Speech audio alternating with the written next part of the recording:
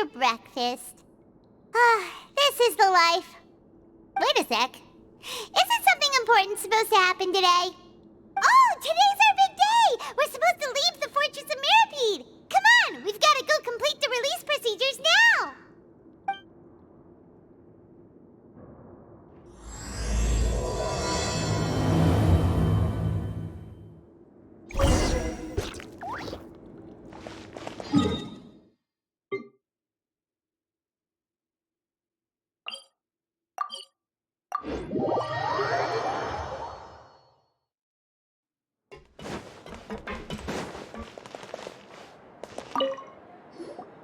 Please, sign here. This document will be effective immediately upon signing, and you two may exit the Fortress of Mirapede via the regular channels. It's been so long since we've been to the surface. Let's hurry up and... Huh? What's happening?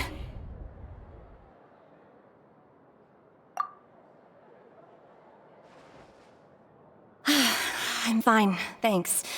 But I wonder what that tremor was just now. Let's go ask the Duke.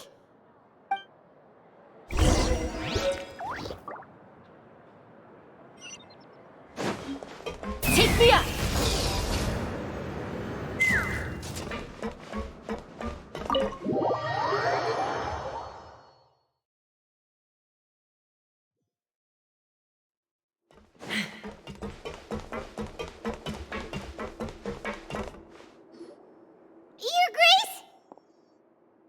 Ah, good to see you two.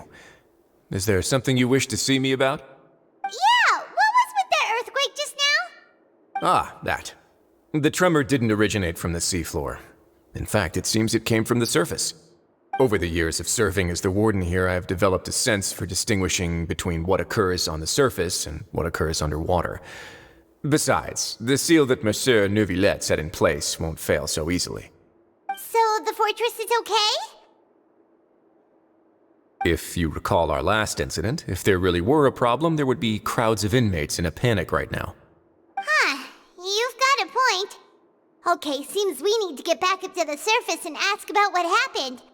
By the way, do you know what day it is today? I believe today is this month's pipe cleaning day. Wait, seriously?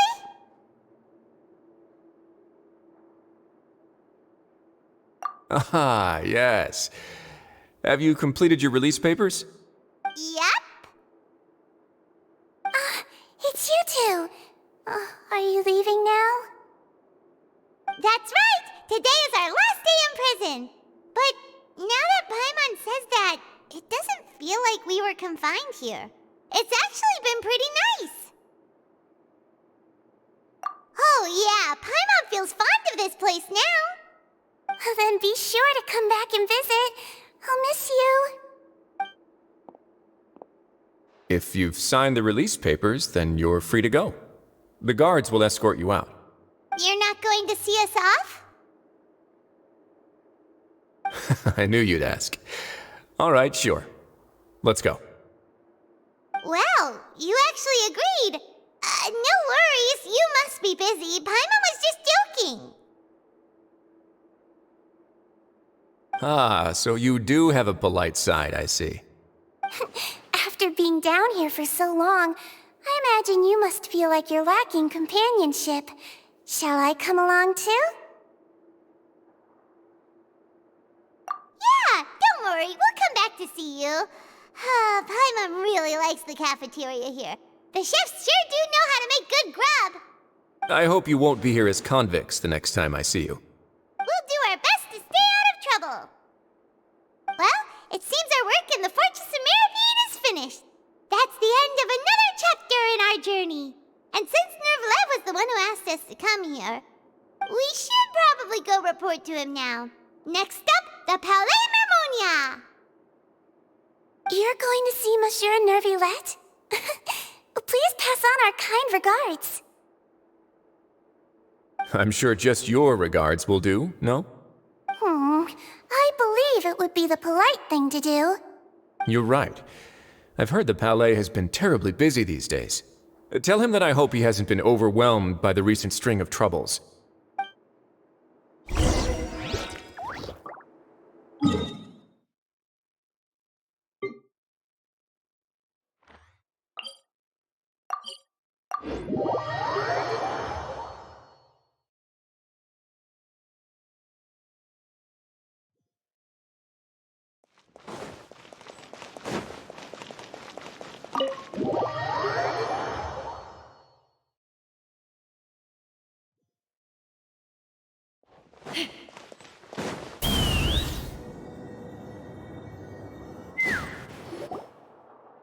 Flame Harmonia sure is buzzing with activity today.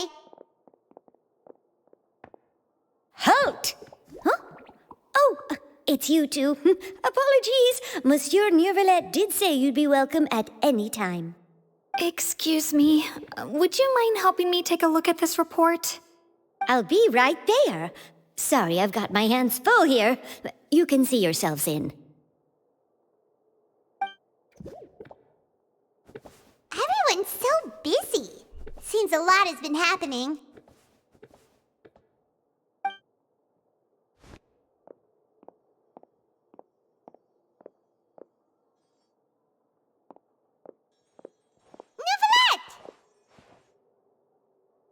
Hello. You've come at the right time, but you'll have to wait for just a moment, as there are some urgent matters I must tend to first. In the meantime, please, have a seat. If you'd like to have something to drink, let the Melusine outside know. That's all right. We just ate. Very well, then. Let's take a break over there while we wait for him to finish his work.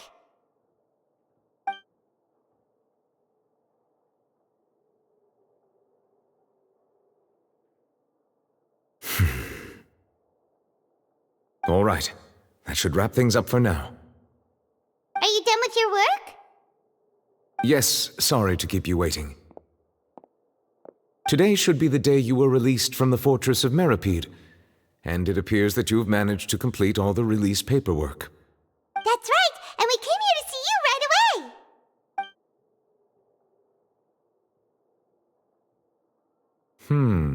A massive whale. Do you have any idea what that might be? Judging from your description, that cannot have occurred in any ordinary waters, but rather something like the primordial sea. A whale of that size and shape cannot usually be found in the waters of Tevat. Therefore, we can only assume that Child is presently immersed in primordial seawater. Immersed in primordial seawater? But how? And is he okay? Most people wouldn't be capable of entering in the first place. I'm not completely sure how he could have gotten there myself. Yes? What is it? Ah, right! Paimon felt it too! We asked the Duke and he said it wasn't from underwater, so we figured you might know something about it. It turns out that I have just received a report about this particular matter. In fact, that's exactly what I was busy with a moment ago. The source of the tremor was here on the surface near Poisson. After the shaking stopped, the water levels in the Poisson area rose at an alarming rate. The water levels rose? Oh no! What about all the people there? Fortunately, the water levels only rose for a short period of time and have already returned to normal now. However, I still have a bad feeling about the whole phenomenon. If the change in water levels is connected with the leaking primordial seawater, then the situation in Poisson may be much worse than it appears. Navia should be in Poisson, right? We need to go check on her! I would also like to go there as soon as possible, but I'm afraid I can't leave just yet. We must immediately formulate disaster prevention plans for the surrounding coastal areas to avoid potential catastrophes. I'll have to ask you two to go to Poisson first. I'll meet you there to check on the situation once I've finished things here. There's no time to lose! Let's get going! Please be careful.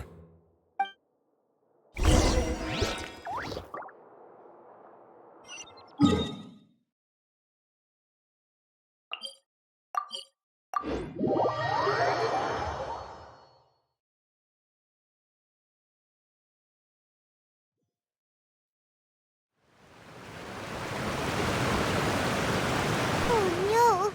What happened here?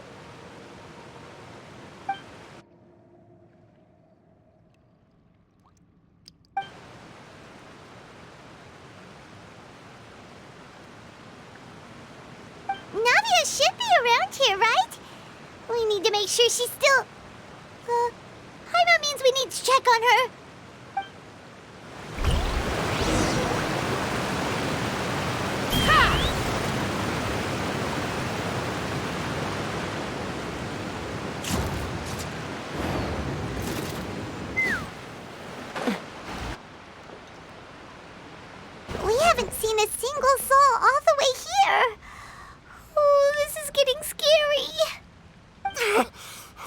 ever do now?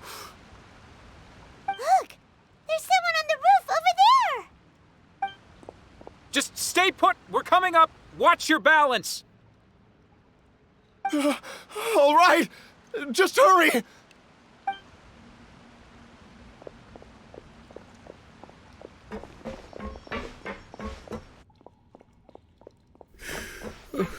I'm not young anymore. How will I survive on my own?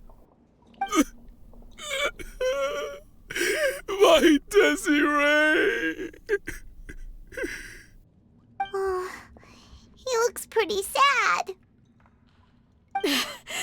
My leg! My leg! How could this have happened? It hurts! Just hang in there. Help is on the way. You can hold my hand if it makes you feel better.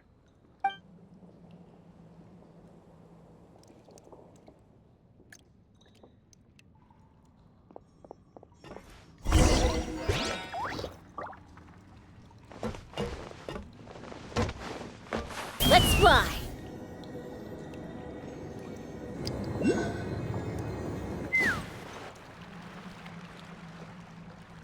Oh, it's Navia! She's over there! Hey, Navia! Are you okay?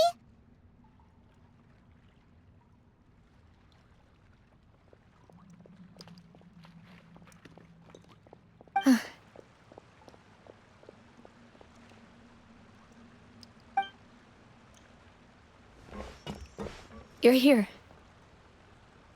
We heard there was a situation in Poisson, so we came as quickly as we could! Yes. As you can see, the water level suddenly rose. It caused quite the disturbance, in fact.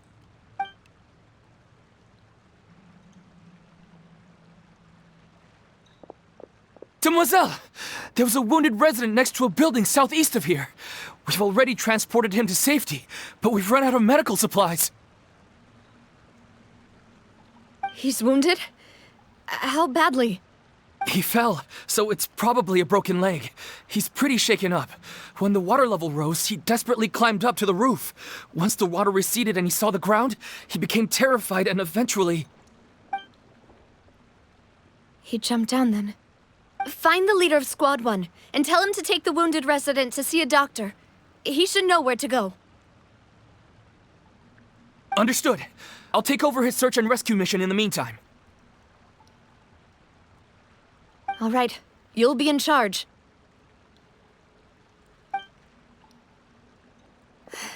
I'm sorry. Where were we? The situation in Poisson? Right. Allow me to explain. A little earlier, we suddenly heard a loud noise. At first, everyone thought that something might have exploded on an aquabus. But before we knew it, water started pouring out from everywhere. The rushing water seemed a little odd, almost like the unique color of primordial seawater. Some people didn't realize the danger and thought it was just ordinary water, leaking from somewhere. Everyone on the street who happened to be close to the water didn't have a chance to escape. As the water levels rose, they suddenly disappeared. They were all dissolved. Those who realized what was happening started to flee in a panic, desperately trying to get to higher ground. Many were injured in the stampede, and some people fell from significant heights.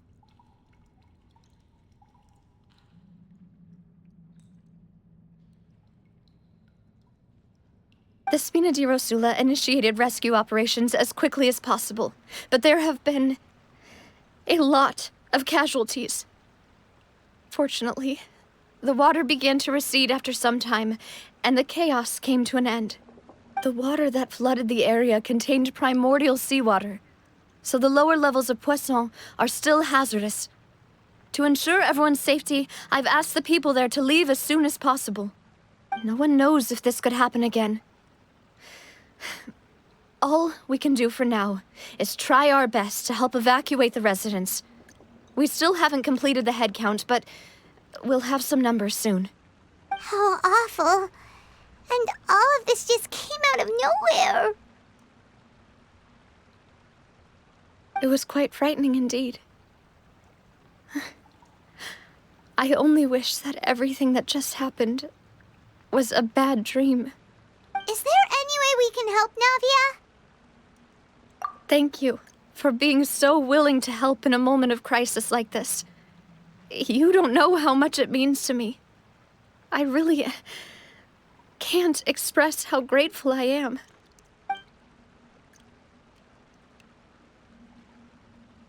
Don't say that, Navia. That's what friends are for.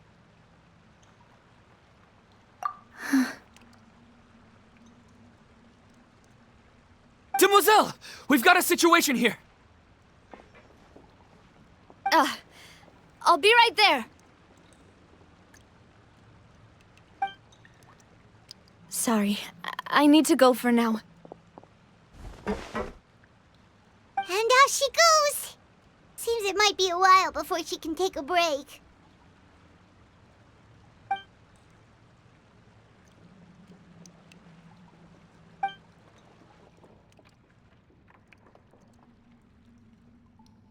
Okay, the wounded are being tended to, and we finished a preliminary head count. More support has just arrived, so I suppose I finally have a moment to focus on my own matters. Of course, we should remain ready for anything, and continue doing our best to rescue others. I'll be sure to have everyone at the Spina di Rosula ready to render assistance. Traveler, Paimon, would you two accompany me to my father's grave for a moment? Huh? Right now? Thank you.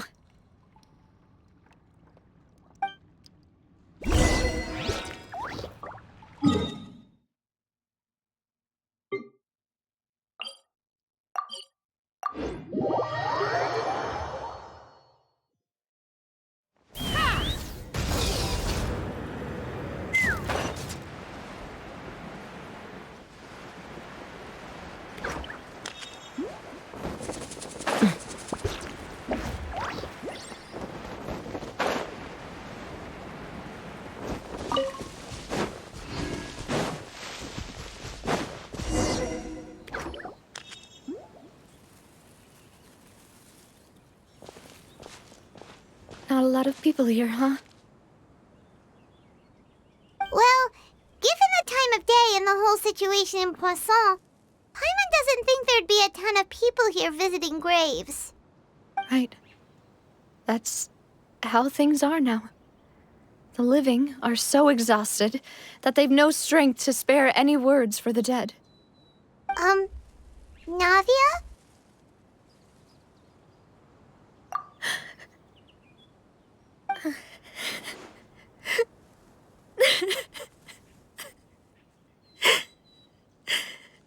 Navia, what's wrong? Sorry. I just... Malus and Silver, they won't ever come back here again. What should I do, Papa? Huh? What happened to them? Everyone agreed on the rescue plan, but still, I was the one who initiated it. They were helping evacuate the residents, but they couldn't leave in time. And they were caught in the seawater.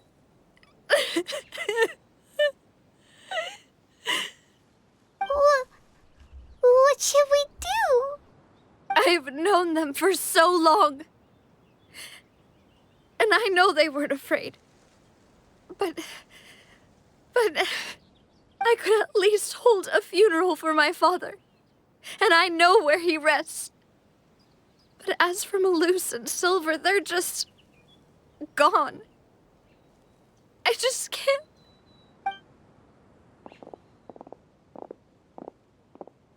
Everything looks so clean after it rains. Even the gravestones. I didn't expect that you'd enjoy a glass of red wine in front of Master Callus's grave. I can understand. Besides, the scenery here isn't half bad. See, it's not just me. I always want to bring something when I visit Papa. Perhaps we might even have a picnic. He wouldn't be angry, would he? How could Master ever be upset with you, demoiselle? Yet the cemetery is the home of those who have passed, is it not? Everyone ends up here sooner or later, no matter who you are. Buying yourself a plot in advance, are you? No need yet. But when I do, I hope you'll let me be buried beside Master Callus, demoiselle.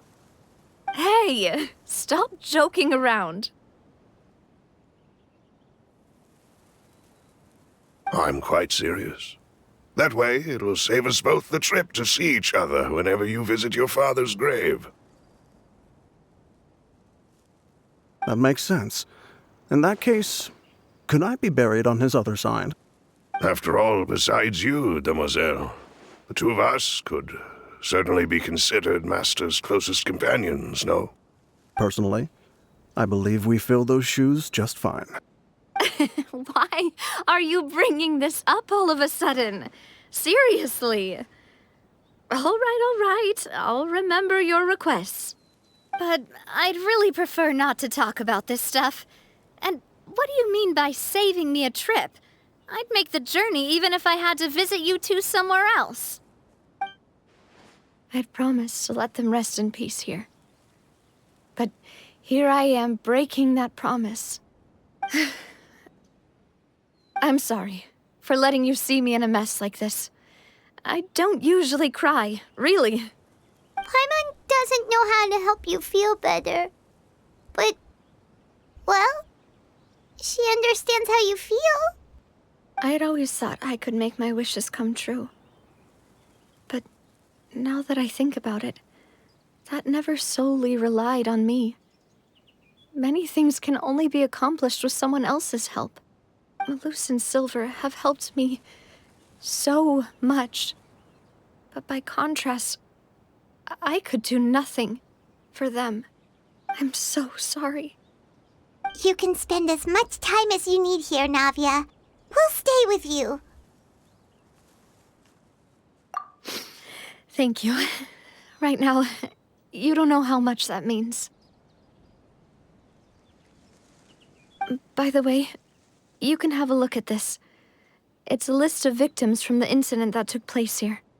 Obena, Khan, Burnett, Giverny, Francine, Karina, Daisy Ray, Joinville, Julianne, Esson, as well as Malus and Silver. So, everyone else is safe. But still... It's okay. I know what you're thinking. And you're right. We lost Malus and Silver. But we were able to save more than we anticipated. The overall outcome indicates that the cost was worth it. Right! Don't think that way, Navia. One person might be saved at the expense of another, sure, but that isn't something we should ever consider a trade. Malus and Silver were not the price for saving anyone. They're heroes. You're right. Thank you, Paimon. What you said just now was pretty amazing, actually. I'll remember your words. Oh, really? Seems you've become more eloquent in the time since we last met. The knave? What are you doing here? Is everything going well on your side? Yes, my people are carrying out the mission according to your request. All the residents of Poisson have been evacuated, and we're preparing to relocate them to higher ground. As for these supplies, we have everything taken care of. There is no need to worry. Thank you very much. Wait, do you two know each other? We just met recently. Right, Miss Navia? Usually, I would call this a coincidental encounter, but that doesn't quite fit this time. Besides, it never even crossed my mind that a Fatui Harbinger would come looking for me. Thanks to the Knave, Spina di Rosula received generous support from the Fatui, which allowed us to complete the rescue and evacuation work so quickly. Mutual aid is essential to fostering positive developments. We were already in the area, in any case, so it was nothing. That said, I must say that you're a lot sharper than you let on. I'm sure you understand what I mean. I apologize for all the ways in which I tested you previously. We've never worked with a Fatui before, and it's extremely important for us to know who we're working with. My subordinates have reported that Fatui soldiers have been observing water levels and taking head counts in various locations. I hear that they've also prepared a large amount of emergency supplies. I'm quite surprised. This is nothing to brag about, nor do I intend to. It is simply the way of powerful organizations to act forcefully, whether they are doing good or ill. You've witnessed that firsthand, in any case. As I've told this traveler before, I know of the prophecy, and I intend to prevent the impending disaster. Lending your organization a hand was a natural first step in accomplishing that. As such, do not be troubled by this token of our sincerity. Perhaps one day, you'll also be able to help me in the same way. Without your help, there would have been many more casualties.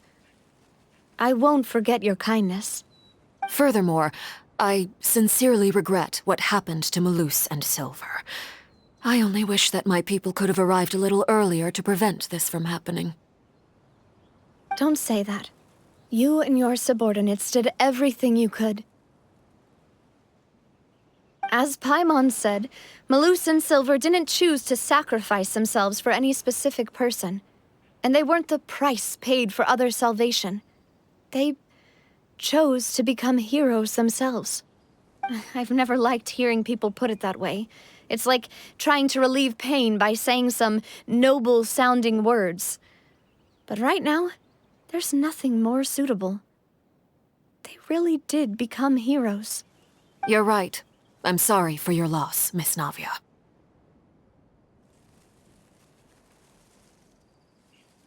Water is life to Fontaine's people, and it also spells disaster. It's no wonder that people always say that prophecies represent fate. Fortunately, I've never been one for such opinions. So, you're one who will try to change fate, then? Of course. That is why I'm going to Hotel Bouffe de Thé. I still have some things to take care of, and the children need my attention.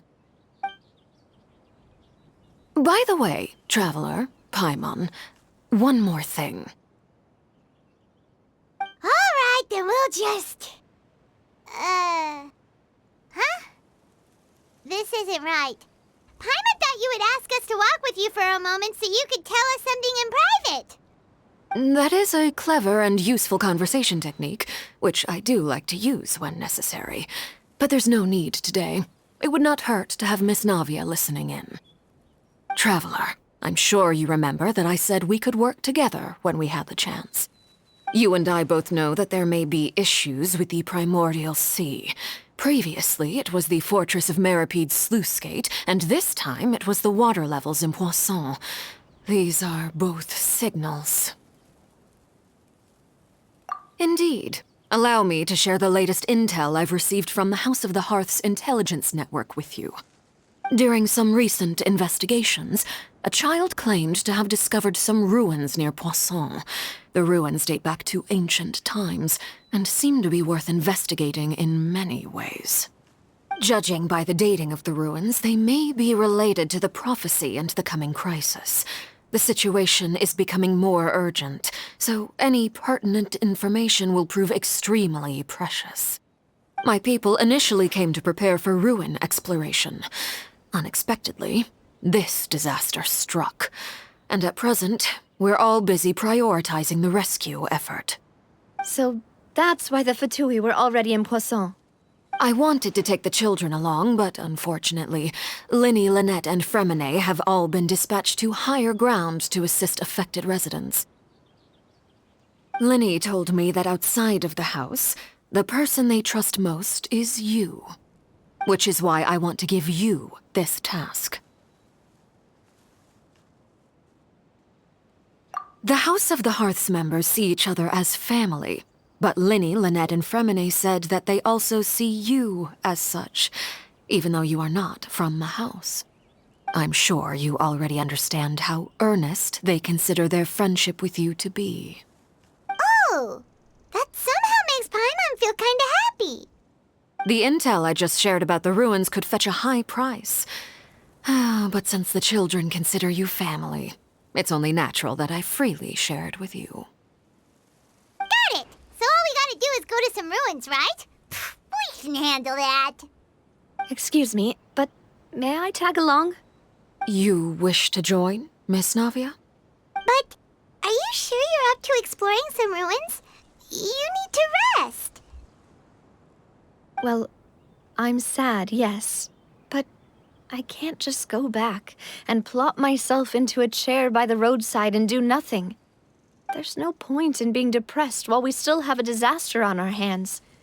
As my father's successor, I must live up to the hopes he had in me. Besides, I'm also doing this for myself. I need something, a distraction, to keep my mind off Malus and Silver.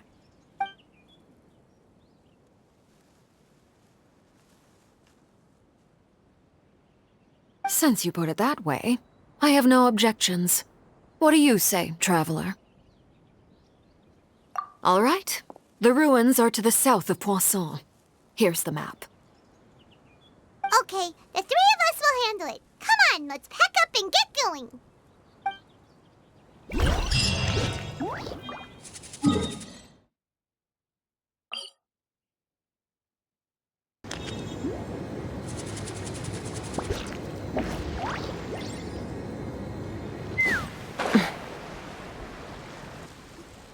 So, are these the ruins the knave was talking about? Whoa, talk about old.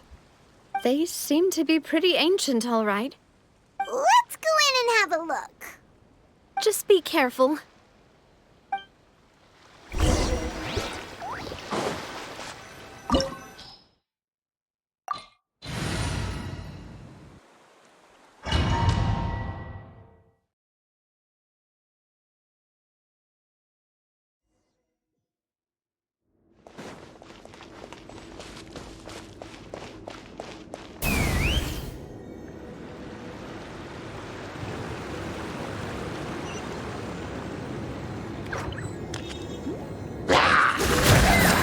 Knock them down.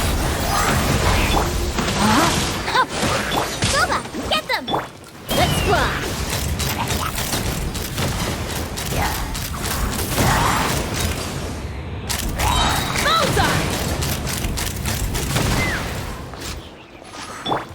Ring cutter! Fire in the hole!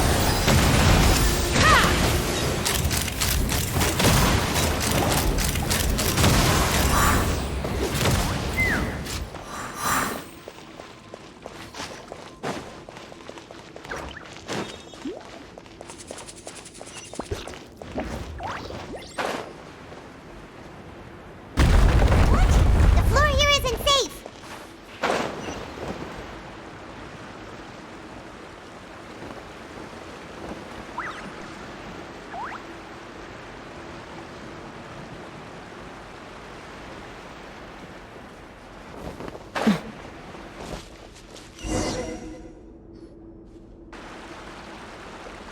This place has also been contaminated by primordial seawater.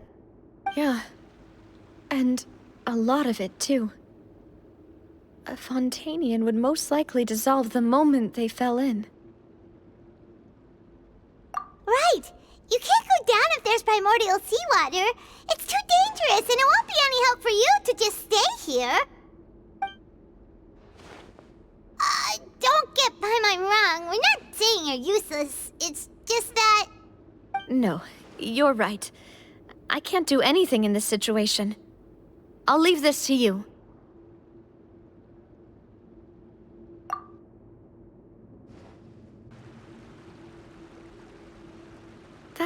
complicates things. Maybe the only way left is forward. In that case, do you want to wait for us here? The water levels here are unstable, and there's a chance the water will rise. So staying here wouldn't be safe either. I'll go together with you. Perhaps we'll find the exit just up ahead. All right. Come with us for now then, but please be careful.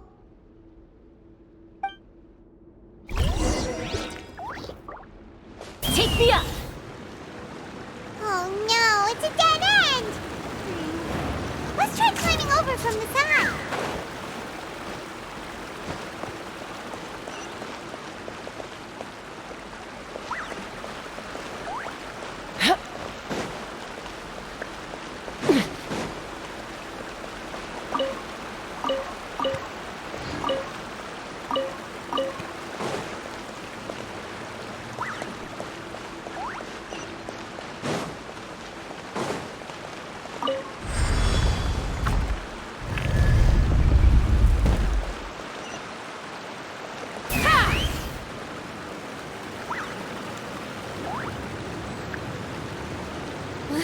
Wait, there's something wrong!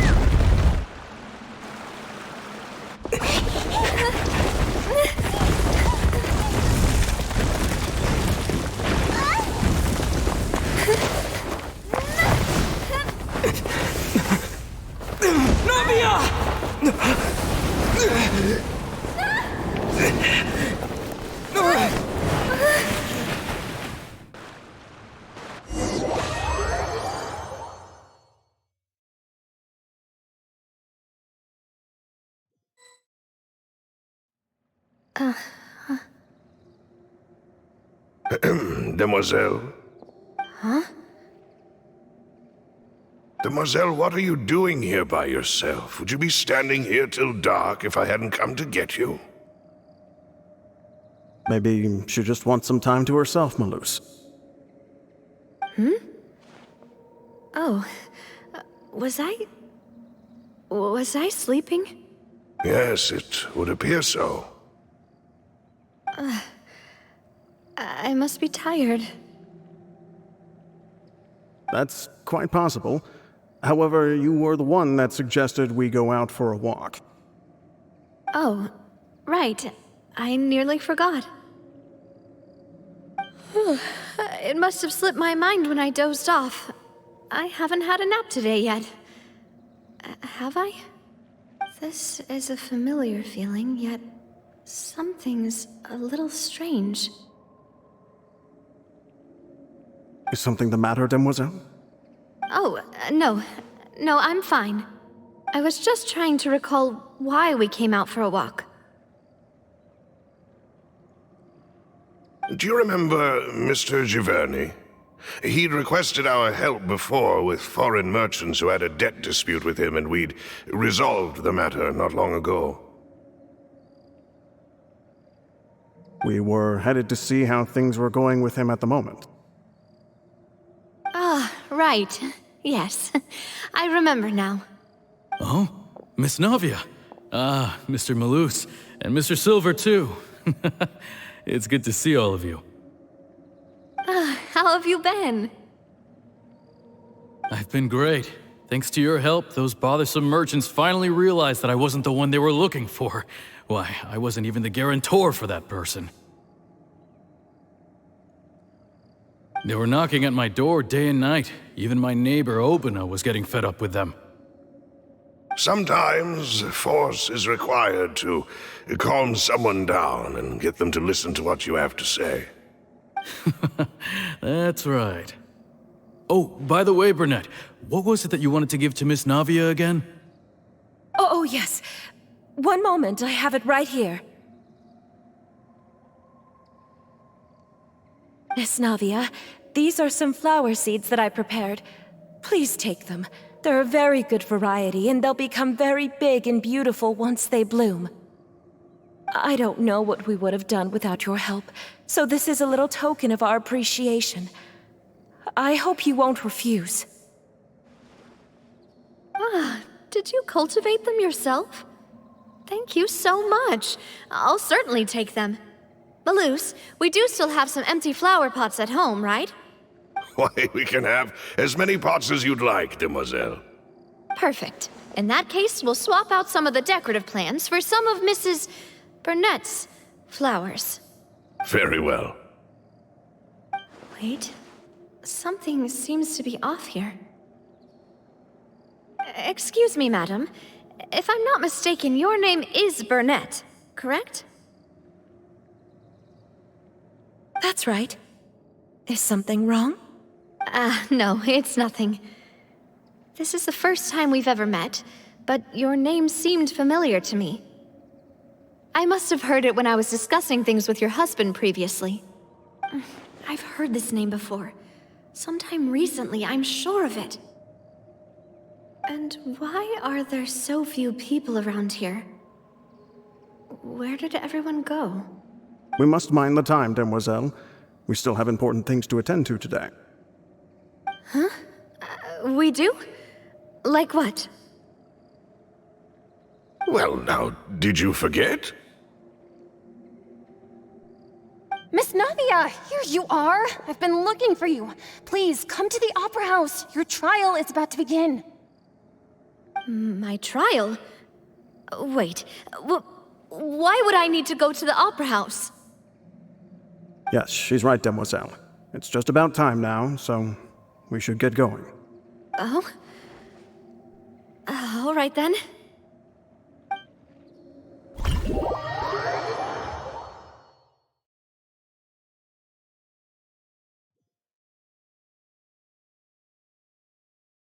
Look, it's Navia! She's here! And her two attendants are with her! Goodness, everyone's finally here. There sure are a lot of people here to see the trial. And they all seem to be oddly excited about something. I even know some of these people. Karina, Desiree, Joyville, Jolien, Essen. Why are so many people here? And why do I have no recollection of this case? And as for the judge... huh? Where's Monsieur Neuvillette? Please sit in the defendant's seat.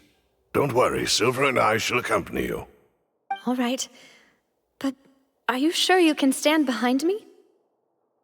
Typically, it wouldn't be allowed, but today is an exception.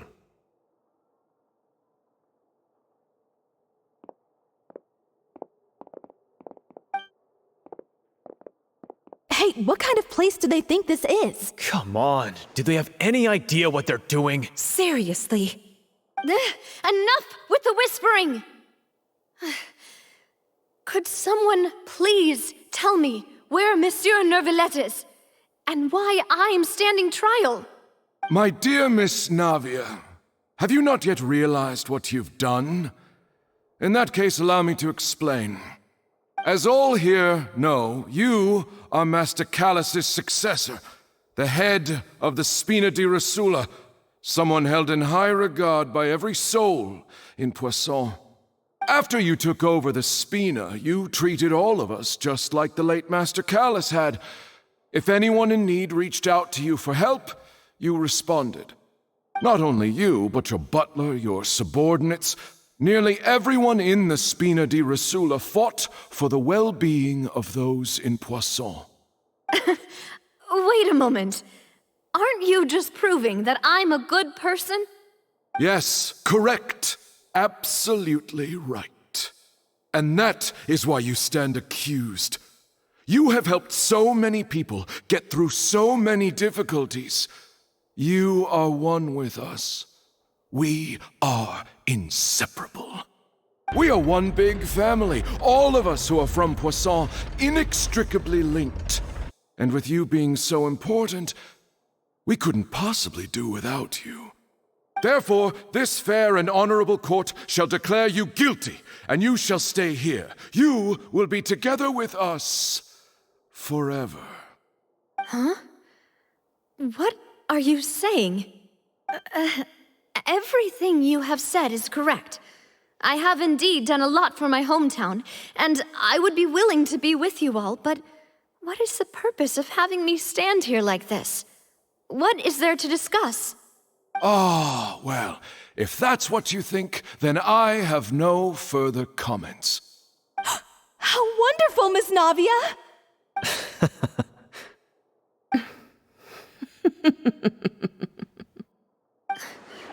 I know all these people. Why are they laughing? I seem to remember now. Yes, I get it. This trial is... Wait just a moment. This isn't right! Melus? What was that, Mr. Melus? Our conclusion is very clear and unanimous. Let the court judge her now. She's guilty! Stay here, Navia! You're one of us! Demoiselle, don't admit guilt. This trial means to keep you here forever. I wish to exercise my right to defend Our Lady. Mistress Ronville, you only know of Navia's goodness, but nothing of her utterly independent mind. She was born a free and independent spirit. She has never been tied down by anything. Indeed, even the death of Master Callus couldn't stop her. Her actions cannot serve as proof that she identifies herself as part of any group. She merely acted as an individual, extending her hand to help others. Please do not mistake her actions as being otherwise. Really? As an individual, you say? Don't forget, we are all Fontainians here. This is the nation of justice, the nation of Hydro. Even if Miss Navia only voluntarily rendered her assistance, that doesn't change the fact that her beautiful soul must return to everyone. Water accepts all, blends with all. It will surely accept her kindness. Everything is measured here in the nation of Hydro, and in the end, everyone shall meld together. Thus, when a unanimous opinion emerges, that opinion represents justice. Now I speak for everyone. Our opinion is consistent. Navia should stay. We and Navia are one. And you would call this justice? Preposterous. You are merely jealous that Demoiselle still has a chance to exist as an individual. Have you forgotten how much you all once longed to become individuals, to become independent? Do you mean to defy our justice? If your justice is flawed, then why should we acknowledge it? As you said, we can also have our own justice. Silver and I shall defend Demoiselle. And that is how we will enforce justice. Ugh, my head... It hurts. Demoiselle. Silver, it hurts. My head is spinning. All I can see is stars swirling in front of me. I remember now. Everything that seemed odd from the very beginning.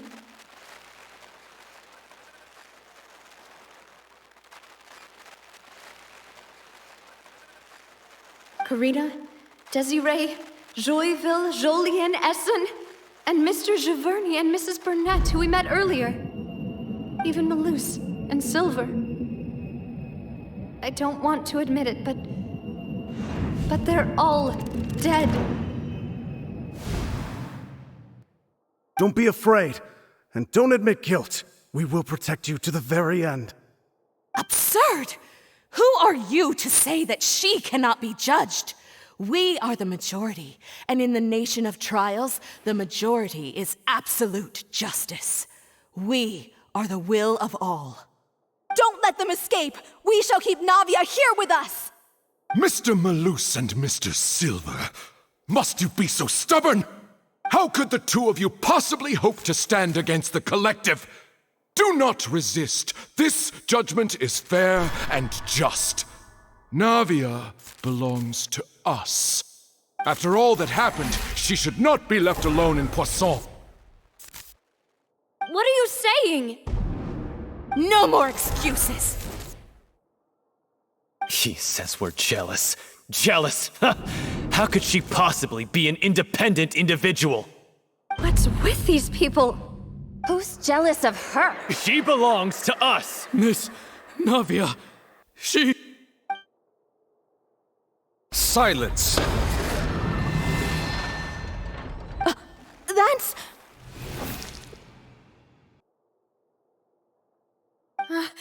Monsieur Neuvillette! Such commotion is prohibited in the court. The accusations you just presented are nonsense and cannot constitute a proper trial. The court will adjourn for the rest of the day. In this, I shall hear no objections from any unauthorized party. Our thanks, Monsieur Neuvillette. Please leave with me, Miss Navia, while there is still time. But... Go on now, demoiselle. This is your only chance to leave this place. What, can't bear to leave us behind or something? Malus. My apologies. I couldn't resist making one little joke once I realized that this shall be our last goodbye. Malus... Silver... Quickly, you must come now! Goodbye, demoiselle. Farewell.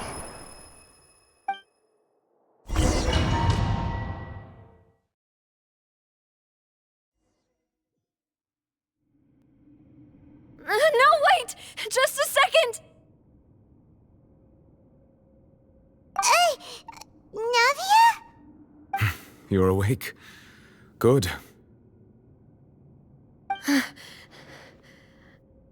I must have been dreaming. Malus and Silver were still alive, and they were defending me at some insane trial. It looks like you're all right. Did all the sad feelings cause you to have a nightmare? Paimon could give you a hug.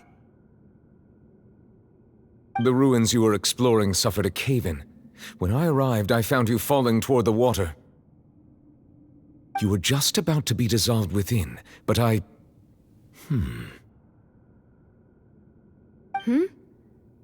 What is it? I think I saw 2 Oceanids protecting you. It was only for a moment, perhaps even a fraction of a second, but they gave me the chance to retrieve you. Were it not for their intervention, I would not have been able to rescue you before your consciousness dissipated. Wait, did you say Oceanids? You mean like what happened with Vache? Perhaps those 2 Oceanids were the people you saw in your dream. I always told them that they didn't have to protect me. To think that they'd keep doing so even after death.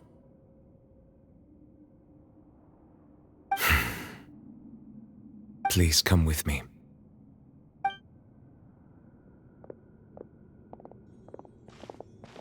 Neuvillette, are you okay? Oh, I am quite all right. Perhaps there's something we could chat about? Why do you look so stiff all of a sudden? Oh, Paimon knows. You're the type who feels awkward when there's nothing to talk about, right? I merely thought that we should give Navia some time to herself. Huh? Why didn't you just say so then? Don't you think it's even more awkward to call us over like this and then have nothing to talk about? I suppose so. Ah, Sigewinne. I hope all is well with her these days. Her work in the Fortress of Meropide has not been too much for her, has it? No way, don't worry. She's doing fine down there. She's an amazing head nurse. I see. Well, that is good. I have always worried that Sigewinne would need a lot of time to understand the world of humanity, just as I have. Oh, and the Duke also says hi. Even though Sigewinne made him do that. He hopes that you haven't been overwhelmed by all that's happened lately. Thank you. I have indeed been busy lately, and I also hope that everything is going well in the Fortress of Meropide. He still doesn't know what to talk about. Let's chat about something else then. So, Neuvillette, You're probably quite the swimmer, huh?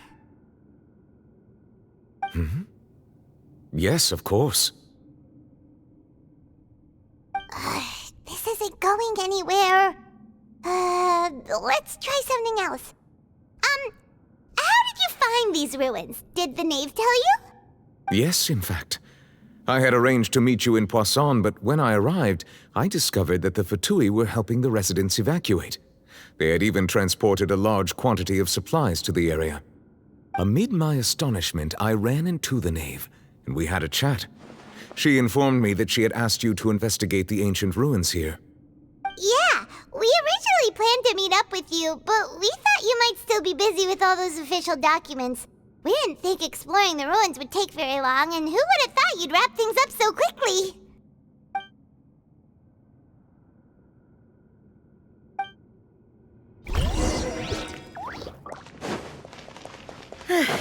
I'm sorry to have kept you all waiting like that. I'm feeling much better now. I guess we should get going.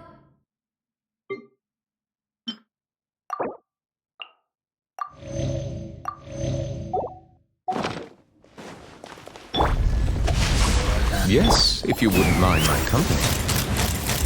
Alright! Another one joins the party! Let's get going then!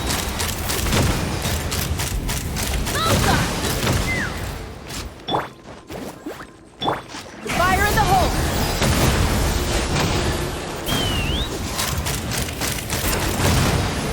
Open fire!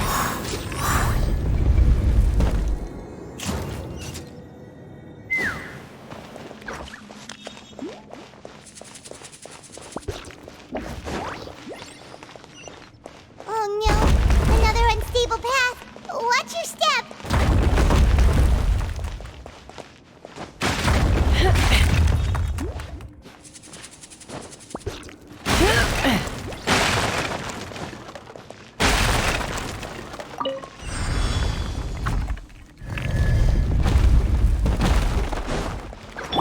Watch out! There are rocks falling over here!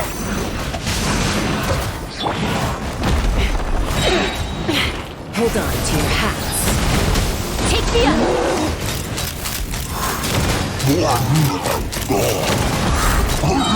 Open fire! Bullseye!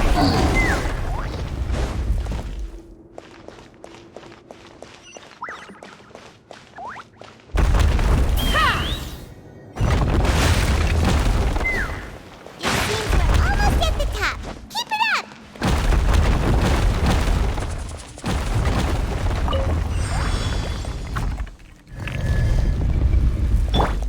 No, my sword!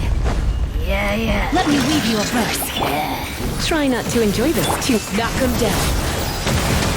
Take me up! Locked on! You want crazy? I'll show you crazy. Hold on to your hats. Let's go! Open fire!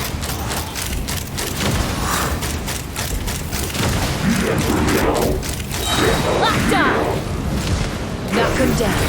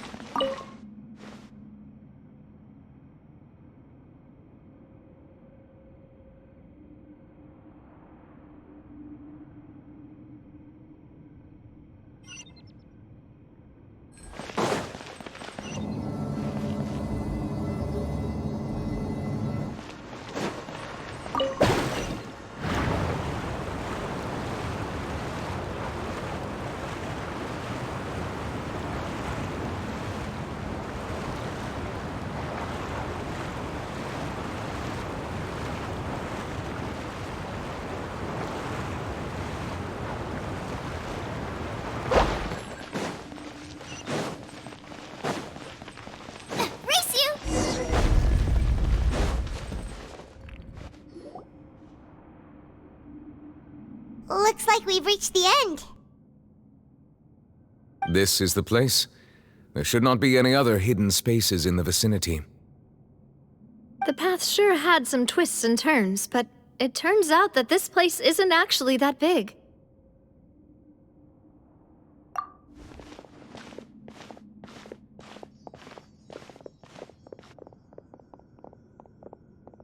Stone slates? It seems like they were put here as an offering. Could we take them down and have a look? Perhaps we should just leave them be for now.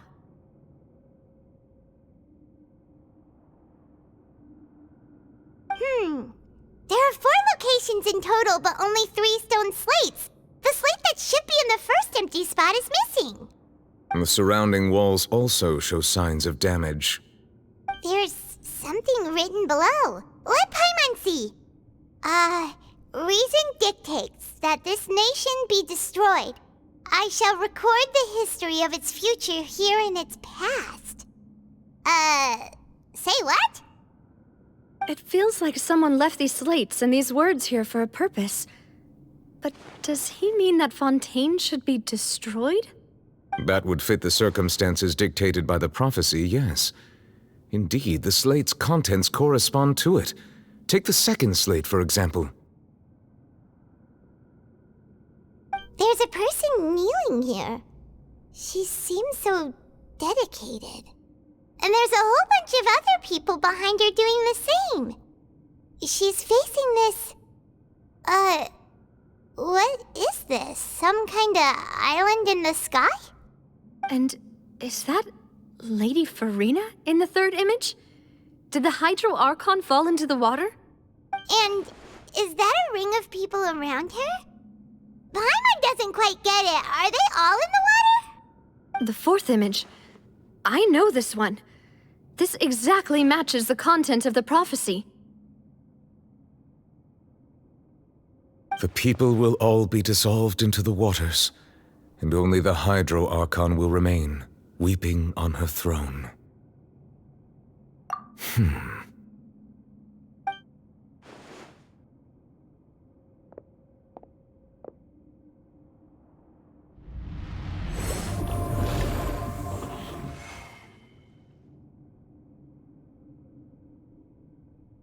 More information should be hidden in these slates, but I fear I cannot easily uncover it, most likely due to us missing the first slate.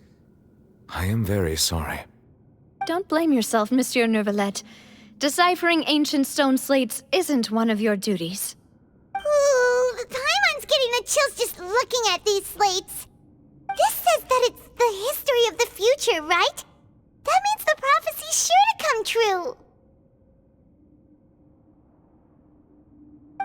I really hope it doesn't mean that. Still, Paimon feels like these images are kind of weird when you look at them together.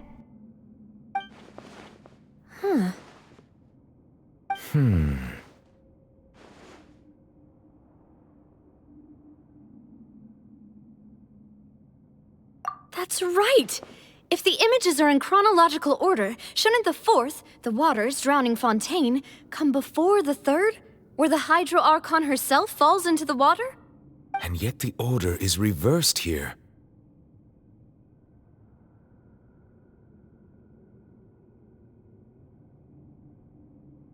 If we go by timing, Lady Farina only emerges in the third image.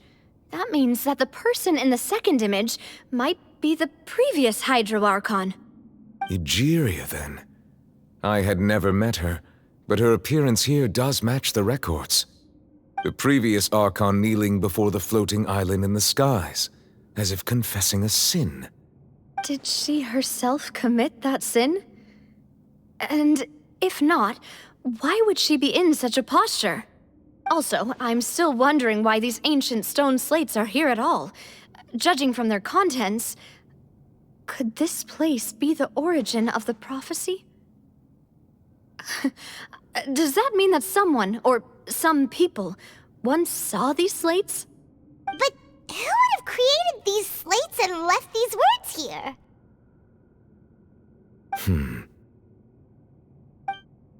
It seems that any further clues will have to come from Farina. In that case, there's no time to lose.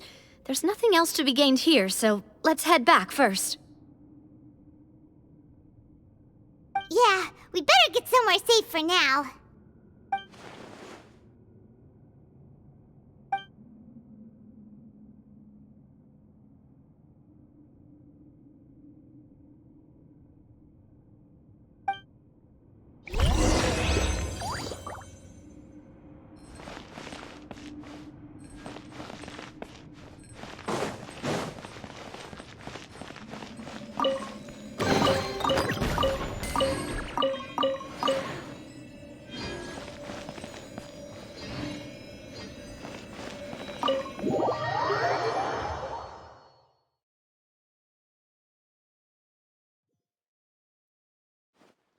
Let's split up here.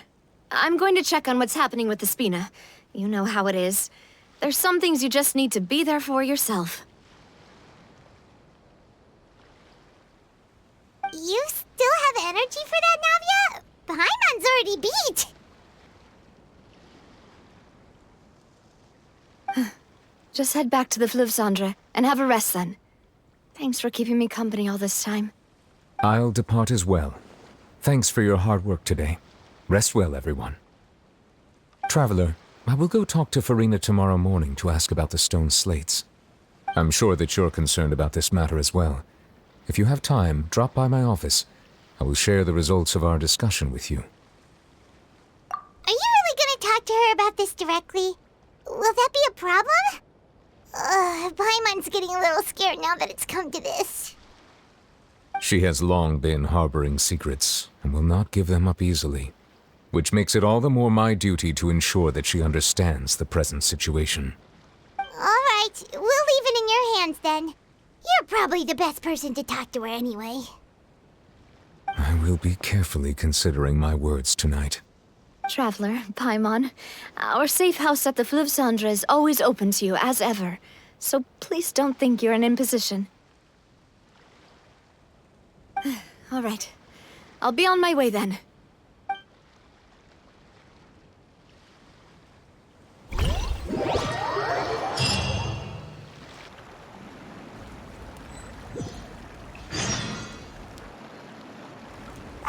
We're finally back!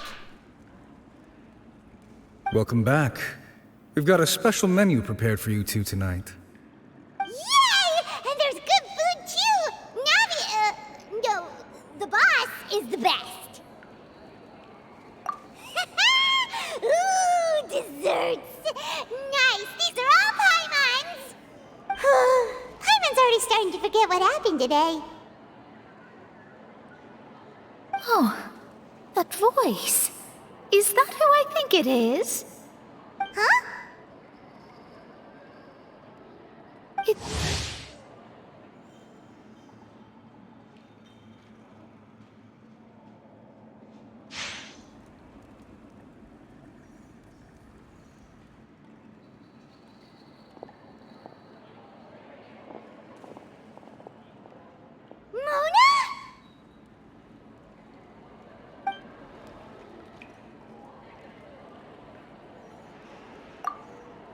Seriously, nobody just uses a scry glass whenever they've got time to just see who they'll meet on the road.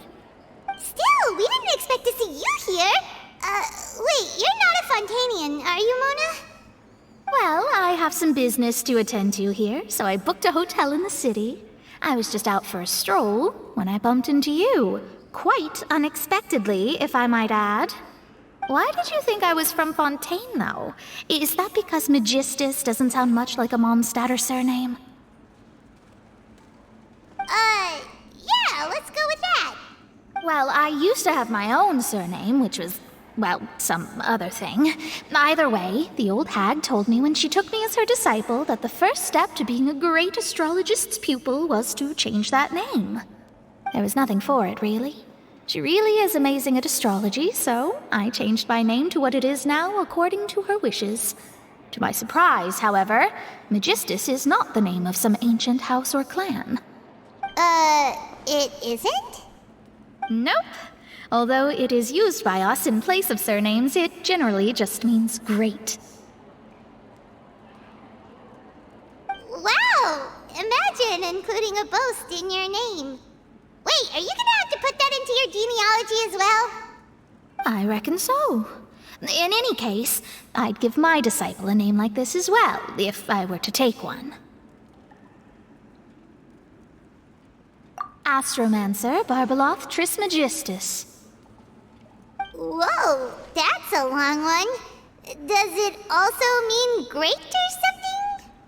My name means Mona the Great Astrologist. As for the old hag, hers is, in plain speech, the thrice as great Scholar of the Stars. Just take it as a title specific to astrologists. Thrice as great? That's so petty. I know, right? That's just how she is. She used to call herself Magistus, actually, but once she took me in, she changed her name to Trismegistus. Talk about excessive. Magistus is thus the calling card of our school, so to speak, which makes it about the same as a surname. It's all right if you don't get it. You can look into it further should you need to study astrology more deeply.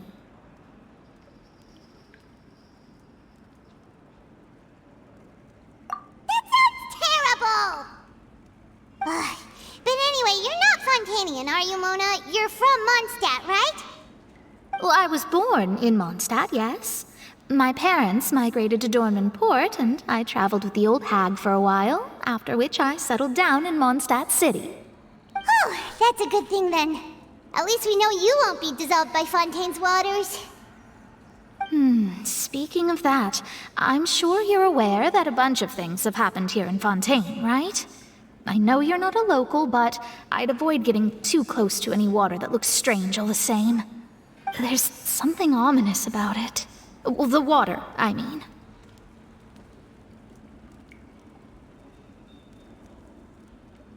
That was the main reason, yes.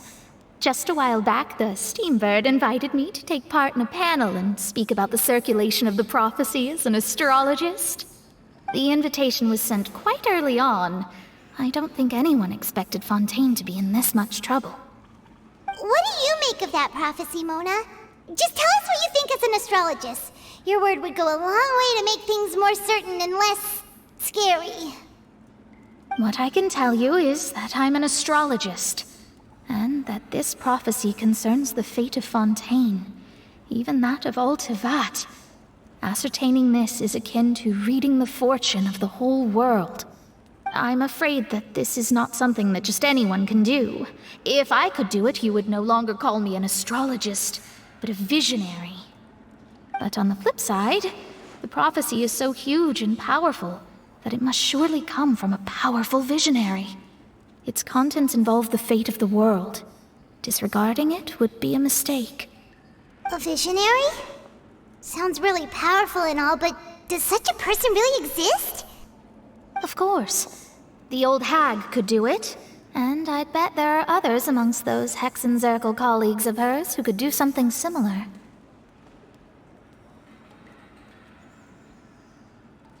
Huh? Are you sure? All right, I'll help you. It isn't often that I see you with such a serious look on your face. I'll tell you once I hear back from her. Thanks, Mona. You're amazing as always. Oh, well, this is something only I can do after all. So yes, your praises are quite welcome. That's the greatest of astrologists for you!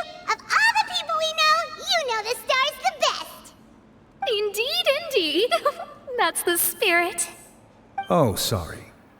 I came to see what all the commotion was about. If there's anything you need, do not hesitate to inform the Spina di Rosula. Oh, whoops. Guess we were getting a little too carried away there.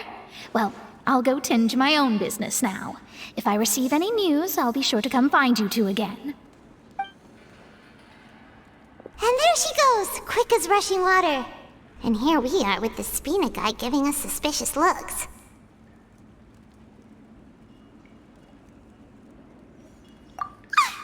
If Paimon hadn't spoken for you, it'd be you getting all the weird looks. The things Paimon does for you. That's more like it.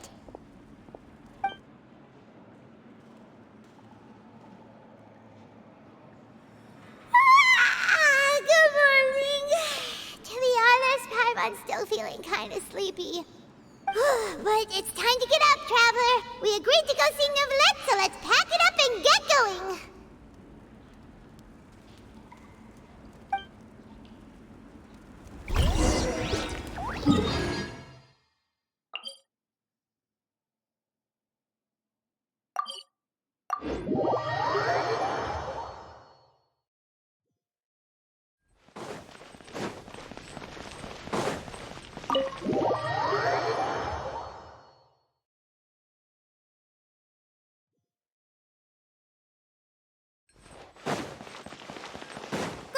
Get them!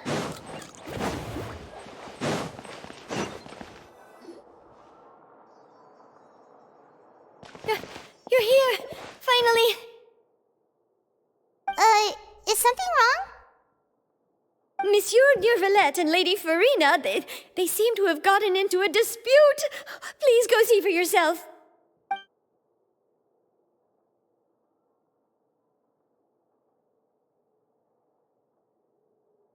Like I said, I've already explained everything!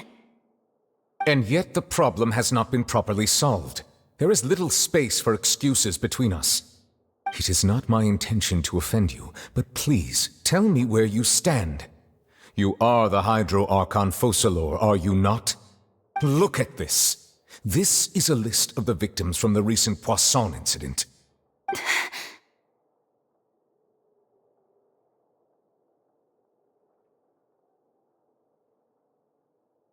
You mean... they're all... We did not arrive in time to avert this disaster, and I will not have it happen again. I will say this once more. You must tell me everything you know. Yesterday, I found 3 stone slates in some ancient ruins near Poisson. Do you know anything about those? Seriously? You're questioning me like this is a court case now. I don't know anything about that. But you found them in some ancient ruins, you say? That's correct, which is why I came to ask you some questions. There should have been 4 slates, but one of them was missing. The other 3 feature different images that seem to correlate to the prophecy. The prophecy? The second of these slates depicts the previous Hydro Archon Egeria kneeling before a floating island in the sky, as if confessing something. Do you know nothing of this either? I don't. I've never seen such slates. I'll ask you again. Do you really have no information regarding the previous Archon? My deciphering of the slates indicates that the Hydro Archon Egeria once had to confess to, or apologize for, a certain sin. If anyone would know about it, it should be you. All gods don't have the same secrets, you know. She was herself and I'm me. Is it really so strange that I know nothing? I understand your concerns, but I'm sorry. I just don't have anything to tell you. Forgive me for saying this now, Lady Farina, but I have long known of your various secret investigations into certain matters. There are several indications that you have been investigating the prophecy on the sly. This is not strange in itself, considering that you are the Hydro Archon. But it is strange that you should also claim to not know any of Egeria's secrets, as well as do nothing following your inquiries. You have never been as superficial as you have presented yourself to be, nor are you a fool. And yet, your behavior is very inconsistent.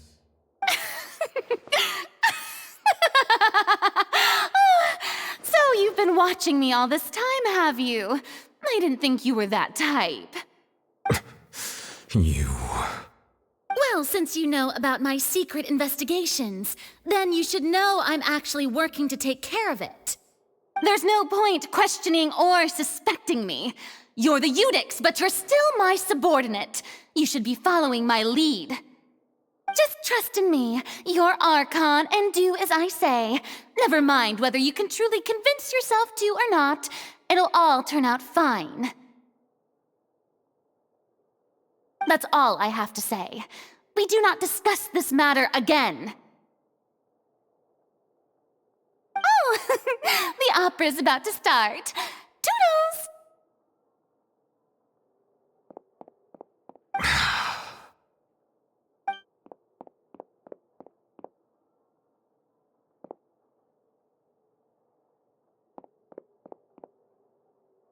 Did Farina not notice us standing by the door? Wonder what's up with her. She was smiling. Huh. She didn't seem in the mood to care if we were listening in or not.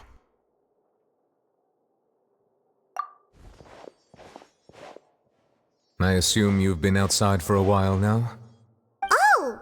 You noticed! Seems Farina didn't even realize we were here. She was in a great panic, though I cannot discern the reason. Our discussion reached impasses time and again, a state of affairs that we cannot allow to continue. Still, I do not understand. Dialogue is the basis for understanding, so why did she keep refusing to engage?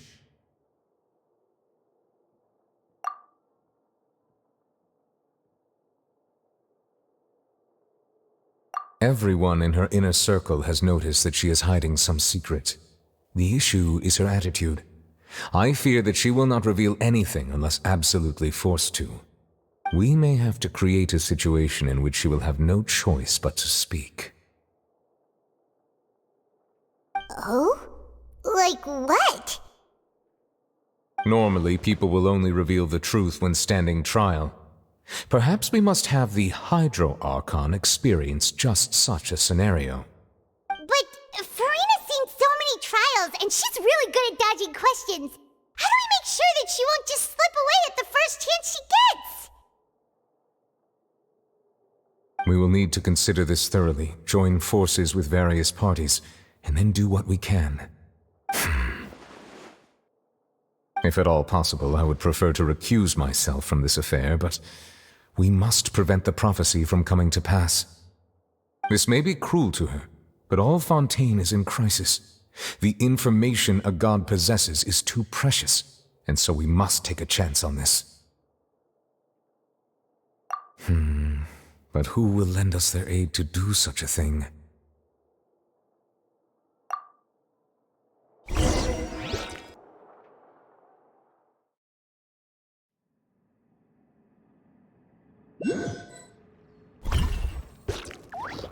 Well, that's everyone, huh? Speaking of which, it was pretty smart of you to think of hiding here. Poisson was just involved in a disaster, so it's presently devoid of people.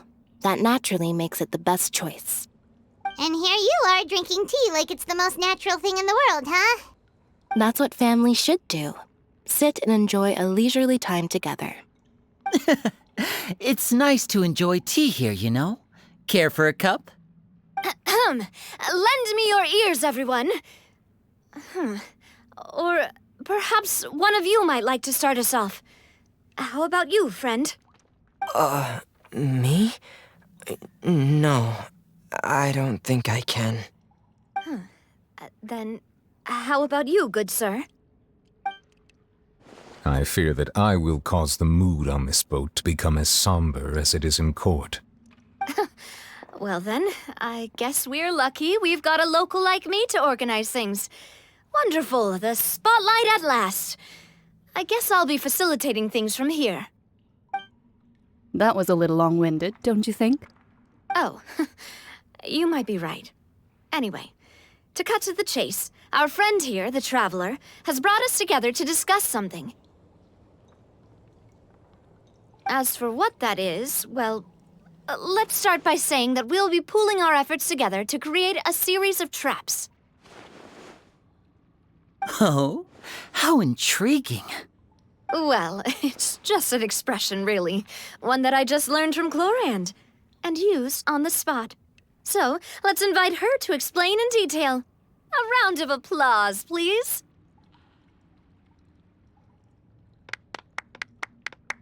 Huh? Didn't you say that you would be facilitating this? Oh, come now. Your work doesn't involve much public speaking, right? This is a good chance to practice.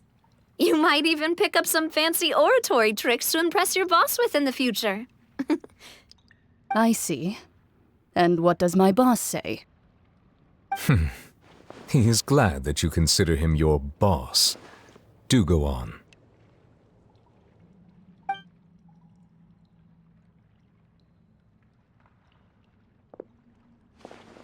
In that case, do any of you have experience hunting? Not that I recall. Fremine and I once used a wooden stick in a basket to catch wild rabbits when we were younger. As for Lynette, oh, right. You were sick that day, weren't you? I've also gone diving to catch some fish before. Does that count? I'm afraid not. You may or may not have heard, but Fontaine once played host to a group known as the Marechaussee Hunters. Though that was their name, they did not hunt animals, but rather various monsters left behind by the ancient dynasty of King Remus. Today, Fontaine's monster population has already thinned greatly, so the hunters have blended back into society, taking up arms in other lines of work. They even left a unique methodology of hunting in their wake. A trap comprises of the following components: bait, a trigger, and a containment device. Sometimes a lethal implement will also be necessary to deal with the prey. So, if we were to build a trap together, right now, what would you choose to build it with? For me, I would prefer something basket-shaped.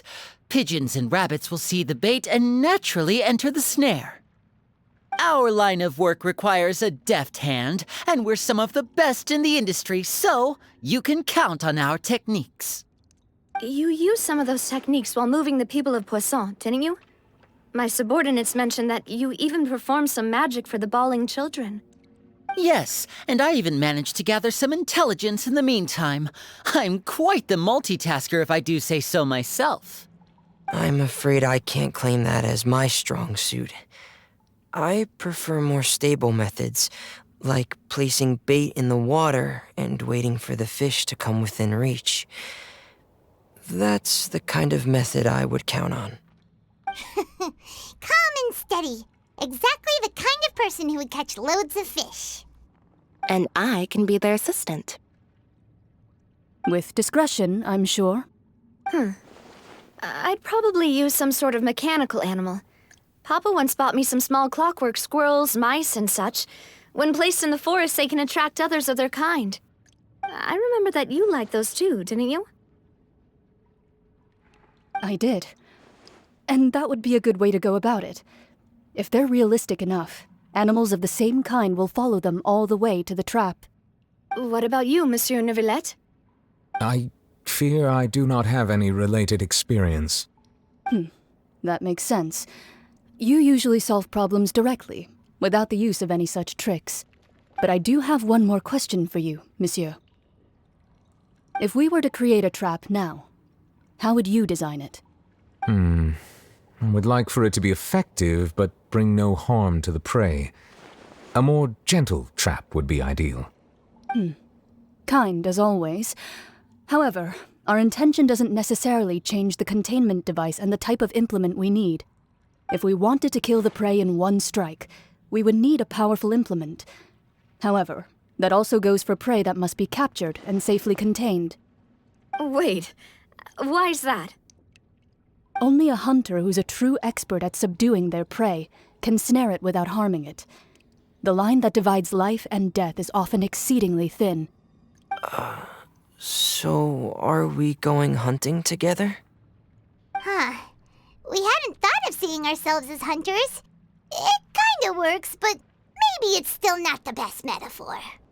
If our means of capturing and dealing with our prey is to put them on trial, then the hunting metaphor is actually quite accurate. But we shall require much more courage than any hunter to judge a god, a being whose seat is an exalted throne. Oh, so that's what's going on. Sounds very interesting.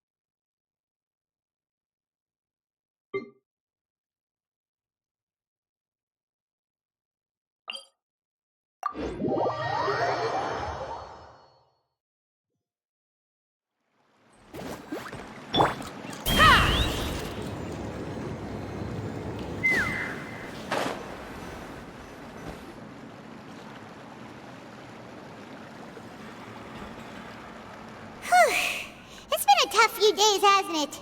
So much has been happening. Paimon didn't think the meetings would go on for so long, but everyone seemed pretty fired up, huh? Paimon thought they'd be at least a little frightened. Well, Fremine was, now that Paimon thinks about it, but everyone else just looked a little surprised. Well... It's hard to say. Paimon doesn't have any experience with this sort of thing. But with you around, Paimon sure will do great. After all, you're the most reliable person in the world, aren't you?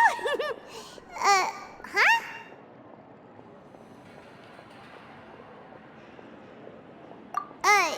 Did you just pour some tea? Paimon didn't notice you doing that at all. Then what's that? Paimon's never seen that cup before. Don't be frightened. I'm just joining you two for tea. I merely refrained from saying anything till now. Who's that voice? But there's no one here. Ah, have you forgotten me already? Wait, you are familiar. You're the voice we heard from the sky in Sumeru. The voice from the sky, I fear that description is wrong. Though, not completely wrong. You're feeling lost now, just as you were feeling previously. I sensed that confusion and thus came to you. Guiding people is an irresistible hobby of mine, after all. Consider me a passerby, just accepting a commission from my friend's disciple on a whim. The prophecy. Yes, what has been prophesied will be fulfilled. You may view such things as the history of the future. What? Then is there any way we can stop it? I believe you have witnessed a failed attempt with your own eyes. Can everything in Tevat so easily be changed? Ah, so you've caught on. Just as prophecies are usually only the future as seen from the perspectives of the gods, could things be happening in hidden corners where the gods' gaze does not fall? Are the things that you shall see different from the fate that the gods perceive?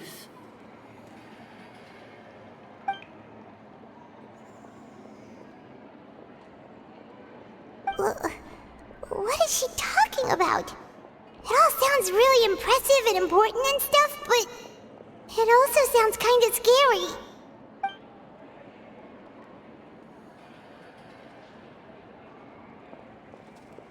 I believe that you understand, right?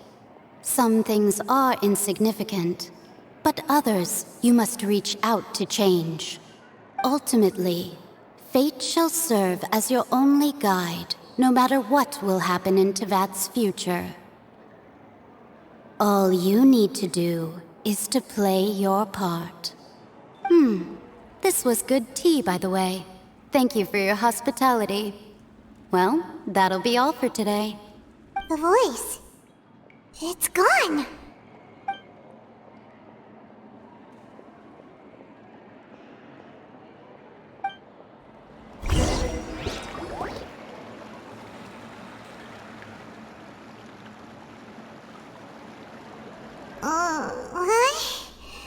I want to hear someone talking. All right, coming. Hey, it's you who's getting lazy, okay? Well, I see I've walked in on some lively banter. Mona! Fine, just fine. I went to take part in that Steambird panel. It turned out to be more interesting than I expected. Not all Fontainians are pessimistic about this. One journalist mentioned that sitting around and waiting for the end to come would be wrong, and that they should make their own rescue preparations. I agreed, so we had a brief chat with her. Did she have pink hair by any chance? Why, yes. It was Charlotte. I assume you've heard of her, no? That daredevil journalist? I'm in full support of her view. Prophecies are very important, but how can people allow their lives to be commandeered by just a few words? That's right! Paimon's glad to hear something sensible for once. Ah, yes. About what we had discussed before. I did try, but I'm afraid I couldn't reach the old hag. I'll try again tonight, but I wouldn't get your hopes up. Huh?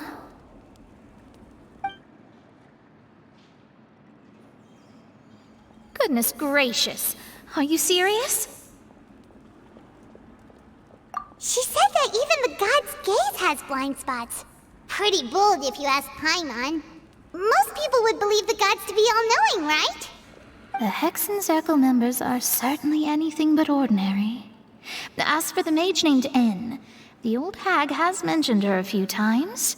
She said that N's sense of direction is incredible, and that she loves guiding those who are lost. But I've never met her, and if she were still alive, she'd be... well, suffice it to say that the hag's at least a few hundred now, and N's been around for longer than that. Whoa. The Hexen Circle sounds like a scary group. But they must really stay in shape to live so long. Their abilities alone are pretty terrifying.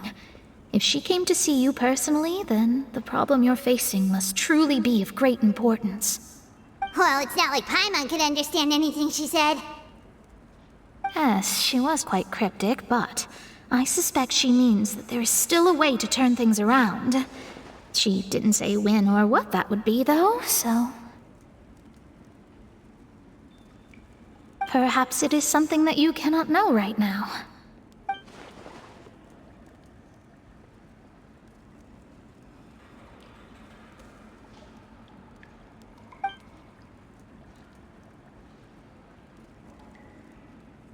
Traveler, Paimon, are you two all right?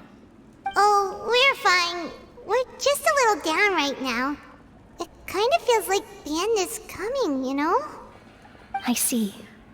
I feel that same sense of desperation, too. I guess you could consider me someone who has often witnessed fate. So far as I have seen, it cannot be swayed. But even so, I still hope for, and believe in, miracles. Astrology is eternal and rational, but fate may not be. It is cruel, but it can also be beautiful. Perhaps that's what N was trying to tell you. Not to lose heart, and to believe that what you are seeing playing out before you is not yet set in stone. I did originally think of steering clear of all this, but I couldn't. Even if this is all futile, I still wish to help everyone. If we don't struggle to the last, then how can we face the end when it comes? Huh. You do have a point. There I go, talking about astrological principles again. Sorry about that. The moment I start talking about work-related stuff... I need to get going. It was worth trying to comfort you, even if only a little. I believe that you'll help those who are struggling in the same way I did. I suppose that might be why we always seem to meet by coincidence.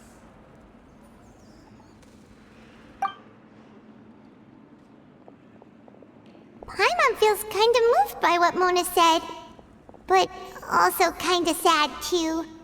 Hey, Traveler, Paimon suddenly feels like going outside for a walk.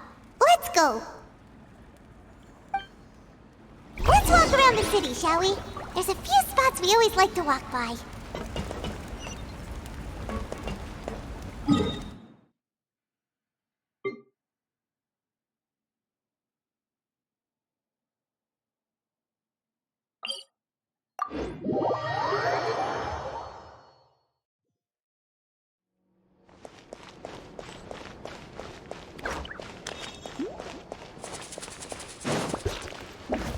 Let's fly!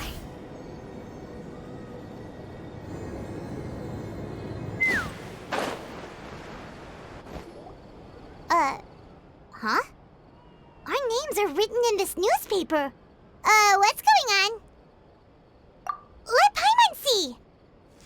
The stronghold, the Fortress of Meripede, has continued in its noble autonomy, but that does not mean that others cannot interact with it. My recent attempts to enter the fortress bore little fruit. Huh. Guess Charlotte still hasn't given up on that. Thus, did an Outlander friend become the focus of this report, a blonde adventurer with their white fairy legends trailing in their wake. It is said that this mysterious traveler once visited the underwater fortress. So while the fortress's interior remains a mystery behind closed doors, do not fear, for the tales of the traveler contain surprises in spades. Journalist Charlotte's biggest scoop yet, the Traveler's Trail, World Walker. Huh. Charlotte took so many awesome photos of us and we never even noticed her. She hasn't been able to get a hold of anything at the fortress, so since we're easier to find, she's using us as the subject matter instead? Ugh, seriously? Well, fine. Those headlines and photos do look cool, so Paimon will forgive her this time.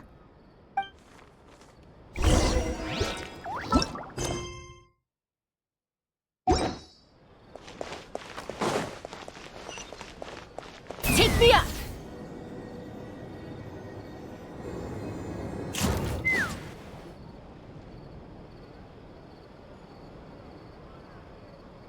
We're here! Paimon's hungry. Should we go in and get something to eat?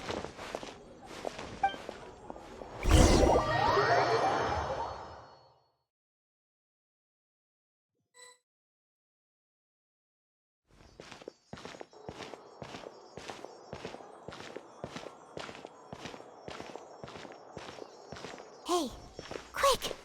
Look! That's the limited edition only 16 slices a day cake!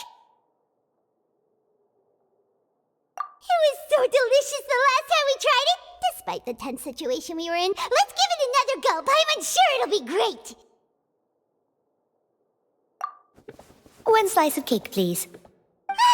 Someone showed up after all! Oh, wait, you're the one from the Palais Mermonia. Oh, are you here to buy cake too? It seems Monsieur Nervalette was right. You really can eat. Wait, did he really say something like that? That's right. Even he has his own preferences when it comes to food. As for me, I love the cake and coffee here. Do you come here often? Usually every day. Every day? It's part of my daily schedule, apart from work. I shall have my cake and coffee. Then what if someone told you one day that this place would be closing soon, and you wouldn't get to eat cake here anymore? What would you think? But why would it close? Well, Paimon doesn't know either, but maybe the waters will rise tomorrow. You know, like in the prophecy. Oh, the prophecy. To be honest, I haven't paid much attention to that. No, still, even if there'd be no more cake tomorrow, that wouldn't keep me from having some today. No, it's the same for eating in general. You might not be able to eat tomorrow, but if you can do so today, then you should carry on. That's what people call living, you know. Huh. Don't be sad. Excuse me, could I have 2 more slices of cake to go? These 2 slices are for you. Sijuin said that this kind of expression you're making is what humans call being sad. Oh, you know Sijuin? I sure do. She was born before me, and she sometimes comes to the surface to teach us things about humans. She said that humans are creatures that are saddened easily, yes, and you can only lift their spirits by feeding them delicious food. So please try the cakes here. I've got something else to do, so I'll be going now. You two try to stay in a good mood after eating, all right? Bye.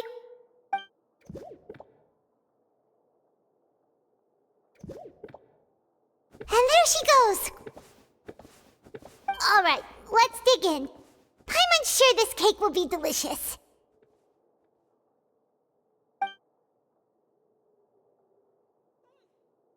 It's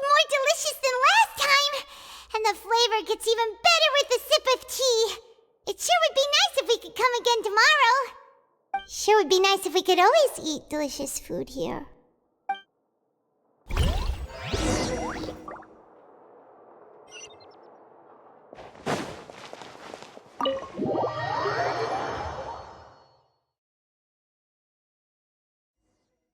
Oh, we're near the Steambird office. Let's go look for Charlotte and have a chat.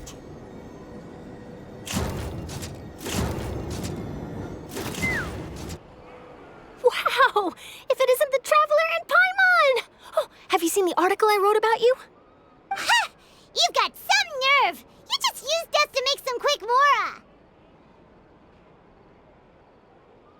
Oh, you needn't worry about that. I heard that you were in Poisson some time back, so I sent you a letter to discuss just that. It appears you didn't receive it, though. It's all right, though. I've set aside the amount intended for you. I've even set the table with some food. Really? Oh, you're the best!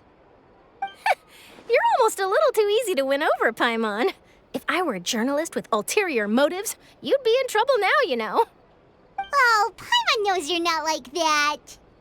Still, what brings you here all of a sudden? Were you looking for me? A friend of ours met you a while back, and when she mentioned it, we thought of coming to see you. Her name's Mona. Ah, so you know Miss Mona as well. She's a guest columnist for our paper. Really good one, too. She's so young and already such a brilliant astrologist. So she mentioned me? What did she say? She said that you're a real daredevil of a journalist. Nice. In which case, can this daredevil journalist dare to request an exclusive interview with the legendary Traveler and Paimon? Huh? So your article in the paper today doesn't count? Oh, of course it doesn't. That was more like live photography. What I'd like to do is dive deeper and ask you to talk about the things you've seen and experienced. Yeah, are we even qualified enough? Why not? If I say you're worth an interview, then you're worth it. But not right now, of course. I'll need a few days to prepare. Oh, in that case, we'll just chat when you have the time then? Oh, so that's a yes? Ooh, splendid! I'll tell the editor-in-chief immediately. I'll have to apply for lighting, a venue, some props, and... Whew, so much to get done now. Talk to you later. Wait, Charlotte, Paimon's still got a question for you. And what's that?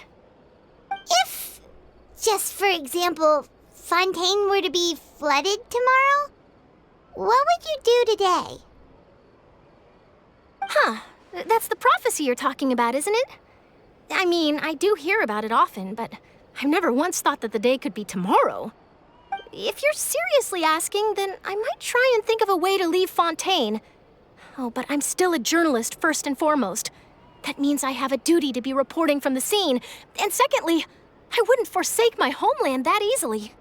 From what I've seen, most people don't know what they'd do should the worst come to pass. In truth, it might be better just to behave like normal rather than worry over such an end. So in all likelihood, I'd probably still be prepping at the office for that interview of ours. I know what you're thinking. That sounds a bit sad, but I've always believed that it's best to do what you enjoy. Just think about it. If this nation really were to be suddenly destroyed tomorrow, but I still successfully finish an exclusive interview with a truly unique person, then the story I would wind up writing would truly be timeless. And then do you know what I'd do? Well, I'd write that story, send it for printing, and use messenger pigeons to get copies out to the various nations as soon as possible. I'm not a dreamer, nor am I a workaholic, but I do love my job, and I'd be proud of leaving such an article behind. I guess you could say that I was born to be a journalist. But anyway, that's my answer. And on that note, I'll get back to my preparations. That's so nice. All of a sudden, Paimon actually kinda envies her. Anyway, let's go and take a look at the sea, shall we? The sea breeze and scenery can be a pretty soothing combo, huh?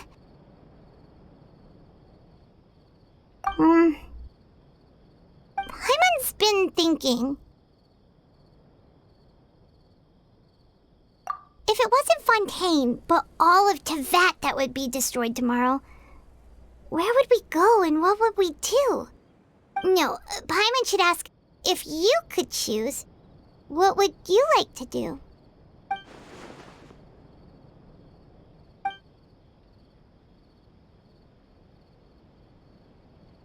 We've always been moving to the next destination, so we haven't spent much time thinking about these kinds of things. We didn't have to either, with us always being on the road and whatnot. You mean, still traveling?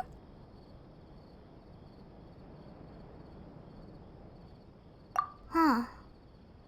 Wait, isn't that what we've always been doing?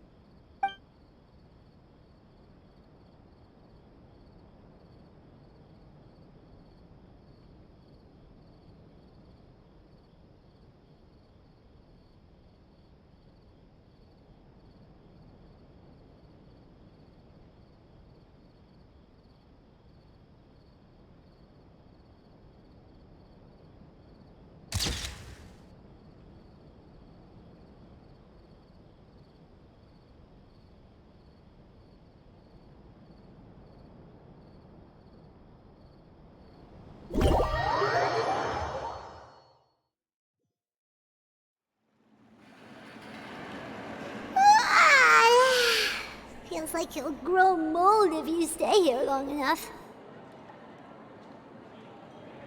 But it's still better than the Fortress of Meropide, that's for sure. It's not only damp there, but salty too. Ah, so the two of you are still here. Wonderful. Oh, you're from the Palais Mermonia, aren't you? Yes, I'm Isadora. Monsieur Nervillet sent me to look for you two before. I heard that afterward you went to the Fortress of Meropide.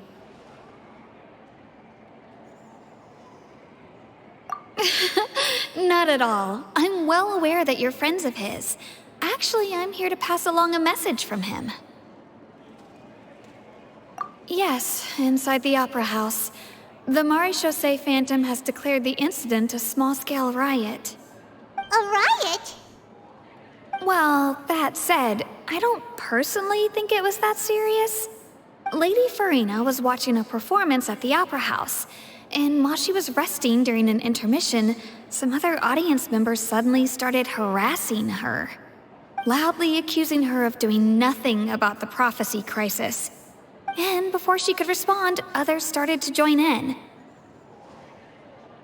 The crowd continued to grow, and protests against the Hydro Archon started to break out. So people have started to put the blame on Farina. Guess they finally found an outlet for the pressure they've been under due to the prophecy. I agree. People will naturally rely on gods, as is customary. But the moment people feel threatened, gods are also the first to be blamed.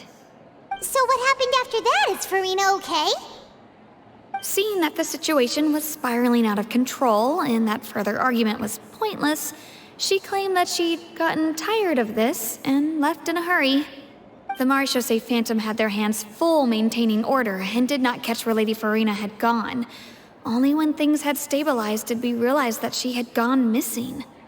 So, you mean she's still missing?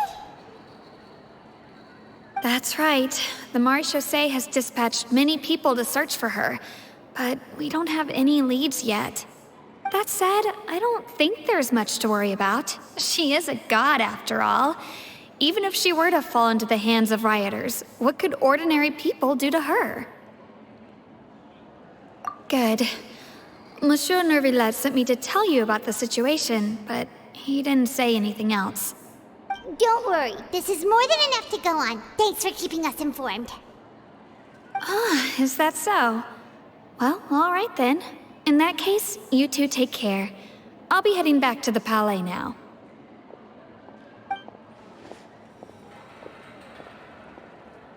Well, sounds like we should hurry over to Poisson then. If we know Farina, she won't try to fix things in this situation. Instead, she'll look for a place to wait out the heat. And, as we also know, she may be loud and dramatic, but she doesn't have a heart of stone. When Nervalet was talking to her in the Palais Mermonia, and she heard about Poisson, she couldn't hide her sadness and remorse. It would be hard for her to ignore being accused by the public today. Paimon thinks Furina's probably taken the opportunity to slip away to Poisson and try to relieve the sense of guilt that she's feeling. Huh. Well, what do you think? Paimon knows the answer, of course, but Paimon can do the analysis to back it up, too. Cool, huh?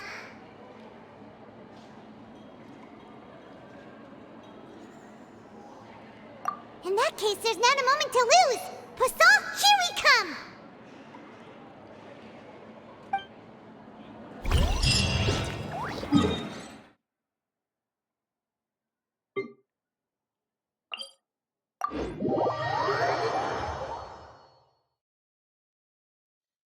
This place looks deserted. Guess all the survivors must have evacuated already. All that's left here are signs of devastation. Could Furina really be...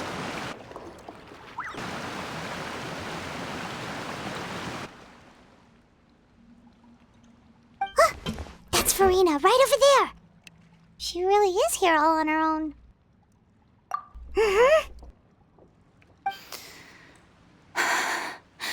Should I just give up? This is all meaningless. What was meant to happen did happen after all. Everyone's dead. I'm sorry. I am so sorry. Give up, Furina. There's no point in holding out. I'm sorry. But what can I even do other than to repeat meaningless apologies over and over? Who's that? Don't worry, Furina. It's just us.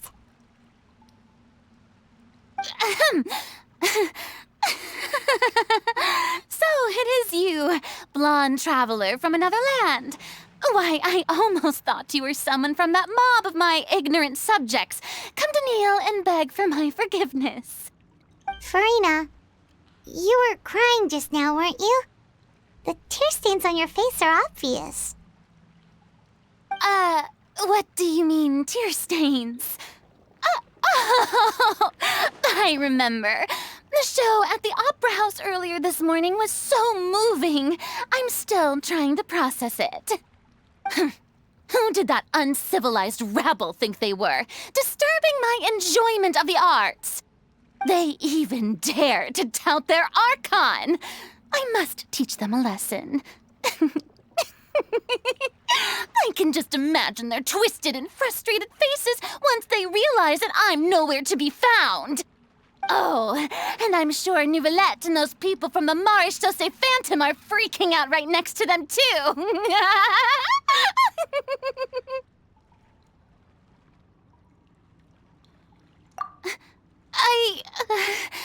Of course not. Hey, there she is! The Hydro Archon's over there! Quick, after her! Furina, those people seem to be after you. They are? They're just some rabid fans who want to cut the line because they haven't been able to meet me in person, aren't they? That's against the rules. I can't let them get their way. Furina just ran off! Quick, we have to catch up with her!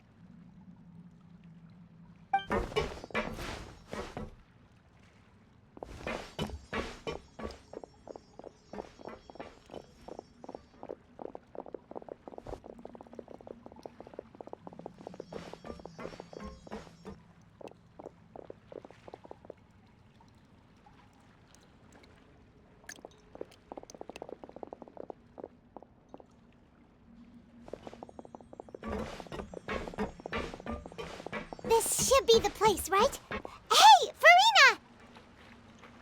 There's a good hiding spot over here. Quick, come to Paimon before the rest of them catch up to you. What is this place? fine. I suppose haste is warranted. Lead the way.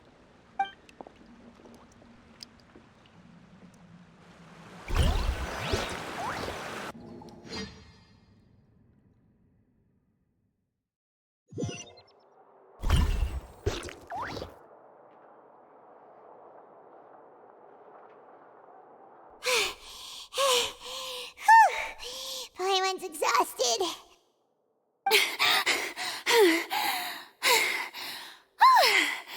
I'm so tired. I totally thought they had caught me. No, I mean, I merely gave in to the sheer enthusiasm they displayed.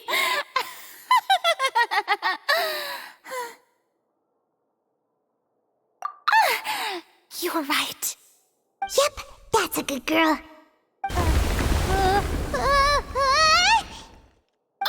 What's happening? The ground's shaking. Is it an earthquake? Yeah, a quake of this kind preceded the flooding in Poisson, didn't it? It can't be. It's happening again. Well, there's no need to worry too much about that. Neverlette's made some emergency plans, so the evacuation should go a lot smoother this time. Yeah, I hope you're right. But the people of Poisson, they've already...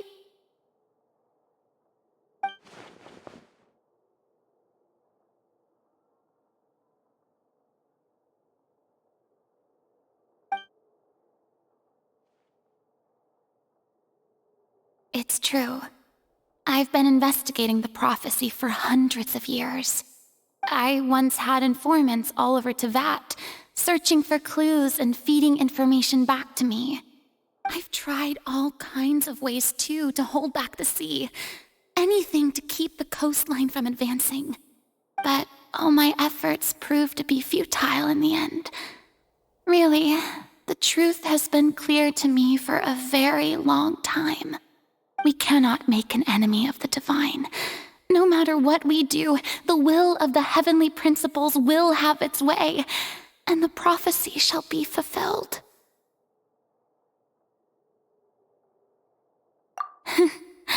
Give up. I do love the sound of that phrase. It would mean finally coming to terms with fate, but also for me to finally be free. Indeed, I've thought about giving up so many times, especially after we almost lost Poisson. Fate is really unreasonable, isn't it? It has no heart and obeys no rules. The prophecy has only just started to come true, and so many people have already lost their lives. But just now, it all became clear to me. I still don't have the right to come to terms with fate on behalf of everyone else. As long as the final moment hasn't come, it's still not too late. Don't worry. I will keep hope alive for everyone until the very end. Well, that's enough for now. I got the impulse to play the stricken maiden, but honestly, considering my rank and station, that wasn't a good fit at all. Don't take any of what I just said seriously. How could I possibly let Fontaine fall to the whims of trivial prophecy?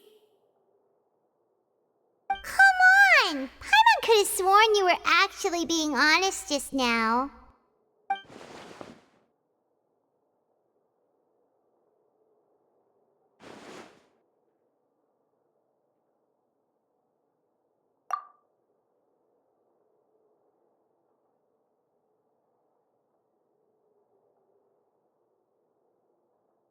Share my burden. That's impossible. It was fated right from the start that this would be my duty alone.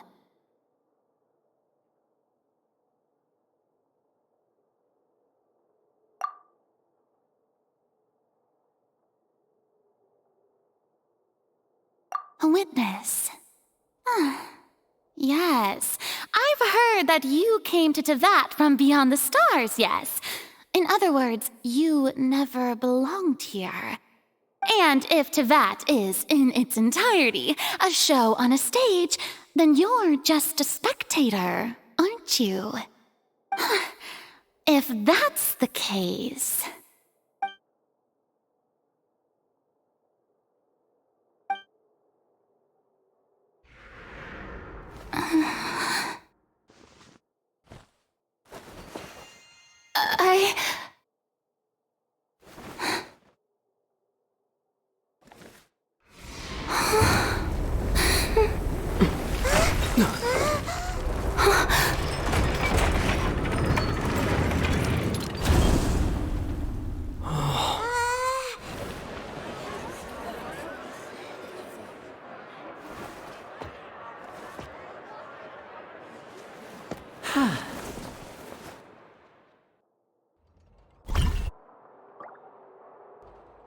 Ladies and gentlemen, this concludes my opening performance.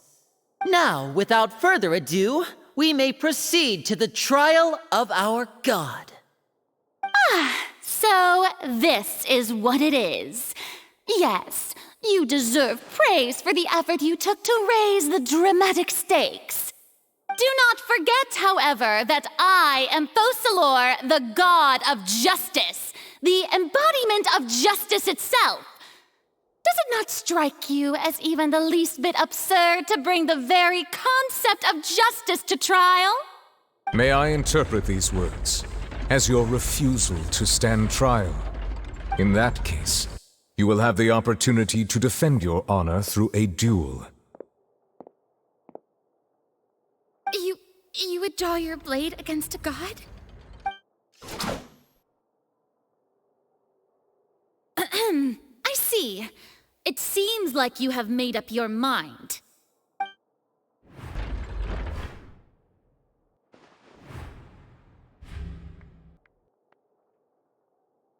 Paimon can't believe it.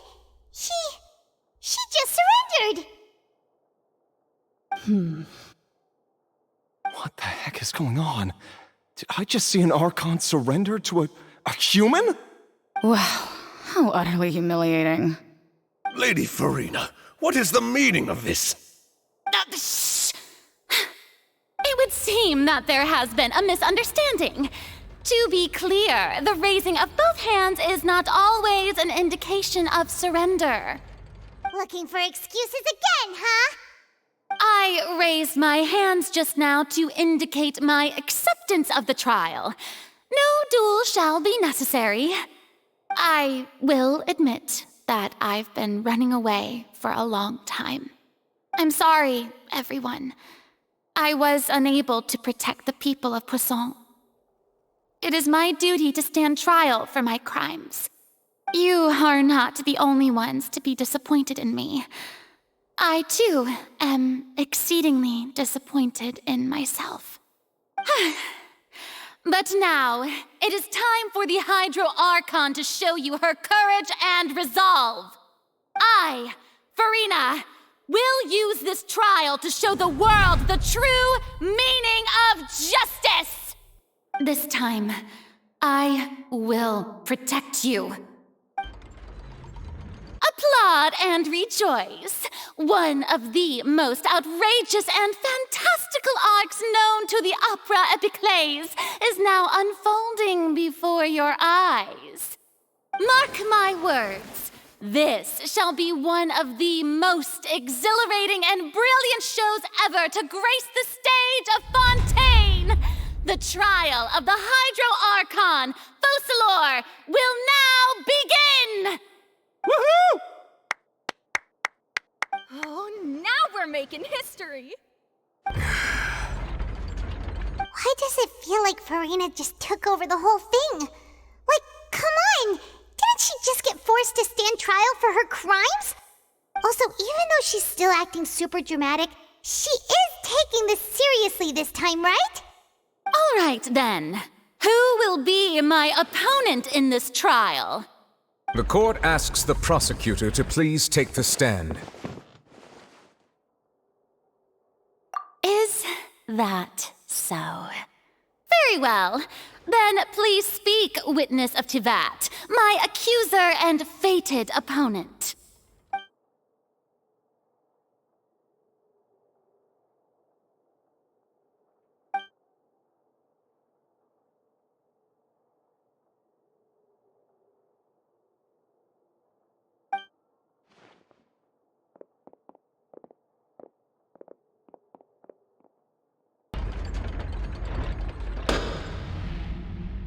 Also, please allow me to ask, as a final question before the trial begins. Just how much work did you do to force me onto this stage? Well, we did do a lot of prep after the meeting that day.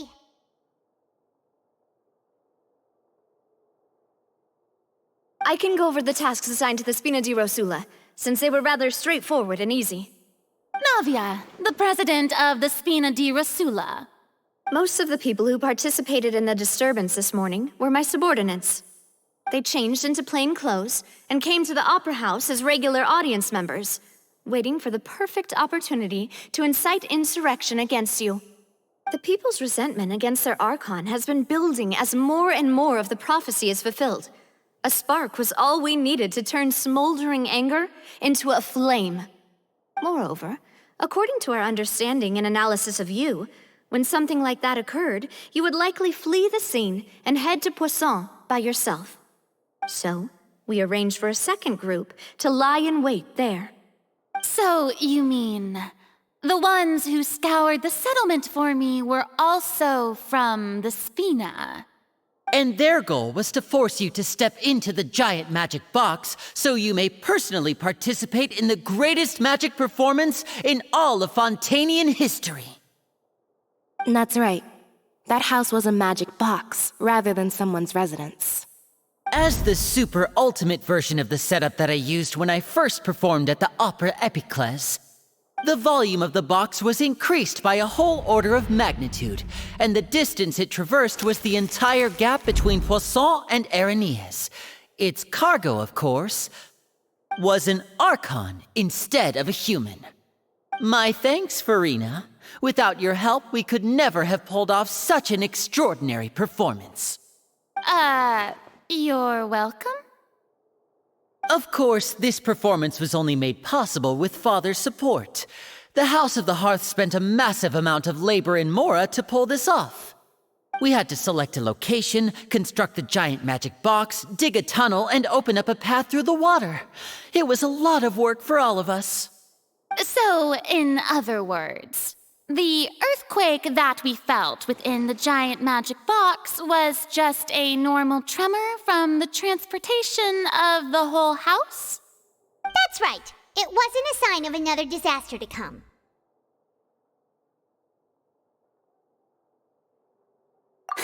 Then, I can guess Nervilette and Cloran's parts. You gathered a crowd, prepared a stage, and made sure that the champion duelist would be immediately ready for a fight. Also that as soon as I appeared on the stage, the trial may commence without a hitch. Am I right? Yes, that is correct. Well, Clorand, I must commend you for your courage. Only the most outstanding champion duelist in all of Fontaine would accept a duel with an Archon without flinching. Thank you. As for you, Traveler, I suppose your role was to keep me distracted with conversation once you found me in Poisson. You'd make sure that I didn't notice anything amiss before revealing yourself as my prosecutor once we'd arrived onto the stage. Oh?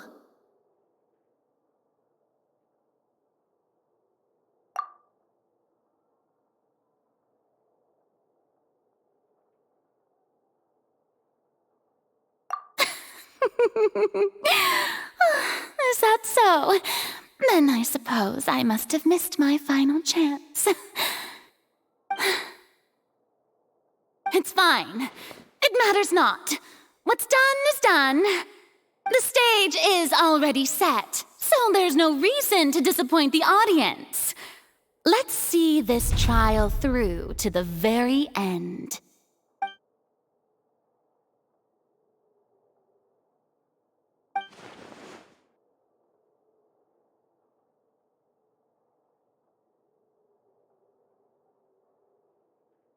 Sir Prosecutor, please allow me to pass this along. This is a document that Miss Charlotte applied for and received permission to share with you during the trial. According to her, it should speed up the proceedings. Huh? Charlotte wanted to give us something? Oh, so she's here too! Hey, Charlotte! Oh, let Paimon see. Isn't this the exclusive interview that she did with us before? So she's already finished it, huh? Wait, then that means this document is a perfect timeline of everything that's happened ever since we stepped foot in Fontaine!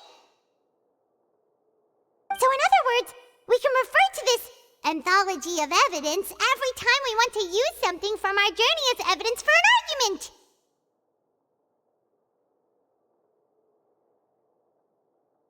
Let's quickly confirm the information in it. Just think of it as a refresher, alright? You defeated the Hydro Archon in the very first duel you took part in at the Opera House. That's one for the history books, all right.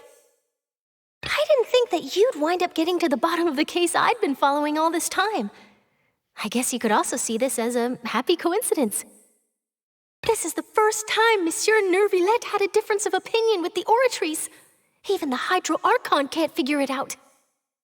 A Fatui Harbinger. She's an extraordinary person. Her instinct must mean something. The fortress of Meripede was almost destroyed in a single day. That I didn't witness that scene personally will always be a source of professional regret, I think. According to Monsieur Neuvillette, both Child and that whale should have been in the primordial sea at that time. I nearly lost my awesome friend Navia. To be honest, that still gives me shivers. The words of someone as extraordinary as a witch can probably only be truly understood when something surreal happens to you.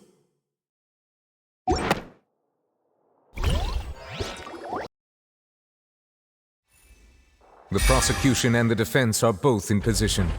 The trial shall now begin. Oh, come on, Neuvillette. There's no need to repeat all the unimportant legalese. Just fast forward to the part where the prosecution lays out my offenses. As the defendant and the lead actress of this performance, I still haven't even been informed of my supposed guilt in all of this. Of course, it is only natural for humans to struggle to understand the actions of a god. However, you will need more than that to convict me of a crime. That's true, but my charge here is unrelated to your conduct as an Archon. Instead, I would like to charge you as a fraud who's never been the Archon in the first place. Wait, what was that? Lady Farina's a fraud? Hey, I came here thinking that we were going to try the Hydro Archon for forsaking her duty, but did I hear that right? She's not our Archon at all? Charge accepted.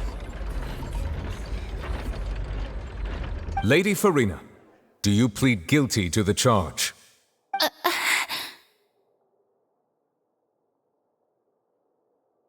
Lady Farina. I plead not guilty. How can I be guilty? There is no way that I, Focalor, otherwise known as Farina de Fontaine, a member of the Seven and the Regina of all waters, kindreds, peoples, and laws of Fontaine, could be anything other than your true Archon. Yeah, even though Lady Farina can be rather eccentric, isn't it going too far to doubt her very identity? Yeah, I've never questioned her identity either.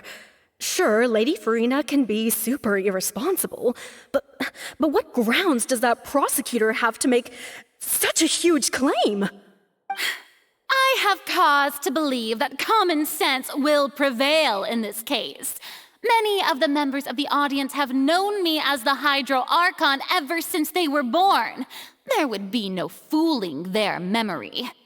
See? Even the Oratrice has decided to show me its favor. Are you sure you want to commit to a charge that will never be upheld? If you wish to drop the case, I can promise you as the god of justice that you will not have to face trial for making a false accusation. We will treat everything that's happened as a dramatic spectacle and move on with our lives. What do you say to that? Huh. An argument with near impossible odds, huh? We have to not only refute Farina's claims, but also overturn the long-held beliefs of the people.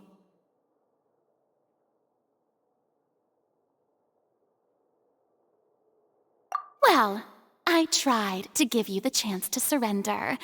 If you must persist, then let me ask. If you believe I'm not the Archon, then what manner of being do you think I am? And if I was not the Archon, then how did I manage to live for over 500 years?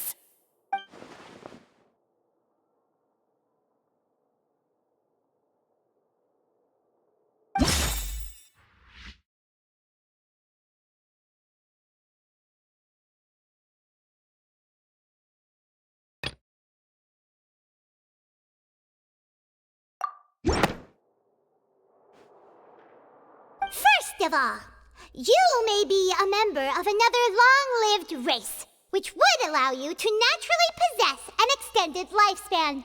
And second of all, even if that wasn't the case, there could be other ways to extend your life.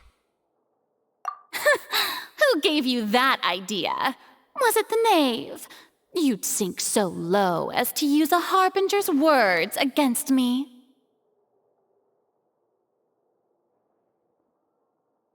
A curse?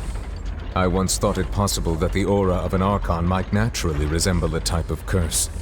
But in light of this claim, perhaps what I sensed was not your divinity, but a curse after all. Neverlet sensed it too, huh?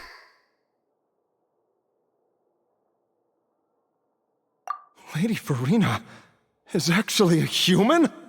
Well, it is true that it's extremely difficult to tell humans and gods apart just by looking at them. It's not impossible.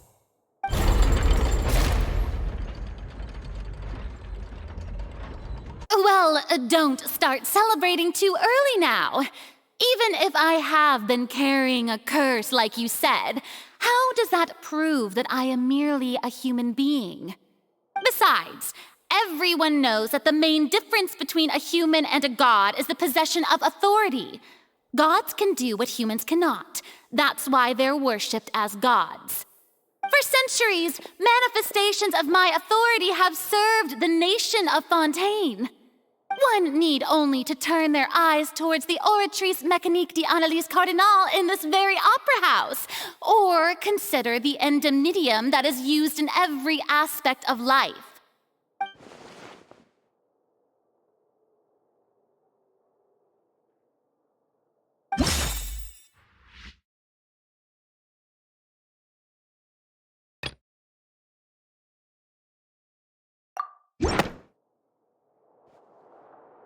You tried to reference the Oratrice. But weren't you as confused as all the rest of us when the Oratrice declared Child to be guilty without any proof? Otherwise, you should have come up with a good explanation for that by now. Didn't I make myself clear at the time? The decisions of the gods are naturally difficult for humans to comprehend. There is no need to provide an explanation. Lady Farina, I believe a reminder of your current circumstances is in order. While the court is in session, the principles of justice and the law must come before all else. While you are an Archon, you are also first and foremost the defendant in this trial. You will prove yourself unable to defend against the prosecution's charges if you continue to withhold vital information against the rules of the court. I never thought you'd use that kind of rhetoric against me. That was no trick of rhetoric, Lady Farina. I've merely reiterated the rules of the court. Rules that all should respect and follow. So, you neither knew why Child was declared guilty, nor did you understand the structure and operations of the Oratrice. Instead of having been created by you, the manifestations of authority you mentioned have been made by the real Hydro Archon, haven't they? The real Hydro Archon? Well, now you're really losing me.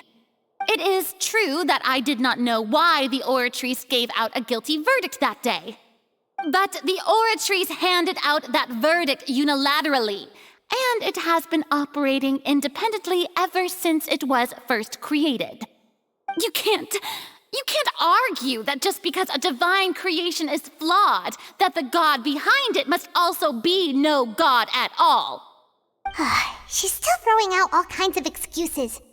Seems like she's confident that we won't be able to produce proof that she has no power over the Oratrice.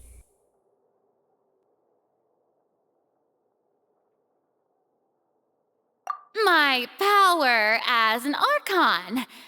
There are many ordinary citizens in the audience. How can I just carelessly demonstrate the formidable power of an Archon?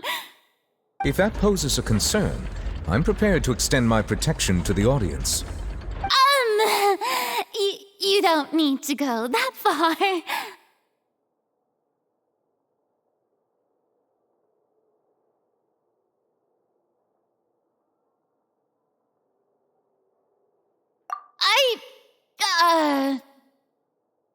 Aren't you the Hydro Archon?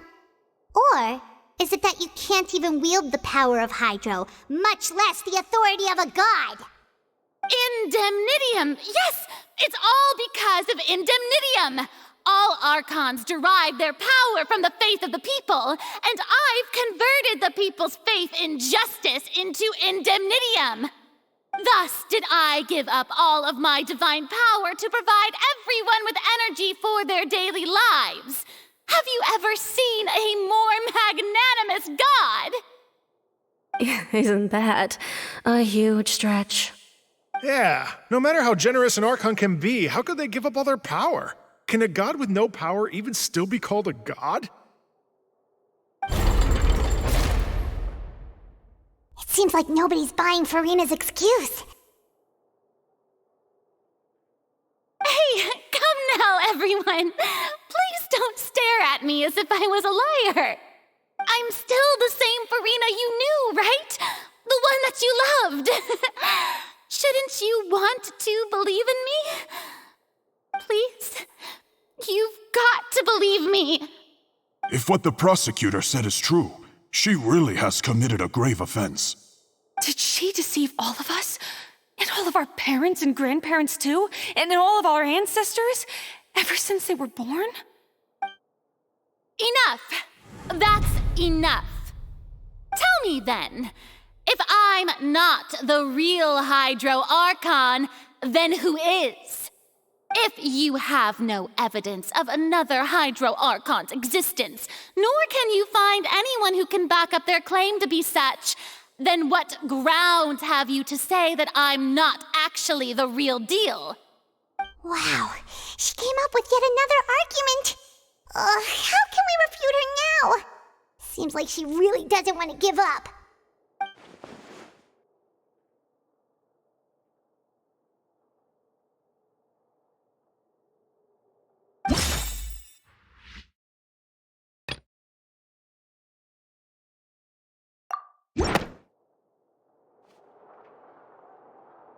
It has been established that all Fontainians can dissolve in water from the primordial sea.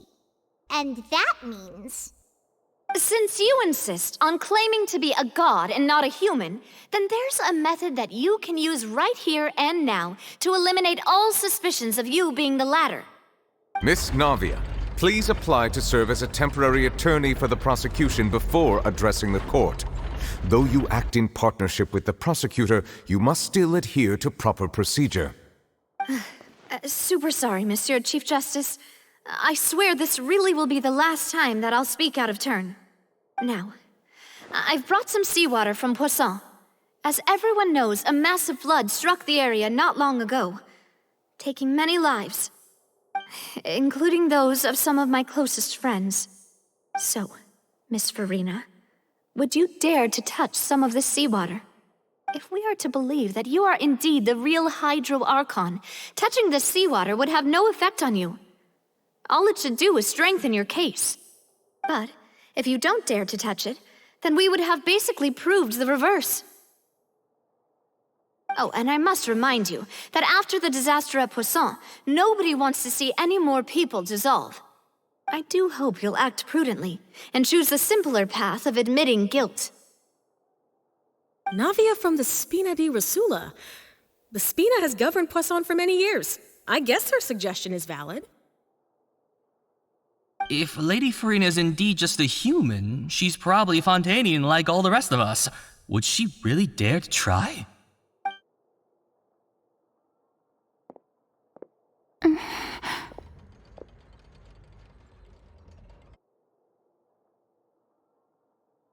Lady Farina, this test has been unilaterally proposed by the prosecution.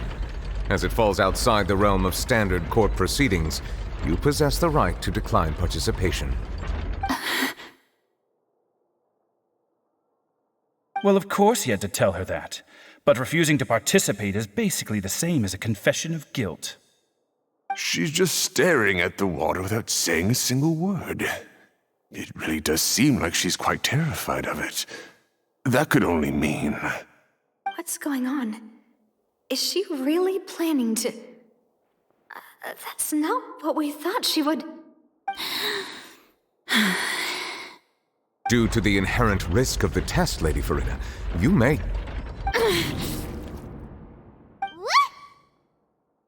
Hey!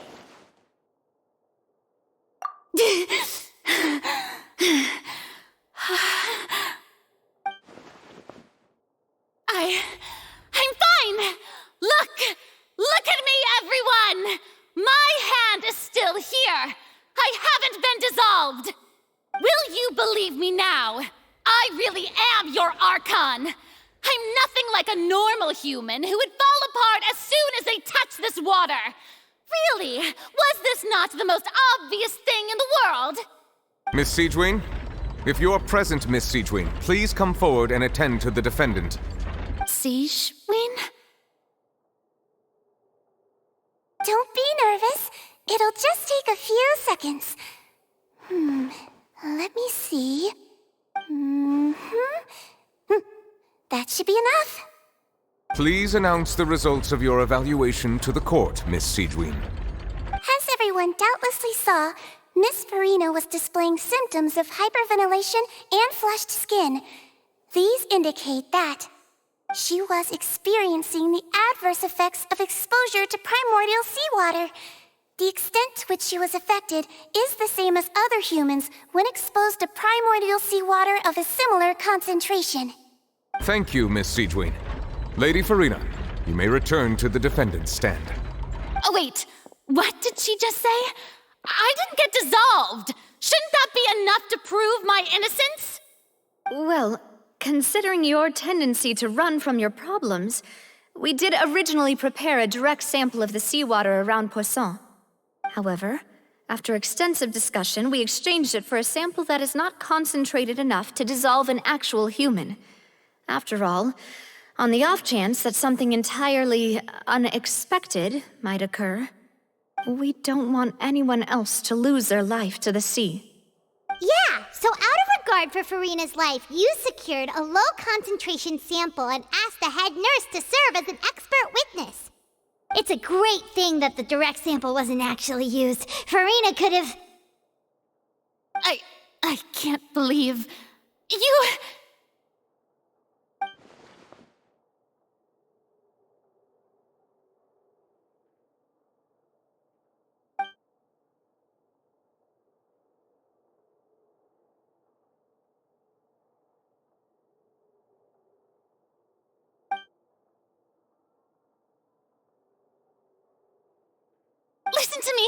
Listen to me, everyone. Please don't give me such cold and disdainful looks.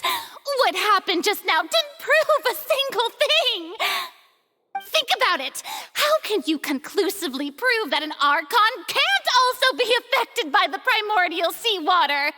Also, if I was really just a human, why would I dare to just put my hand in that kind of water?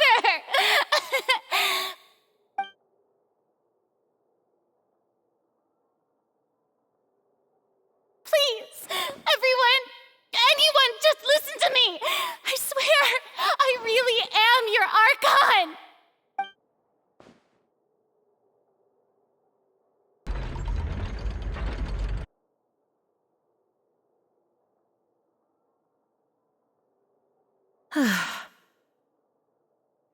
don't think anything she says at this point will sway anyone. The odds are just too stacked against her now. With all the things that have been said, Paimon doesn't think there's any way left for Furina to win. I believe the time for arguments and presentation of evidence has come to an end. If there are no objections, we will move on to the final judgment.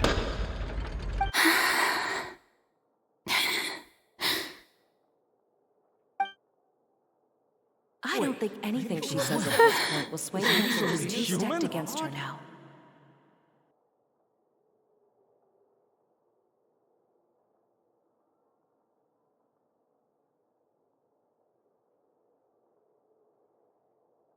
In my capacity as Chief Justice, I shall now render judgment on Furina's misrepresentation of herself as the Archon of Fontaine. As a human who knowingly deceived her fellow citizens, Furina is guilty.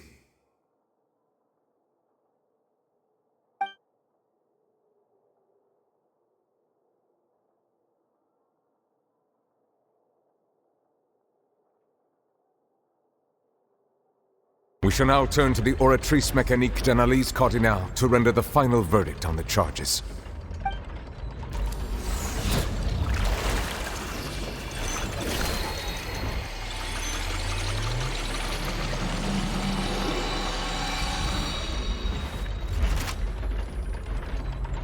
According to the judgment of the Oratrice Mécanique d'Analyse Cardinale, Furina is... Well, what's wrong? What's the Oratrice's verdict? No, the Oratrice also displays a guilty verdict. Isn't that correct then? However, the exact wording of the verdict is thus: the Hydro Archon, guilty, to be punished via the death sentence. The death sentence? That's actually one of the available sentences? I've always thought that it was just a myth. The one and only time the death sentence has been handed out at the court, and it's been given to the very person we've worshipped as the god of justice? What an unexpected twist. Furina's been sentenced to death by the Oratrice? We just wanted to use the trial to show her the seriousness of things so she'd tell us the truth.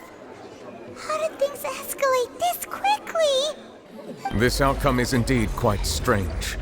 According to Fontaine's current definitions of justice, as well as its recommendations for criminal sentences, is this sentence really appropriate for the crimes that have been committed? Yeah! Even Vacher wasn't sentenced to death by the Oratrice. You know, the real evil mastermind behind the serial disappearances case.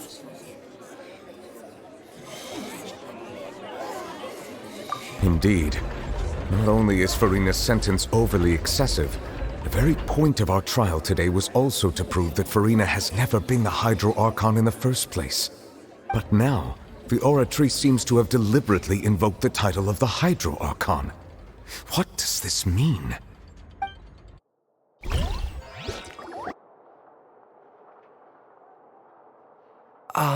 Excuse me, if I may interrupt.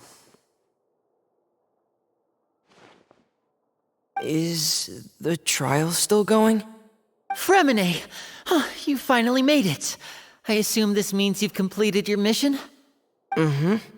Any mission Father assigns to me will always be top priority.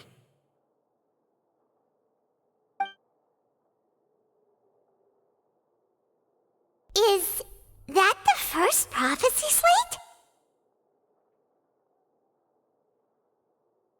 Huh.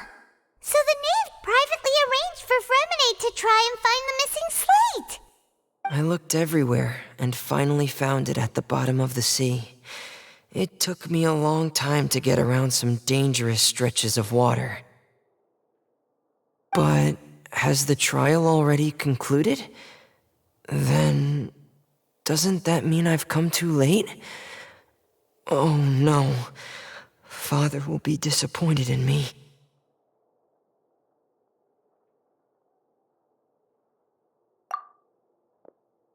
Thank you for your hard work, Mr. Fremine. Please allow me to review the record left on the slate. Traveler, I believe that you have already seen the other existing slates, and would like you to come here and confirm their contents.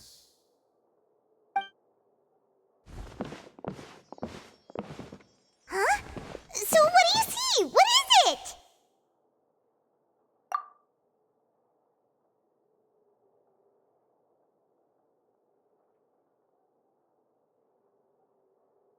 I believe I've now made sense of the Hydro Archon's crime. It has to do with Fontaine's lost history. Huh? Isn't the Hydro Archon just guilty of deceiving her people? Oh, wait, no, that's Farina, and we've already proven that she's not the Hydro Archon. So when you say Hydro Archon, do you mean the real Hydro Archon we've been kinda talking about? In truth, everything that you've encountered in Fontaine up until this point can be traced back to the contents of these stone slates. However, I'm uncertain as to how much sense they currently make to you.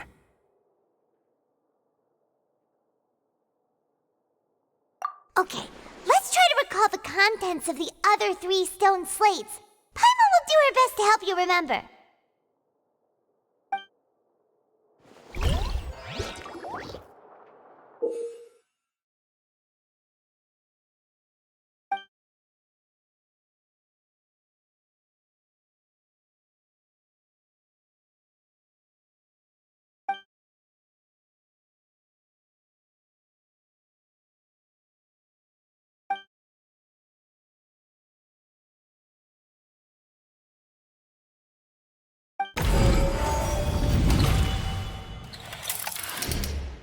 Stone slate describes what you just said.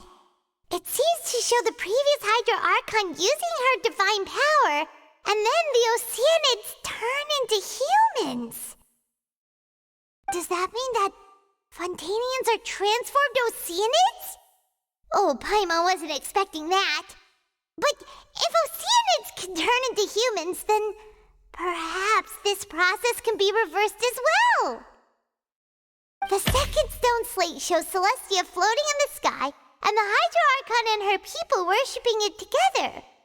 But the heavens still brought judgment down upon them. This must be the point when the Hydro Archon and the Fontainians were branded with their original sin. Does this mean that the original sin and the Hydro Archon sin are the same thing?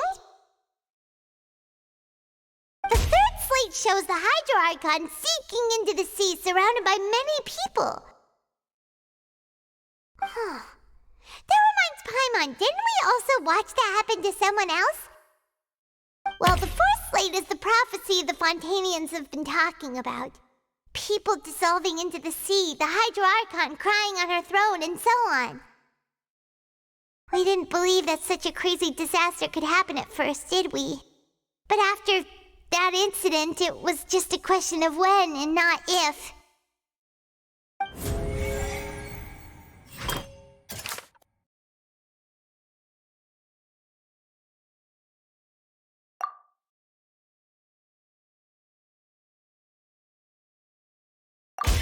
We know from the case of the serial disappearances of young women that Fontainians can be dissolved in primordial seawater, and the first stone slate tells us that long ago, the Hydro Archon used her power to turn Oceanids into humans. This might be the reason that Fontainians can dissolve.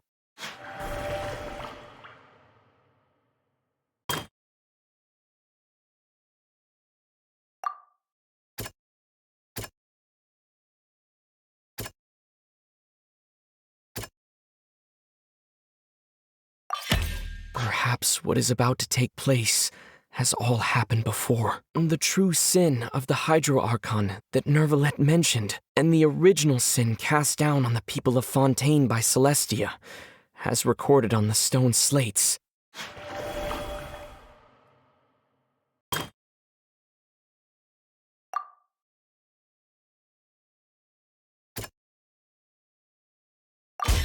It's not as simple as falling into the sea. When Navia fell into the sea, Her consciousness was subjected to judgment. The stone slates show the people gathered around the Hydro Archon in the sea. Could that be alluding to the same thing?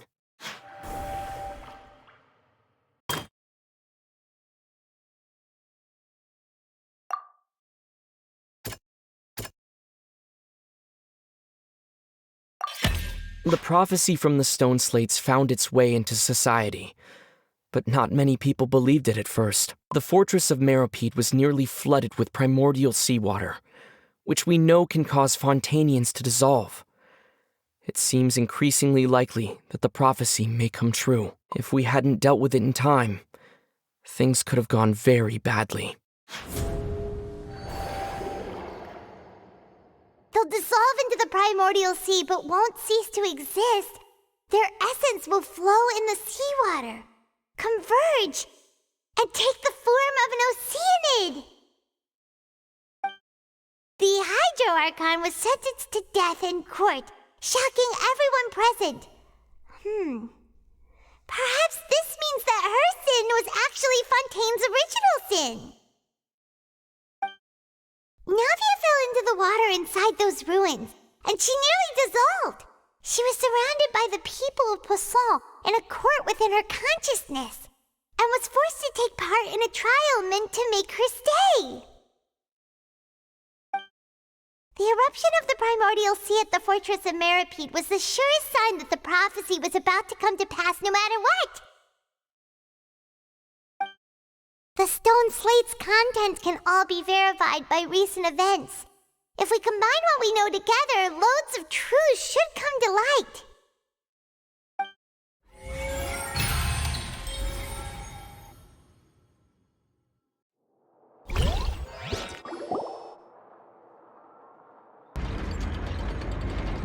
Huh?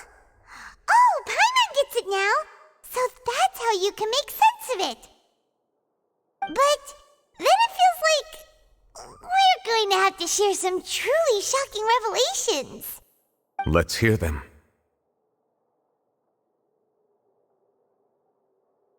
Incredible. Linny, did you hear that?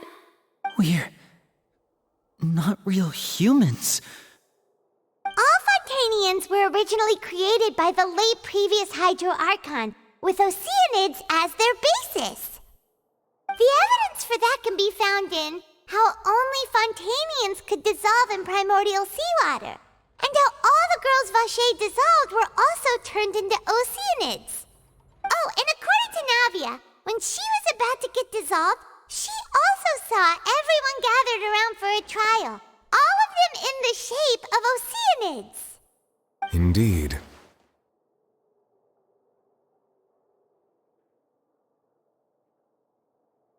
Yeah, and it follows from the content of the first slate that she probably angered Celestia by creating humans without prior permission.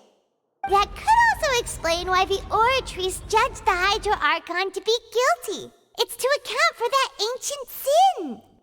The Hydro Archon's true sin was creating us? And yet, after many hundreds of years, the Hydro Archon's creations have turned around to try to judge the Archon within the Opera Epiclese. The twists of history are often the most unexpected of all.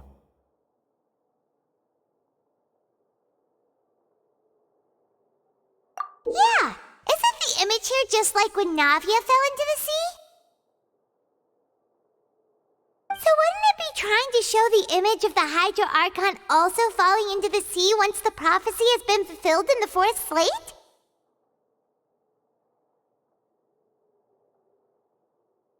In the end, the people will all be dissolved into the waters, and only the Hydro Archon will remain weeping on her throne.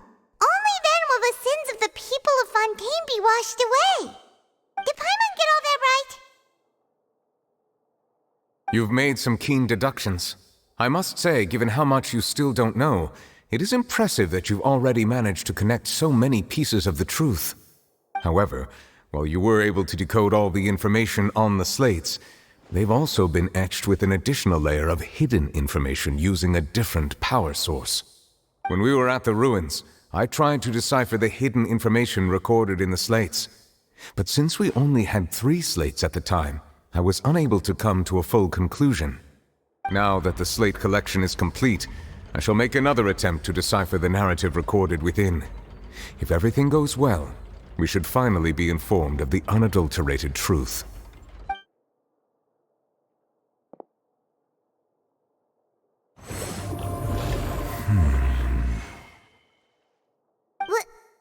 Well? Did you get it? I believe I should share this truth not only with you, but with all the people of Fontaine as well. I will try to briefly summarize it for you.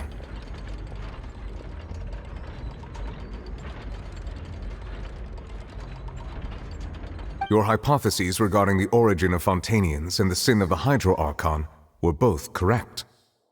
In the Fontaine of old, the previous Hydro Archon sensed the yearning of her Oceanid familiars for life on land.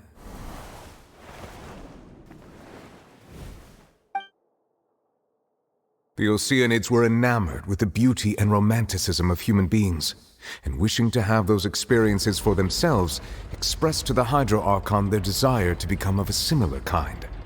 However, even though water as an element is intricately linked with the power of life, the Hydro Archon, as one of the 7, did not possess the authority to create a new form of human life. Not one to give in, she eventually found a way to create permanent humanoid bodies for her familiars by appropriating the power of this planet's primordial sea. She poured primordial seawater into the Oceanids' blood vessels, creating humanoid mimics in the process.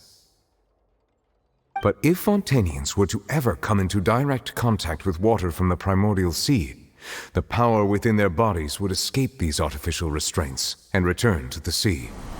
As a result, their forms would collapse, and they would be reverted to their original forms as Oceanids. Of course, the Hydro Archon never received permission from the heavenly principles to create a new human race. And thus, the Hydro Archon and all of her creations came to shoulder the original sin of appropriating the power of the primordial sea. That is the true history of how the people of Fontaine first came into being. So we were all Oceanids before we turned into human beings? That's way too much information for me. I think I'm just going to pretend that I never heard a single thing. Wait, but if that's the truth, we can't let the Hydro Archon be sentenced to death. After all, her only sin was creating us. This really might be too much information for your regular Fontainian, but it does answer a lot of our questions. Alas, your hypothesis regarding the 3rd and 4th stone slates was inaccurate. The slates' respective positions are, in fact, correct.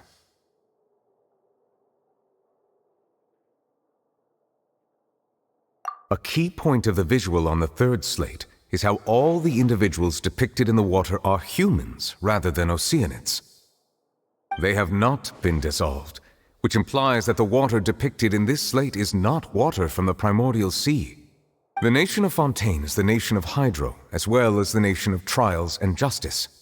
Instead of being the literal element, the water in the scene symbolizes judgment and justice. You may also recall Navia's experience. When she fell into the sea, her consciousness was surrounded by that of many others who intended to hold a trial to determine her fate. Therefore, the meaning of the 3rd slate is that the people of Fontaine shall try the Hydro Archon at the court of justice. Yes, it refers to our present situation. I think I'm following now. So, what you're saying is, even though we decided to put on this trial to avoid fulfilling the prophecy, in truth, everything we've done has happened exactly as the prophecy foretold. So now, it seems, we're the ones making sure it comes true. What should we do? Huh. No matter what, the prophecy will be fulfilled. Is this what it feels like to be a prisoner of fate? If that's the case, does that mean the scene in the 4th slate will also be fulfilled soon? Traveler, I would like to point out another small fallacy in your deductions. About the fourth slate. You probably thought that the eruption of primordial seawater beneath the fortress of Masquerade served as the surest sign that the prophecy was about to come to pass, yes? However, I believe that rather than being a sure sign, that eruption could in fact only be a small warning of something far worse to come. As for the root cause of the catastrophe, I believe you've already encountered it once before.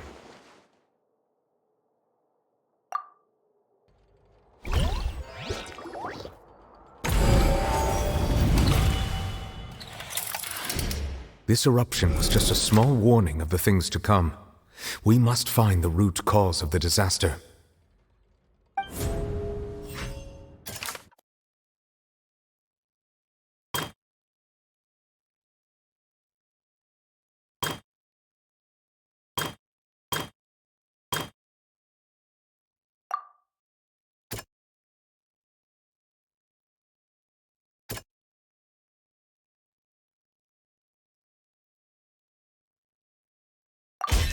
It was both dream and reality. If we're talking about a true culprit, that could only be that thing inside the primordial sea, right? The truth, the original sin, the trial, and the root cause of the disaster.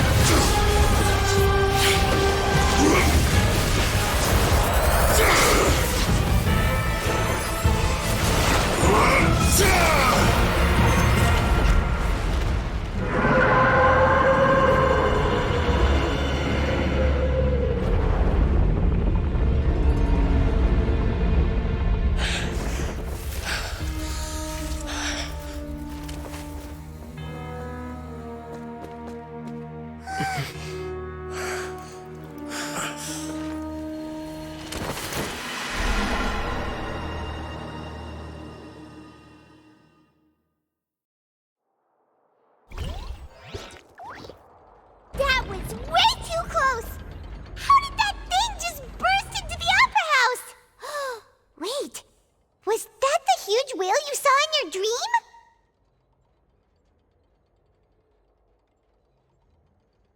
So we've met it at last. I understand very well why it has chosen to make an appearance here. That whale does not belong to Tevat. It is a monster that has traversed the stars, weeping all the while. It has been greedily consuming the energy from the planet's primordial sea, using it to grow. That is the main cause for the rising sea levels. And once it has finished consuming all of the energy contained within the sea, its next step will be...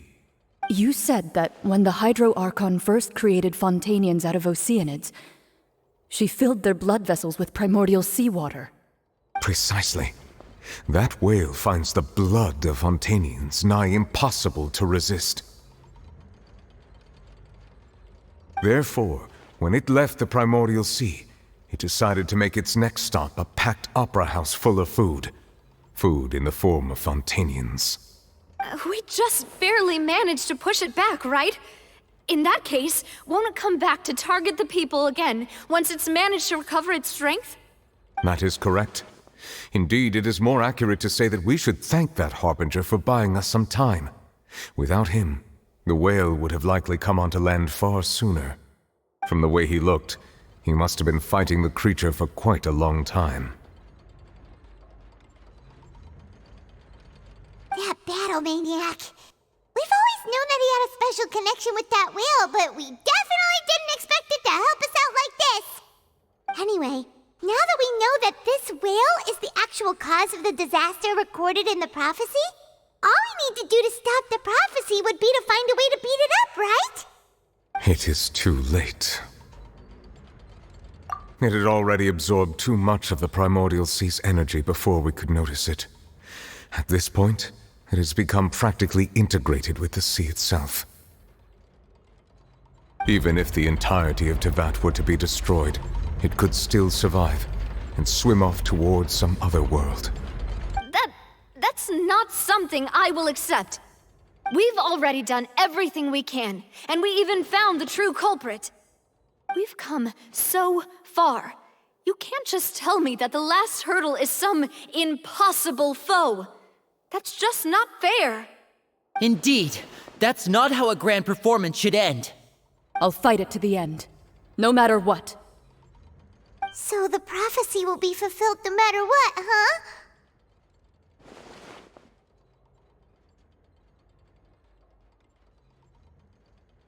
The prophecy. Yes, what has been prophesied will be fulfilled. You may view such things as the history of the future.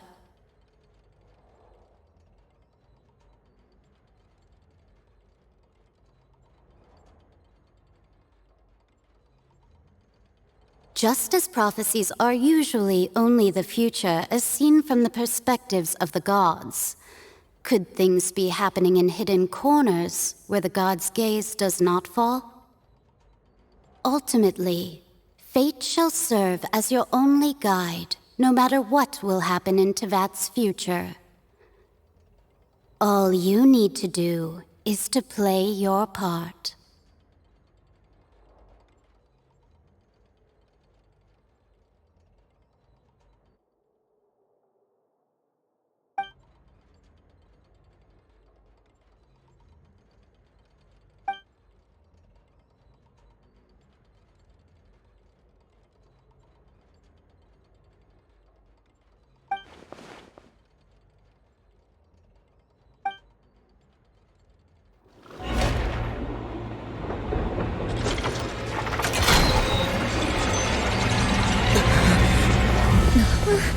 What's happening with the oratories?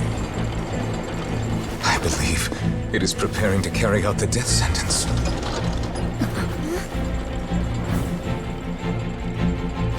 Farina!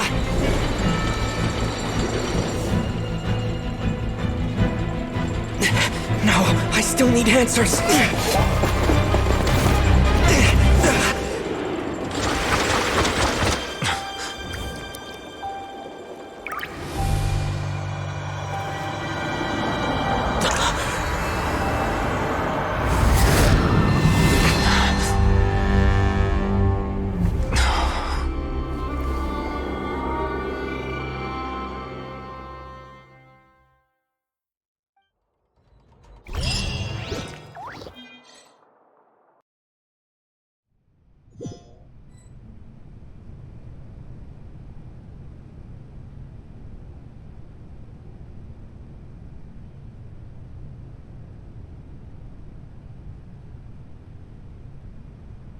You...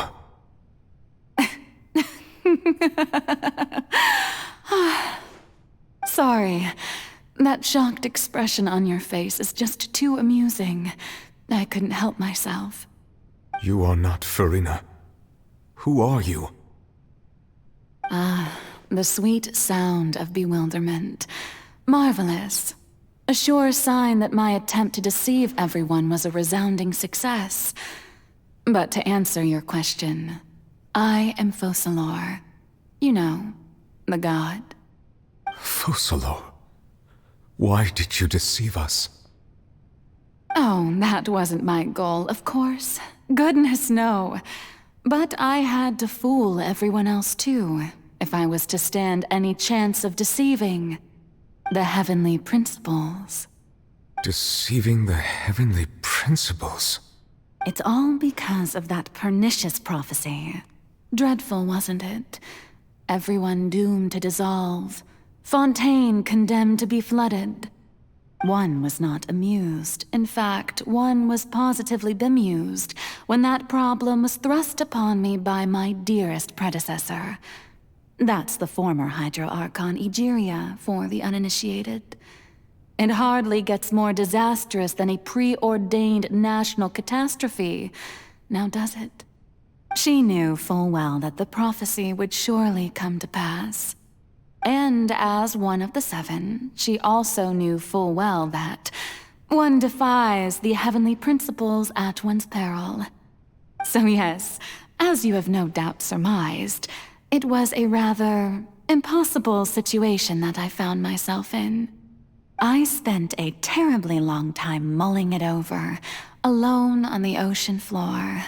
And I was almost growing barnacles by the time I finally realized there was only one possible solution to this confounding conundrum. I had to outwit the heavenly principles, allow the prophecy to be fulfilled, ostensibly at least, while saving everyone at the same time. I'm a genius, I know. I can only assume that's why Egeria chose me as her successor. Although, looking back now, it was hardly the inheritance one dreams of.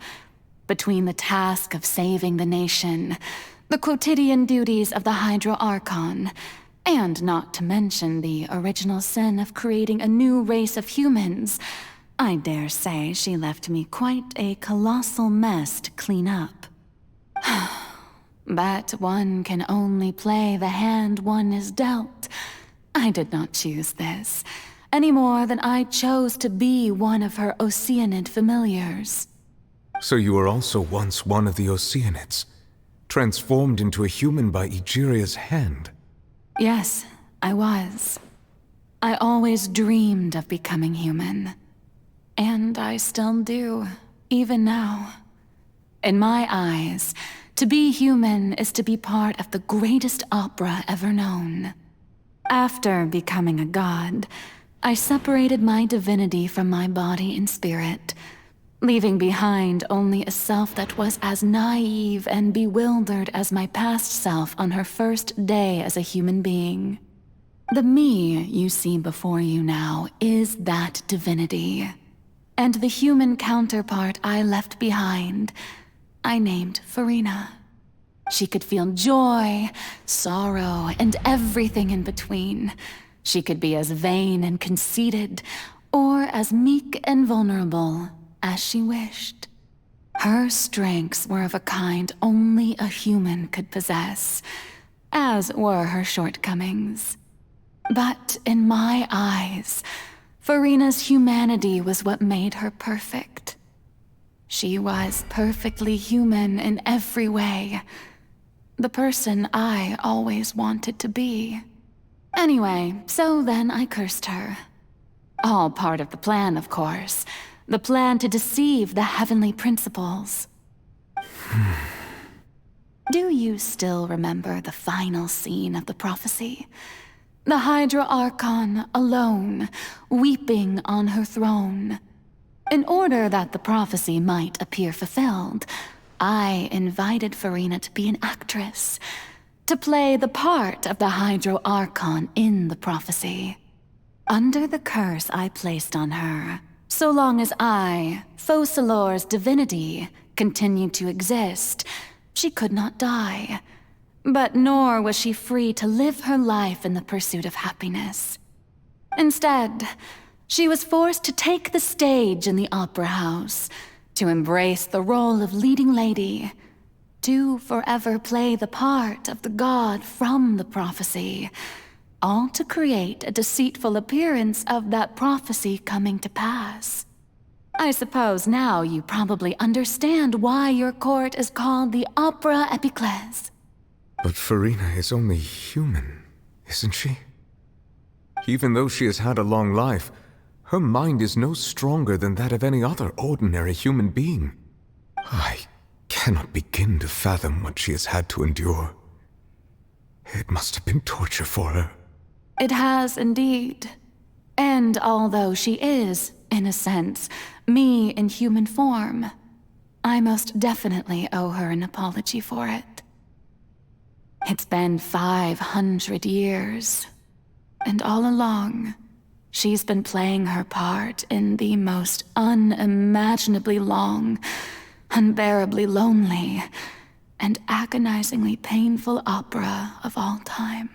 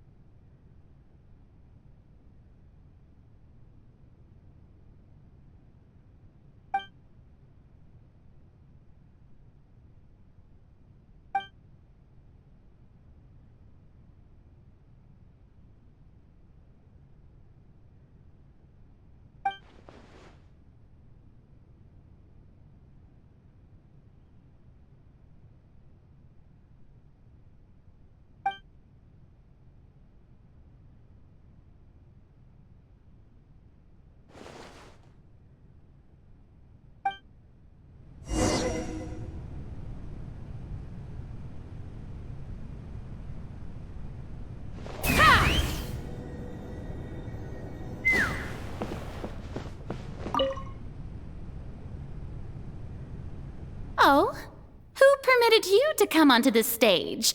Now, I understand your admiration for my august self, but I must ask you to keep to the rules. All right. It is not my intent to reprimand you. There is no need to state your name. Just be off with you. Do not distract me from my performance. Oh, do not jest. Can you not feel it? I am Focalor. The eyes of countless Fontainians are upon me. I must, at all times, display the utmost elegance and nobility.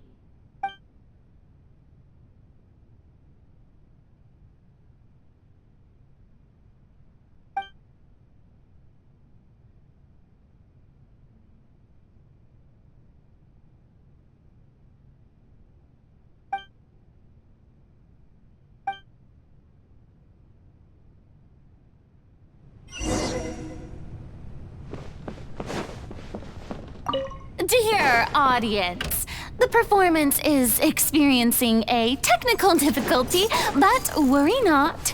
The guards shall resolve it soon enough.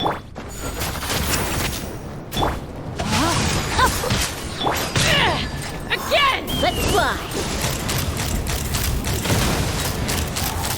Open fire! Bullseye! Hold on to your hats.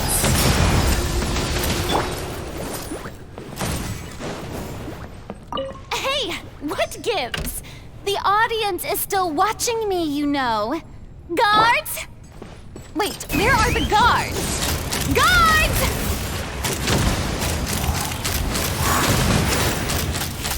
Open fire!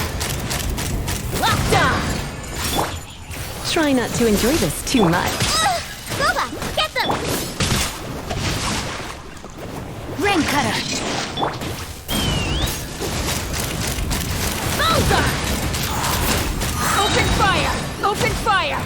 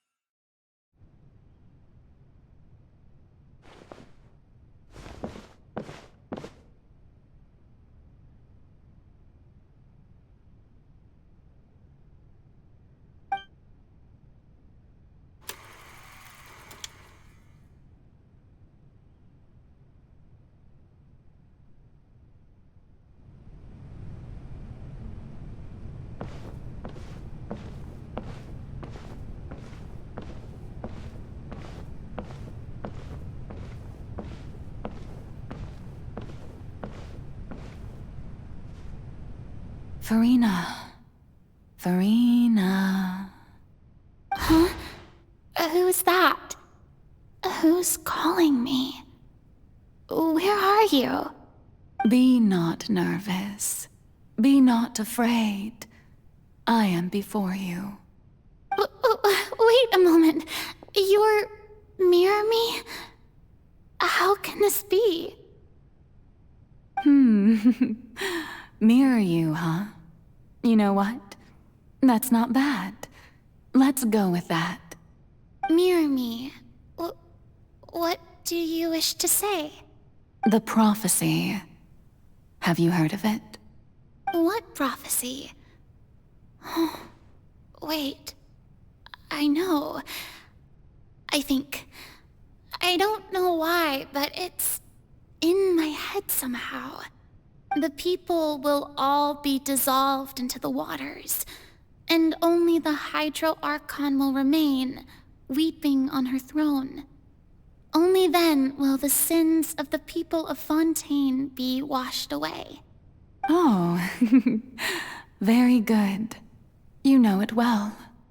What's going on? I can't seem to remember anything clearly. The only thing I know for sure is this prophecy. Will it really come to pass? Yes, it will. And that is why I've come to you. Disaster will come to Fontaine sooner or later. Things will develop just as the prophecy declared. There is no escaping it. But doesn't that mean everyone will die? I'm a Fontainian just like them. Will I dissolve too?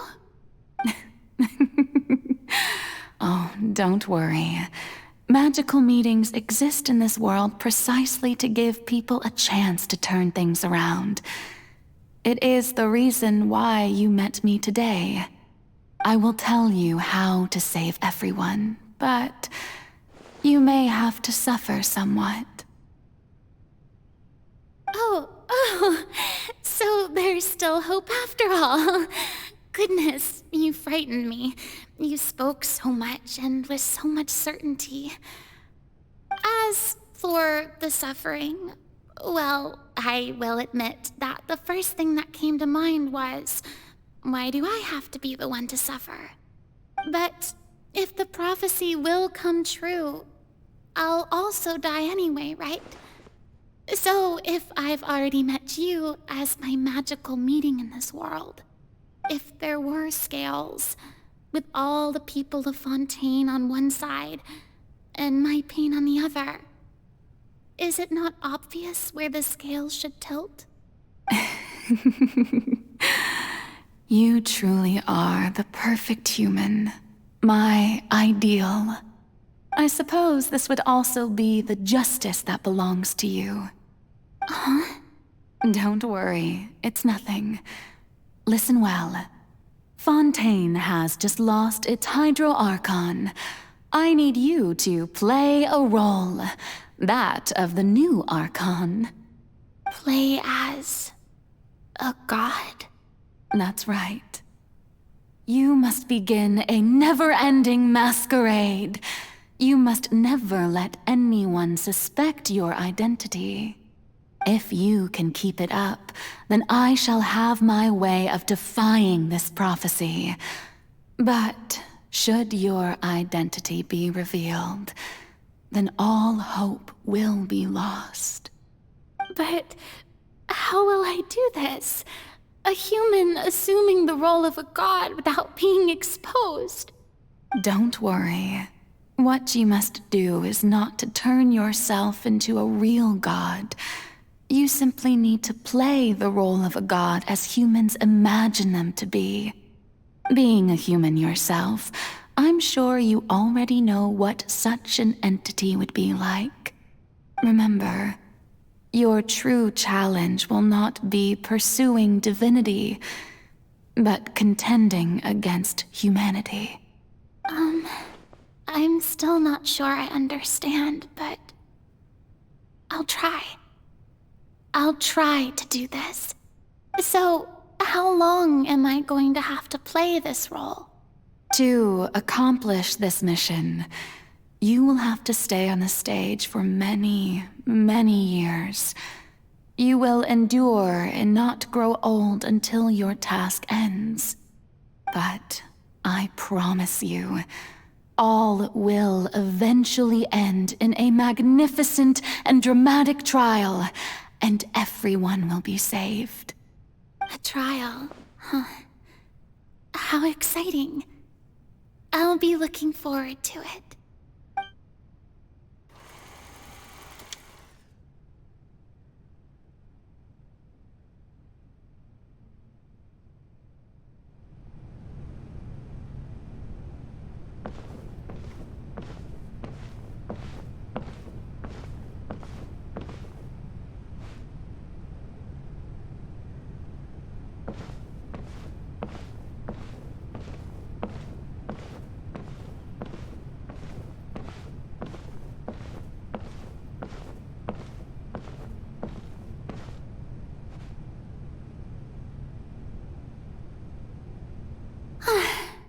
The Maison Cardinalise has announced my accession, but this is my first time facing the people. What should I say to most appear like a god? To be honest, I still don't know. Perhaps I should first try to act natural. Ladies and gentlemen, good evening, and welcome to the Opera Epiclese. I'm sure you've all heard about how I have taken on the role of Hydro Archon. Indeed, I am Verena de Fontaine, your new Archon. In truth, I know little about becoming a nation's new god, but it will be my honor to guide you all. As the god Focalor, the god of justice, I shall do all within my power to lead you into an age of fairness and justice. Once again, thank you all for coming. If you should have any questions or suggestions, please send them to the Maison Cardinalise. The future of Fontaine will require us to work together, after all. This should do it. I thought I might stammer, but thankfully, I was able to convey my thoughts just fine. Okay, and next. That's the new Hydro Archon. Is this some kind of joke by the Maison? I would have thought that a being that surpasses humanity would be a bit more assertive. Hey, did you hear that? She even told us to send her suggestions there at the end. Shouldn't gods be all-powerful? She's being so modest. What's the difference between her and an ordinary person, then?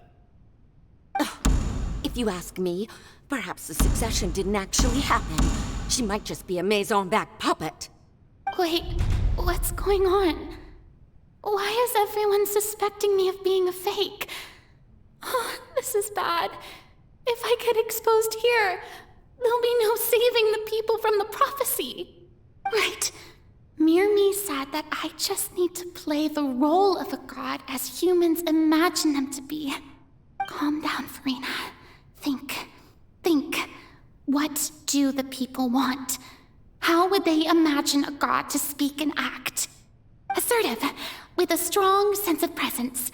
One who can dispel all doubt. That is the character I'm fated to play.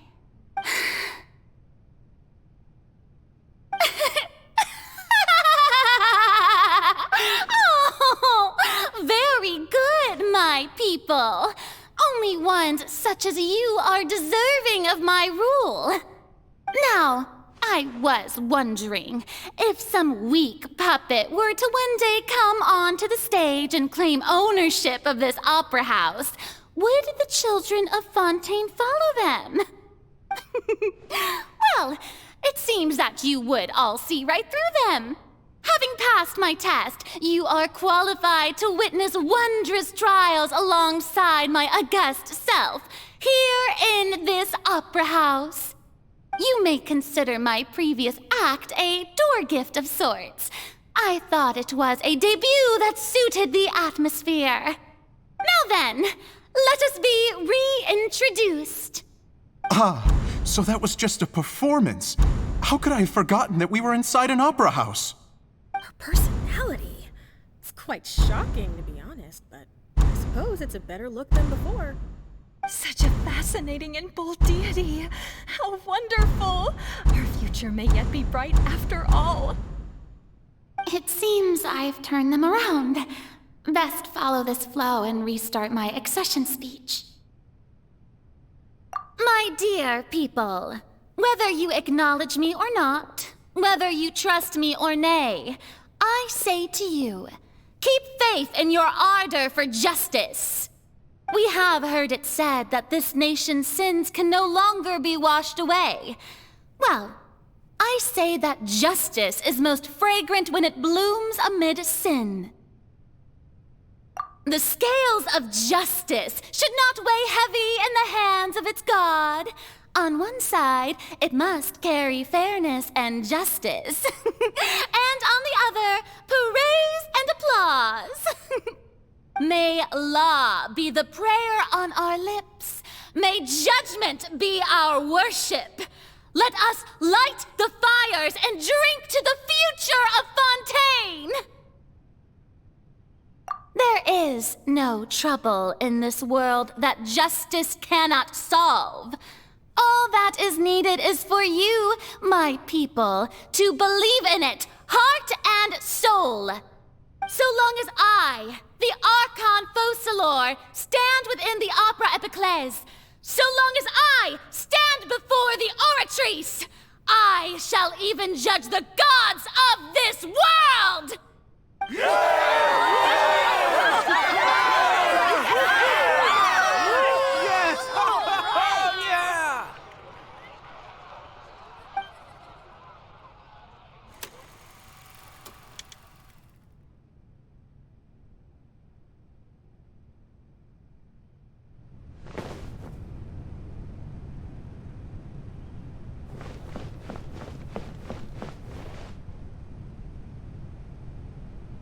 Lady Farina, here are today's case reports, as well as a summary of the follow-up for your perusal. Come now, was I not just at the Opera House in person? Leave these kinds of things to Neuvillette. Besides, none of these trials were the one that I'm looking forward to the most. If I may be so impertinent, what kind of trial are you truly looking forward to? A magnificent, dramatic, and wondrous trial. A trial to end all things.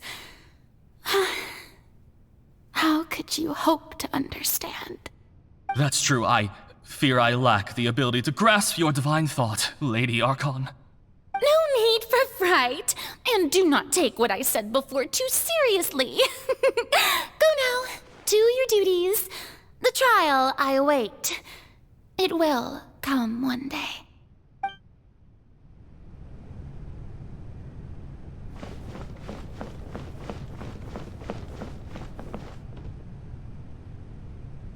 Lady Farina, I don't know what to say.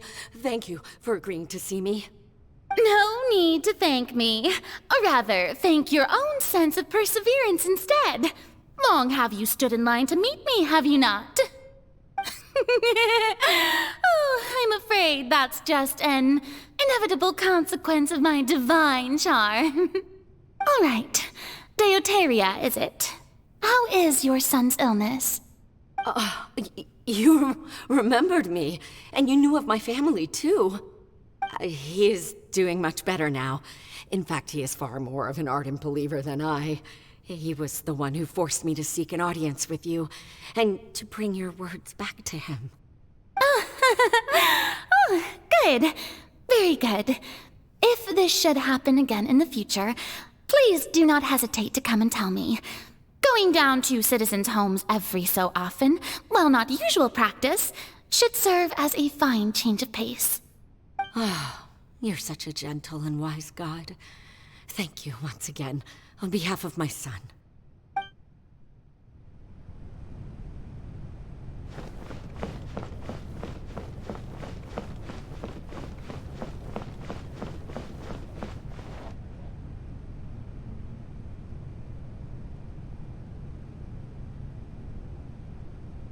Lady Farina, here are the latest hydrological reports.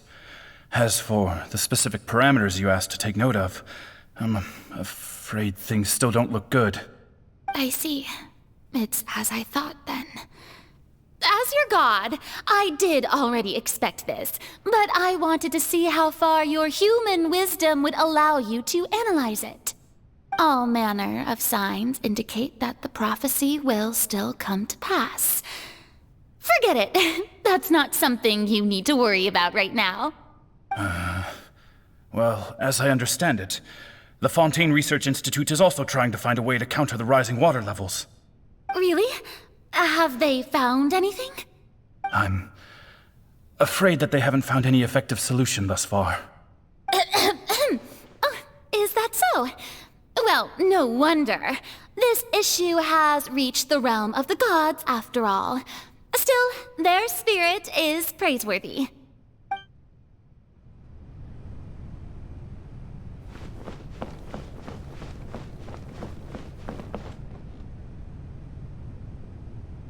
The day is finally over. I haven't had a moment to breathe this whole time. But it's good to see that everything's getting on track. There are no longer any voices of suspicion. Maybe this is fine. I just need to keep going, and everyone will be saved. All right, Farina, don't think too hard about this. You need rest. Tomorrow's a new day.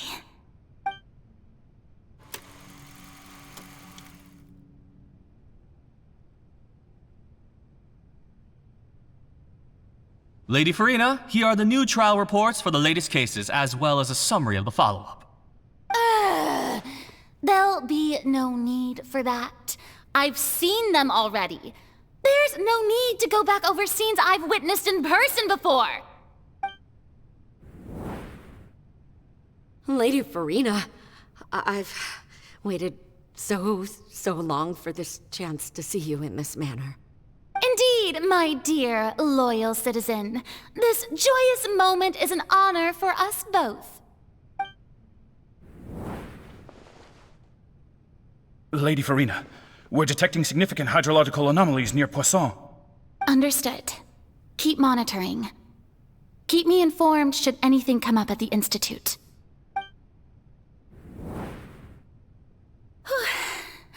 I don't think I let anything slip today. I must show the people that there is nothing to worry about. I just don't know when these days will end. I feel utterly exhausted. Best to rest early today, too.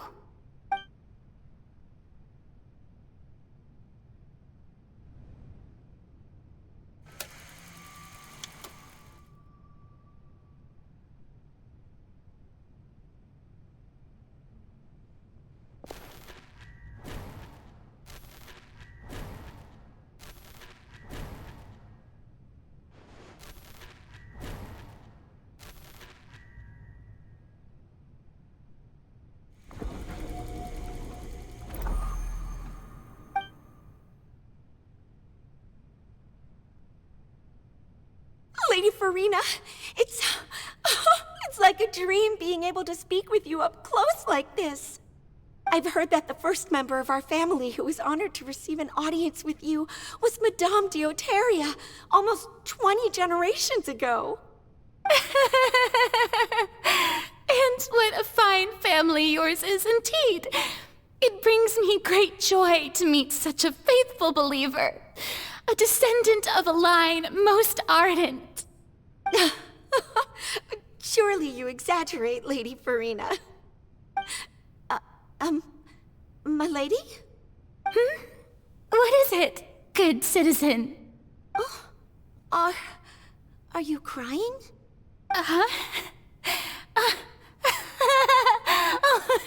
Really now? I didn't even notice. This must be the overflow of hydro from my person. Well, can't quite help being the god whose dominion is the waters, can I? No wonder.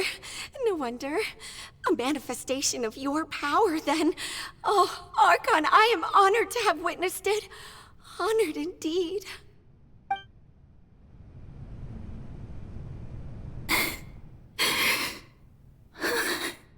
So interminable.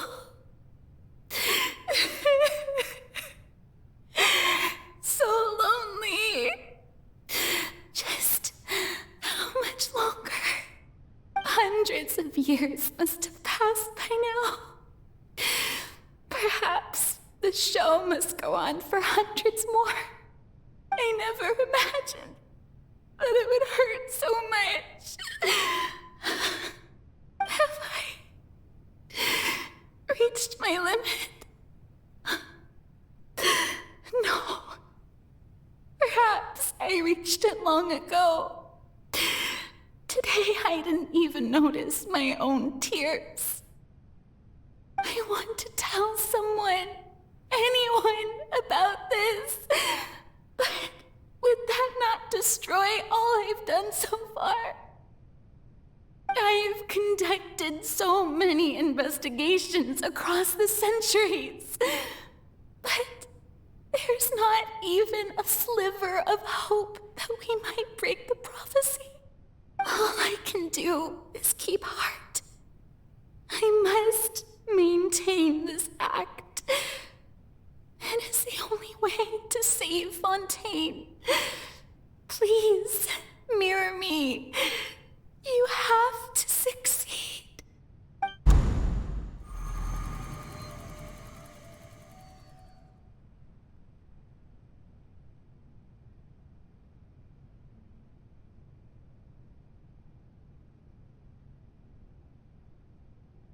Farina, you don't have to shoulder this burden alone.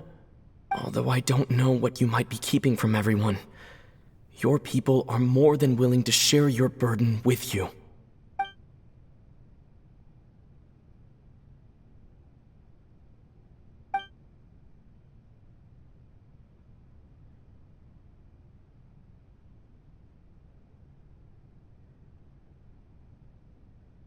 Share my burden.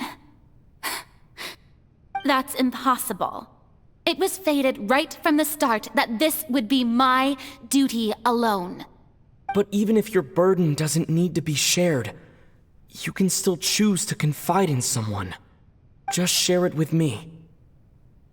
I'm what you'd call a witness. A witness? Yes. I've heard that you came to Tevat from beyond the stars, yes. In other words, you never belonged here. And if Tevat is, in its entirety, a show on a stage, then you're just a spectator, aren't you? If that's the case... He's right. I could confide in him, couldn't I? But if things don't play out as expected, the people of Fontaine will be the ones to pay the price. No, Farina. You shouldn't be selfish. But what if it's really all right? Farina, you've worked so hard for so long. Surely it would be okay to put yourself first for once. Just this once. Is it such an outrageous thing to do anyway? To find someone in whom you can confide your frustrations and sorrows? Surely it could not hurt. If you let this opportunity slip through your fingers, it might never come by again. Think about it long and hard.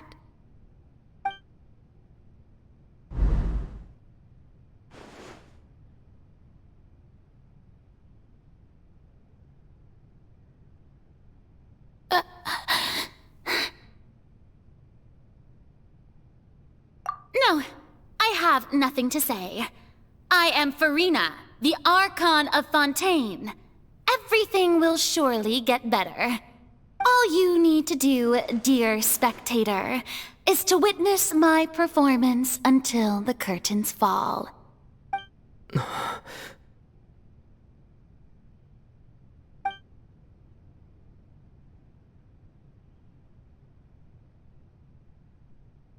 Fine.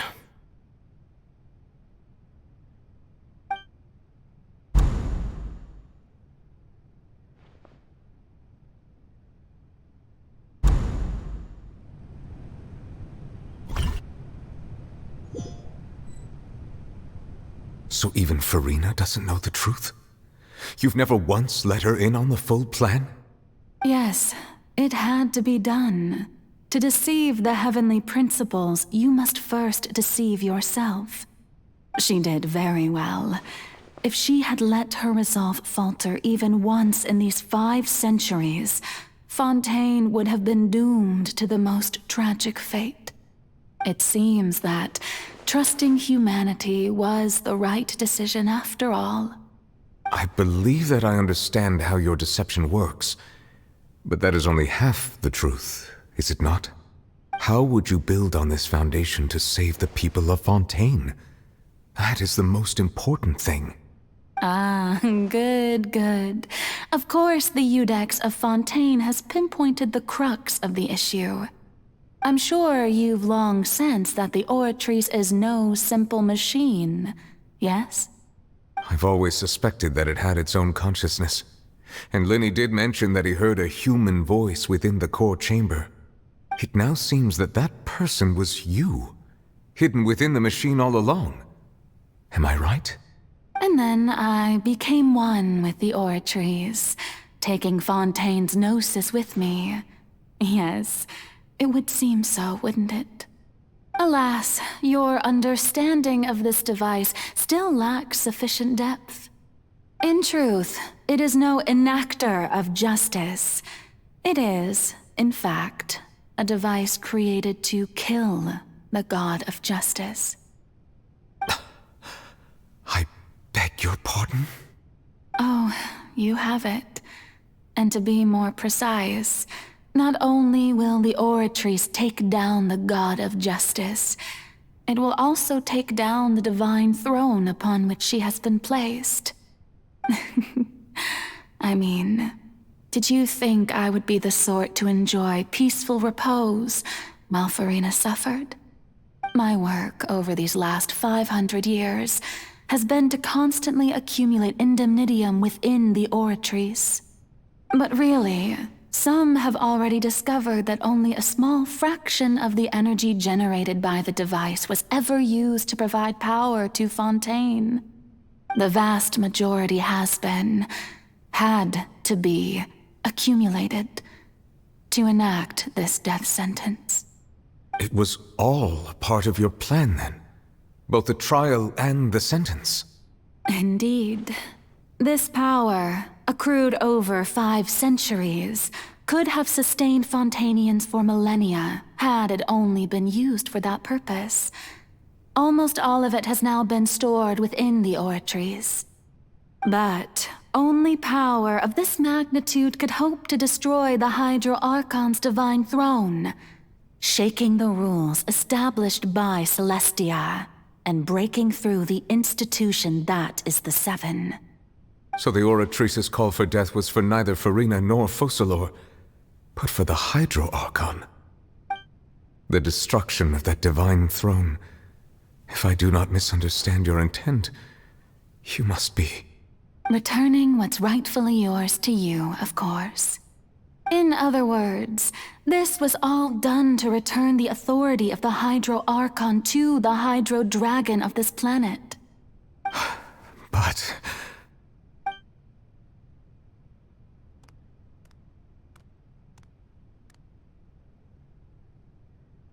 Oh, what? Getting sad again, are we? The authority of the ancient dragons shall soon be yours once more, O Hydro Dragon Sovereign. And this is the face you make.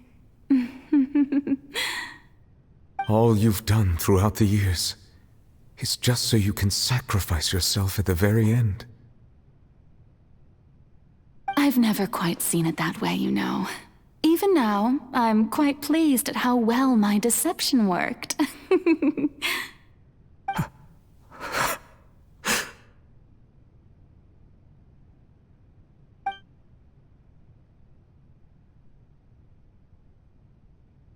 Hydro Dragon,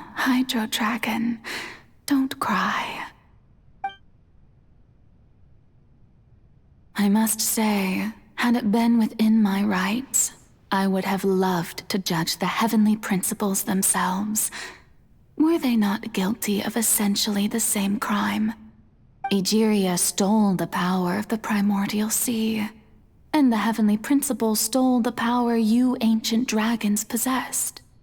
I, for my part, am the god of justice. And is it not just that your original powers should be returned to you?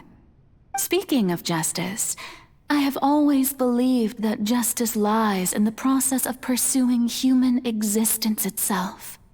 So, if the theft of the primordial sea's might was Fontaine's original sin, then, leaving matters of procedural right and wrong aside, the descent of the Fontainians as humans and their right to exist in this world would be Fontaine's original justice.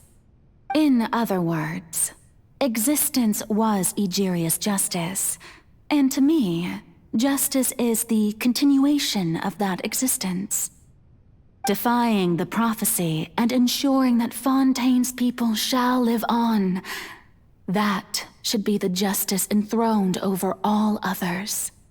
At this point, we, whether it be myself or all other Fontainians, have shouldered the burden of this sin for far too long.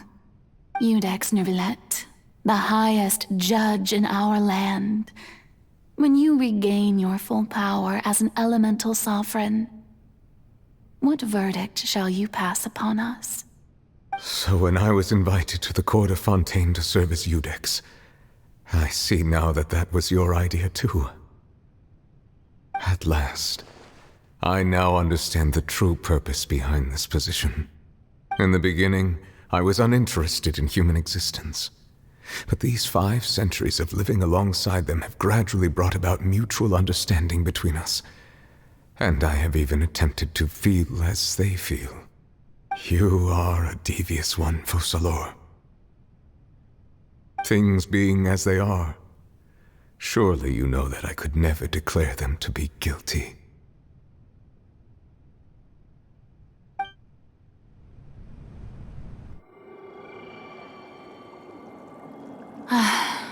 The hour of my execution is almost here. For the sinner, the curtain call has come. I know I may not sound it, but faced with death, I find myself a little afraid. Perhaps this is one thing both gods and humans have in common.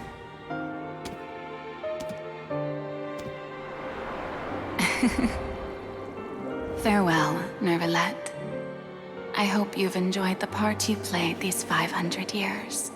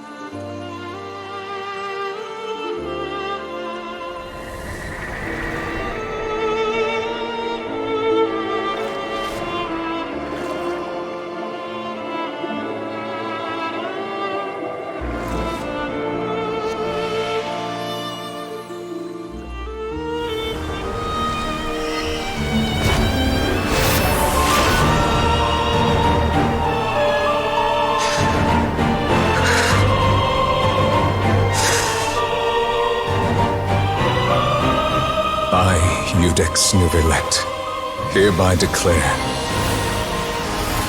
people of Fontaine, your sins are forgiven.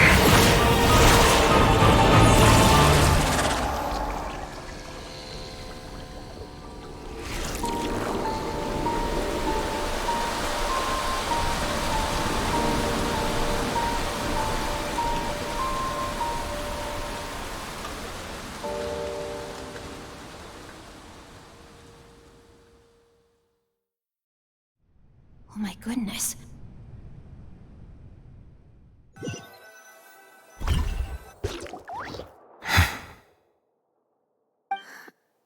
What just happened?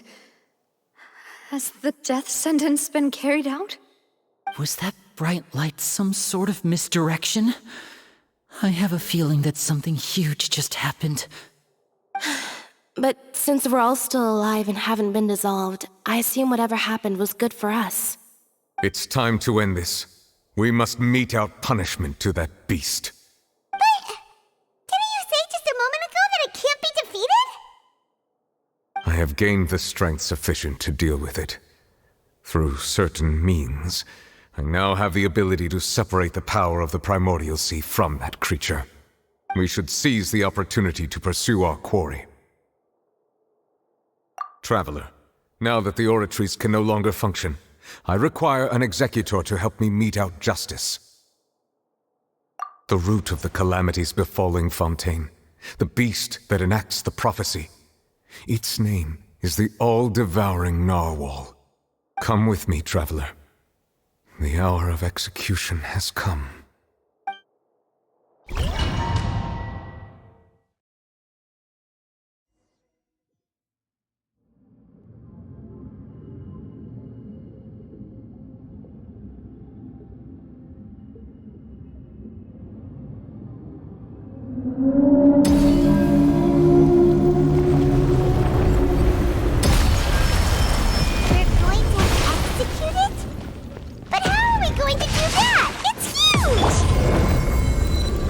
Done my best to separate the power of the Primordial Sea from the whale. Considering the size of the beast, I cannot reach the power source. Unless we can find a way to attack it from within. I shall share a part of the ancient dragon's power with you. We'll look for an opening together.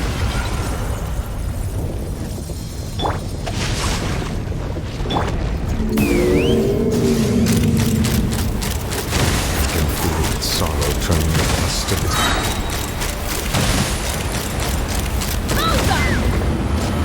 Hold on to your hats.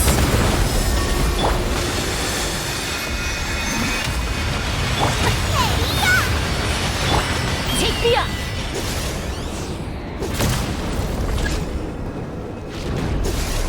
Bullseye! The all-devouring Narwhal cannot resist its instinct to devour. Continue to trigger its hostility, and a chance will present itself.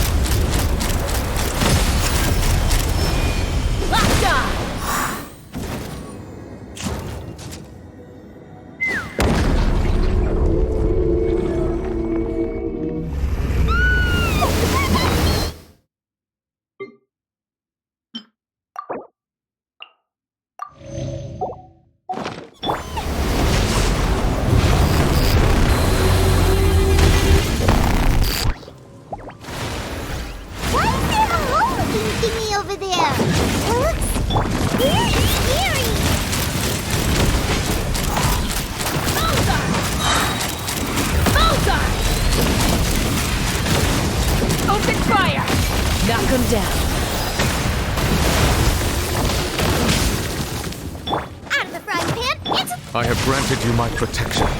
Do not fear. Seize the moment and use my power to suppress its root from within.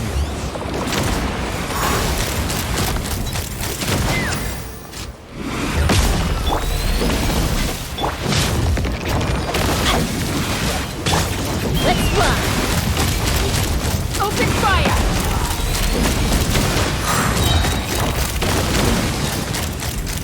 Open fire! Fire in the hole! No, my sword! Take me up!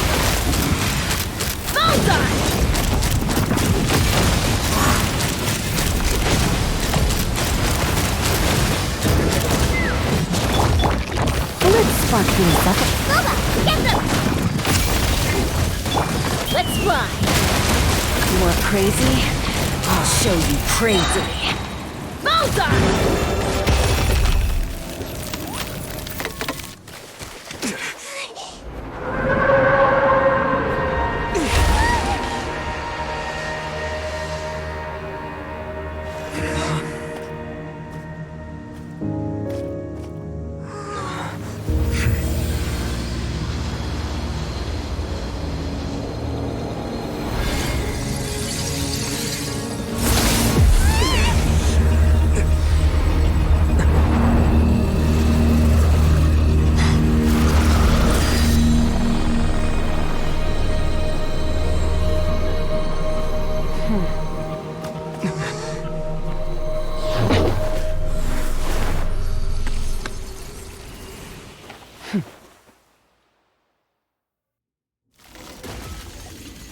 Thanks for helping with the cleanup.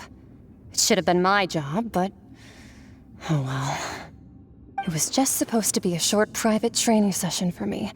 I didn't think that my disciple and my master's pet would start brawling in the meantime.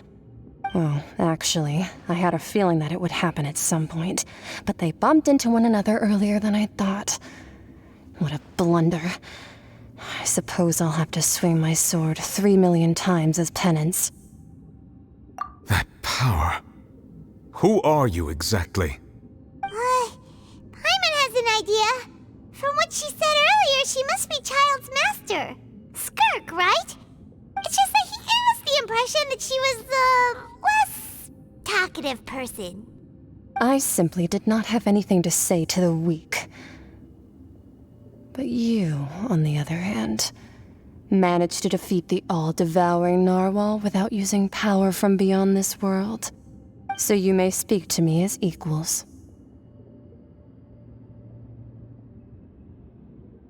I have to agree. It's a strange use of a planet's primordial waters just to raise an all-devouring narwhal. That kind of power is wasted on it. It's not cooperative. It eats too much. And I have more important things to do with my time than pet sitting. The only thing that creature has going for it is its looks. All in all, it fails as a pet. Miss Skirk? I think you might have missed the point. The point being? Well, being that this pet almost destroyed an entire nation. So what sort of person is your master? Well, Child's master's master. Wait, is that right? Oh, right. So you don't know him. Sorry, I assumed you did. His name is Sir Deluge. Huh? I am unfamiliar with that name. Huh. So Master is insufficiently famous. How should I describe him then? Have you heard of the name The Fowl? The Fowl? Still nothing? Well, how about the Visionary? Vetterfulnir then? Or Gold Rhindaughter? Ooh, that one we've heard! Rhindaughter's part of the Hexen Circle. She's Albedo's mom, right? Oh, so you do know that name. To be honest, I also heard all of those names and titles from my master. I don't actually know them either. But I suppose you understand now, yes? My master is likely a similar sort to Rhindaughter. They are both pursuing some form of perfection. Wait! Didn't you also mention a visionary person? Paimon didn't quite catch their name. Actually, never mind that.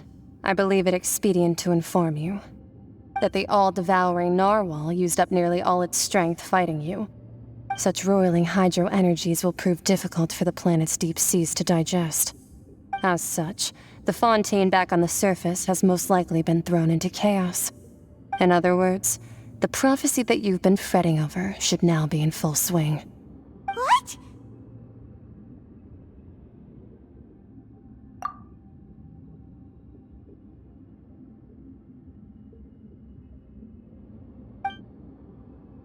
Not to worry. Focalor has already managed to deceive the heavenly principles.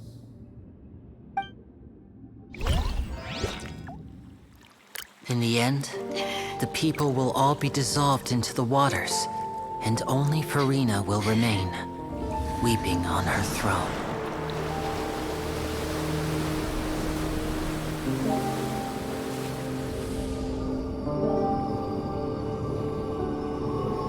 Only then will the sins of the people of Fontaine be washed away.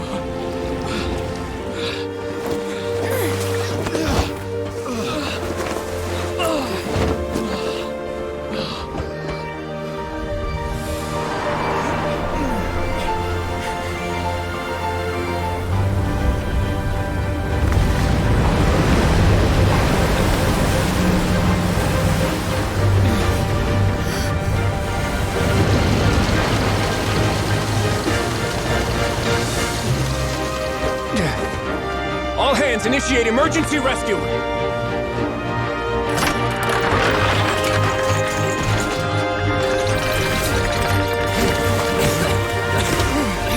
Hurry!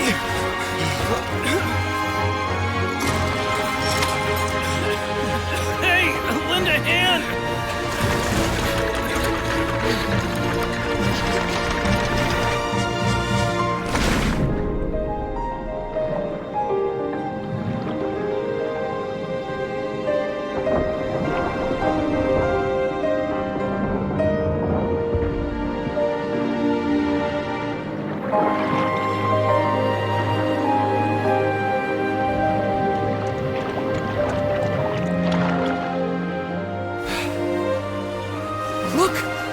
Receding!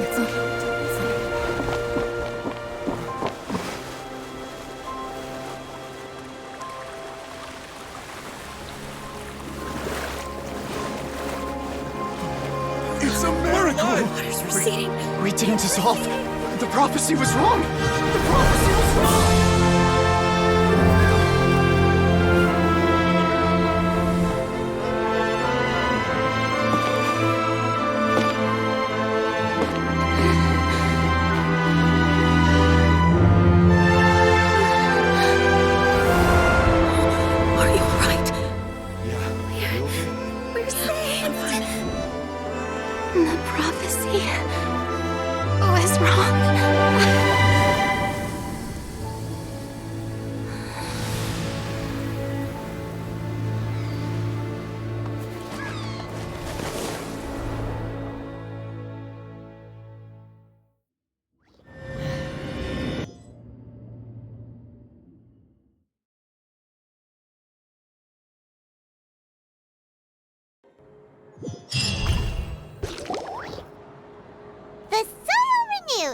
The Spina di Rosula talks post-disaster rebuilding.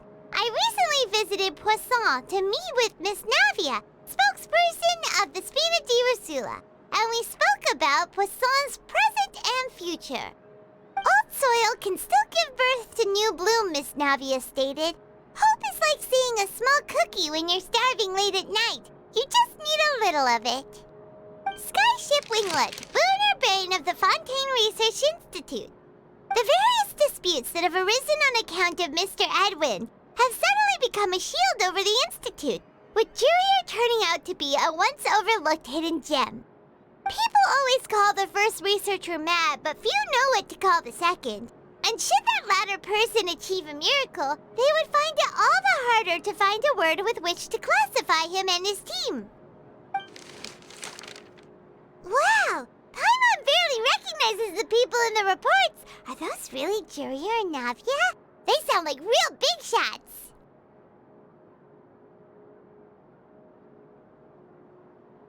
What do you think? Pretty enthralling, huh? The Steambird's idea was pretty simple. With the disaster just having passed, we would print a free edition packed to the margins with good news to calm people down. The value for these big scoops lies in their inevitable follow-ups.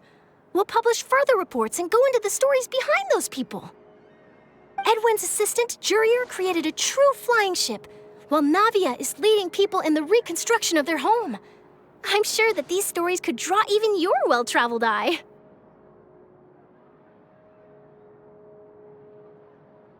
Paimon's curious too! Wait a minute. Didn't we watch everything happen from start to finish? What's there to be curious about? And that's exactly why I'd like you to come conduct interviews with me. You're the best incubators of news, if you haven't noticed. And also, with you around, I'm sure I'll get to see that Duke. Are you sure? Hasn't he turned you down several times already? Oh, this time will be different. Come on, let's head to Poisson first, and then make a trip to the fortress. There are some things you'll only know when you get there.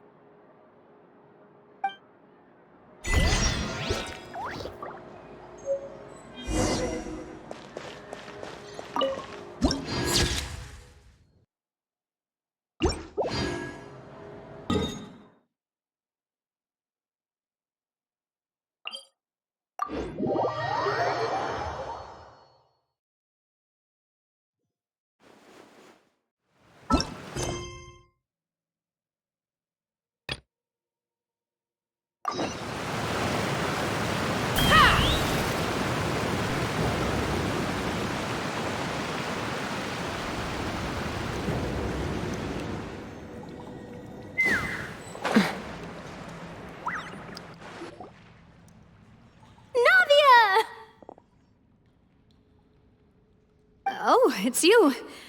What brings you all here? Hey, we're just having a look around. I'm here to update myself on how things are going here. Oh, the Fatui are here too. Let me introduce you. This is Mr. Garunt Snezhevich. He represented the Knave in sending us a large amount of supplies, and is helping with our work. Our residents are hard at work as well. Thanks to everyone, work is progressing nicely. We've lost a lot of people, but we're moving forward. That will have to be enough. Hello, Miss Charlotte. I'm a big fan of yours. I especially like that article you wrote last year about Fontaine's stray cats. But if you don't mind, could you not emphasize our role too much in your report? It's not charity we're doing here. We just happen to share the same interests as the Spina. I get where you're coming from. I'll keep it as simple as possible. Or would you be willing to feature as friendly neighbors? That would be fine. Thanks! Oh, you're back too. How are things? We finished laying down the construction materials. It'll be another hour before the workers are able to go over there. Huh? You're here too, Clarant? Well, her reputation's greatly risen after that whole duel business with Miss Farina. So she's here in Poisson to wait out the heat. All right. She really came here to help me out. There's too much to consider in the reconstruction of Poisson. The Spina has need of more decision-makers. And, well, I do already happen to be connected to Mr. Callis. Oh, wait just a moment. Do you mind me asking a few questions? You know, about how you felt before the duel, about what it was like facing down a god. There's lots of exciting material there, I bet. Forget it. I'm sure you can find a better theme than that, Miss Charlotte. I see you're the same as always. Couldn't you do me a favor, for Navia's sake? Well, if we're talking about doing things for my sake, you might as well just take a few more photos of me. Or of the Traveler. It's better than wasting time persuading Chlorand, at any rate. Of course I will. I'm not gonna let him off that easy. All right, then everyone who wants to be in the photo, gather up. And smile.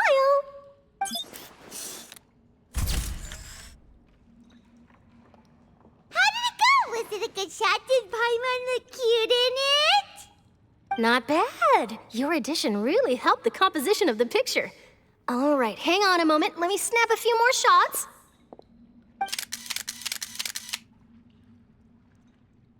All right, that should do it. I'll be back here later anyway, so let's call it a day.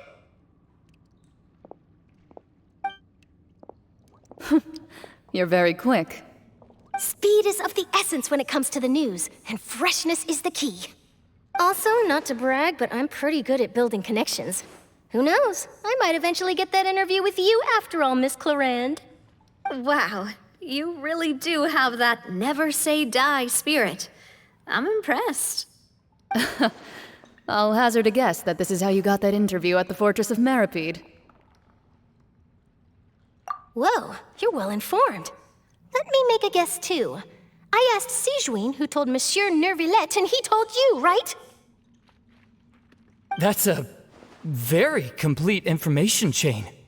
In truth, all Monsieur Neuvillette asked me was, when did the fortress become so friendly towards the media? I told him that it was best not to speak too soon. There's no guarantee that Wriothesley will make a personal appearance.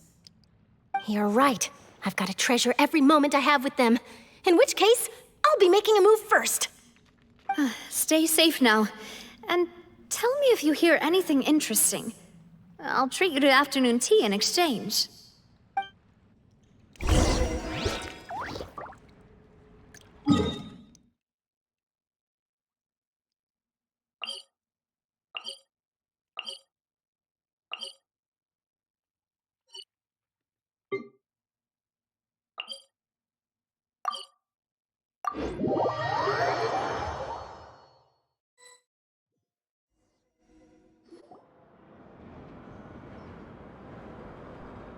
Wow, guess we're here again, huh? There's a real nostalgic feeling to this place. Looks like you've been missing us.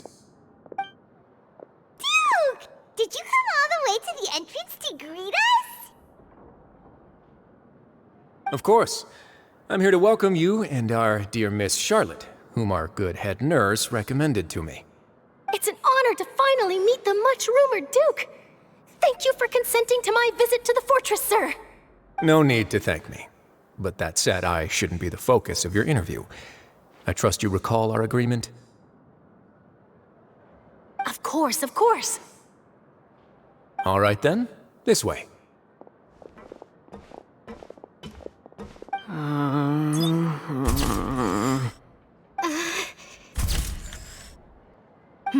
Hey, no need to be so nervous. I've already taken all the photos we need. Miss Charlotte, do these pictures really need to be published on the cover of the Steambird? It would seem that Miss Lorvine doesn't want her face to appear beside that of Mr. Jurier, hmm? Sir, please don't say things like that. But it looks like dear Mr. Jurier denies it. Might this interview be very important to you, then? No, I just...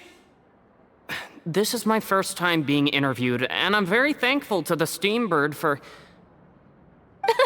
Now, I might not look it, but I actually did meet Mr. Edwin once. And I'll be honest, I enjoyed chatting with you more. You've definitely got more of that genius vibe going on. The boat that brought about a miracle, the ark that saved the people. Why, you recreated a myth back there, like an emissary of legend. Still, if I might ask, where's that flying ship now? Huh! Looks like Charlotte's trying to get herself another exclusive scoop. I have to apologize, but that ship is presently in the bowels of our factory. I'm afraid it won't be easy for you to get a shot of it. Really? Well, then in that case, could I have an interview with you to make up for that loss?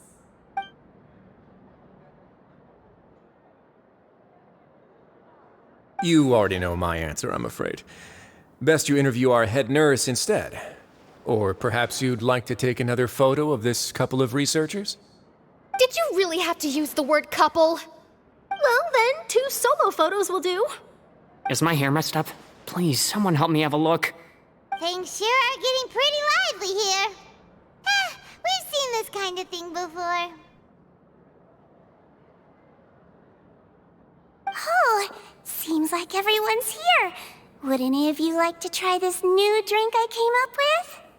Ah, Sigewinne. Hey, Miss Charlotte. Why don't you, take some pretty photos of our head nurse? Sure. Come on, Miss Sigewinne. Over this way. Let's find a brighter spot. Huh? Sure. Do I have to smile? So, how have things been at the fortress.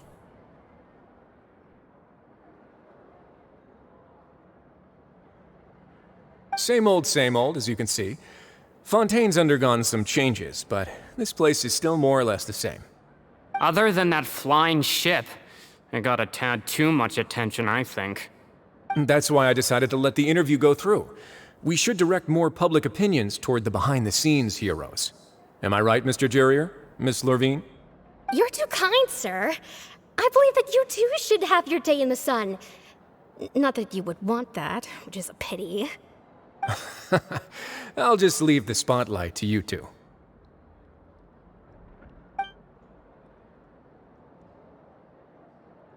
I see.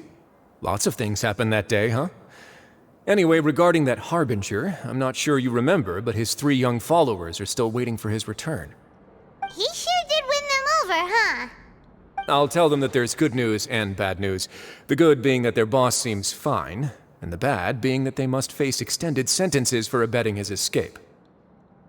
Oh, actually, what about you? Are things gonna change for you too? What change can there be? The fortress will keep chugging along, and so will my duties. As to what Miss Furina's departure will mean for the nation, and if our laws and governance will be transformed, we'll leave those to the folks in the overworld. Hey everyone, the photo shoot's done. Good. In that case, let's call it a day here. Thanks for your cooperation. Come on, Traveler, let's go. Till next time, everyone. There'll be a next time? Maybe. Who knows? I might write a story about the underwater factory next time. Until then. All right, last stop, the docks.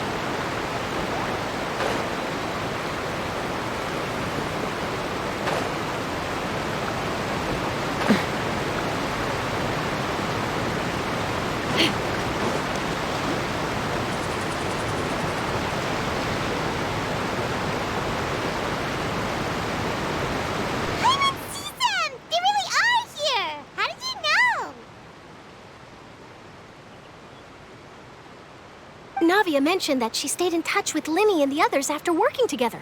Apparently, they've been at the docks distributing these strange pockets the whole time since. Traveler, Paimon. Ah, and Miss Charlotte, too. Would you like a magic pocket? What sort of gadget is it? It's a wondrous bag that can be used to carry many things. The water level has returned to normal, but if you see any of your things floating around, you can use this to carry them. Or you could trick a friend into doing it for you. Trick a friend? I wonder which of my friends would fall for that.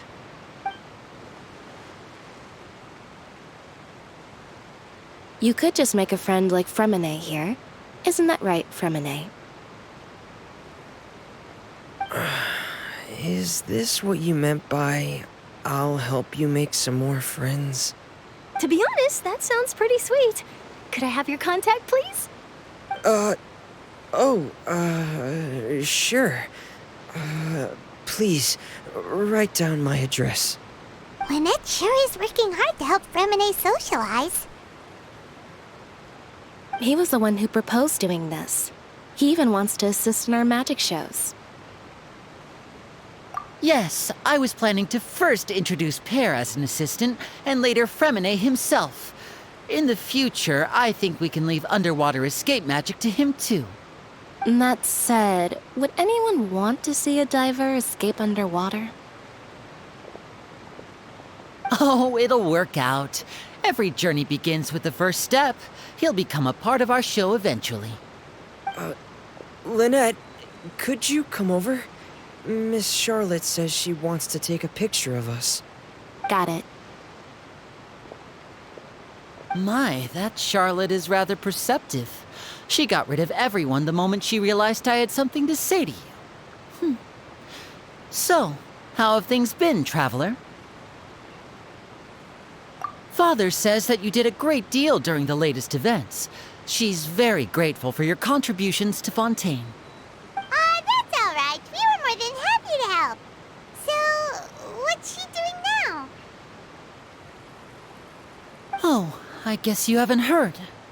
Well, after Lady Farina left, Father and Monsieur Neuvillette opened negotiations, during which he gave Fontaine's gnosis to her as a diplomatic gift. A diplomatic gift? A gnosis? Yes, I was quite surprised at first myself. But when I thought it over, there were actually a number of things going for it. It could have been done as an apology for the incident with Lord Child, or as thanks for his help in tying the all-devouring narwhal down. Furthermore, Father did also lend significant aid to Fontaine and Poisson. Well, that's true, but this is a gnosis we're talking about. Doesn't this seem a bit irresponsible? I would agree, but I've also heard that it seems that Monsieur Neuvillette has had a significant change of heart regarding the matter. So there's some reason for this that only Neuvillette knows about?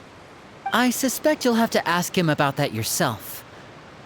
Yes, speaking of which, I did see him strolling around the entrance to the Fortress of Meripede a while back. Isn't he real busy and stuff? Paimon didn't think he'd have the time for that. But back to the topic. The gnosis was given to the knave, right? What about Child? They say that he's returned to Snezhnaya to recover from his wounds. I hear that the recent disaster really did a number on his health. That's true. When you think about it, we've had loads of run-ins with the Fatui. To think we'd be allied with them this time. So shocked by such a simple switching of sides?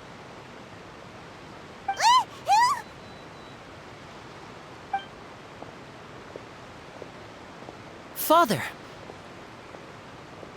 Well, what do you know? Come to the docks to see how my children are doing and meet the traveler by chance. Please do not pay my accomplishments in Fontaine too much mind. I would have done them regardless. Are you going to take the gnosis back to Snezhnaya? That is our duty as harbingers, yes. Don't be too preoccupied with sides. The goal of the Fatui concerns not a single place or person, but the entire world. With such a grand goal in mind, it is inevitable that we must wear many masks. Switching my masks is something I've always done. Well, that depends on many things. No one truly knows what the future holds. What good is honesty if you can't rely on it forever? As for you, I very much look forward to our next collaboration. Good things cannot be achieved alone, and you've proved yourselves to be great partners.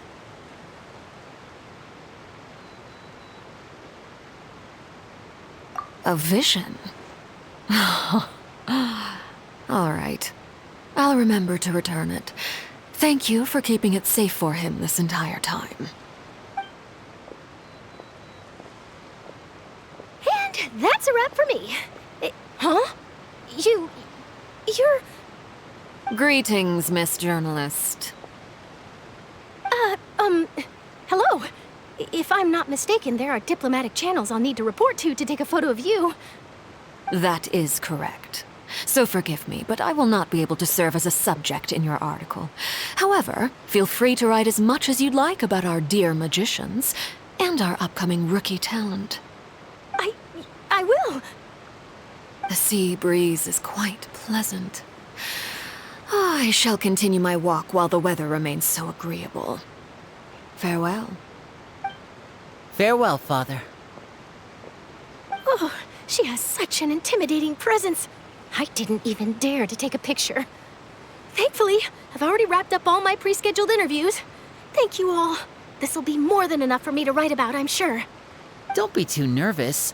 Why don't you take a magic pocket before you go? Here, Traveler, Paimon, you take one too. To move things about? That's right. Funny. I was giving out magic pockets when we first met too. And what do you know? I'm doing the exact same thing right now. So many things have happened, but the pockets are still the pockets. I guess this must be life. We will all follow our own paths, and serendipity will lead you to your fated friends. All right then. We'll be handing out pockets in some other districts later, so we'll get going now. Have a good day, you two.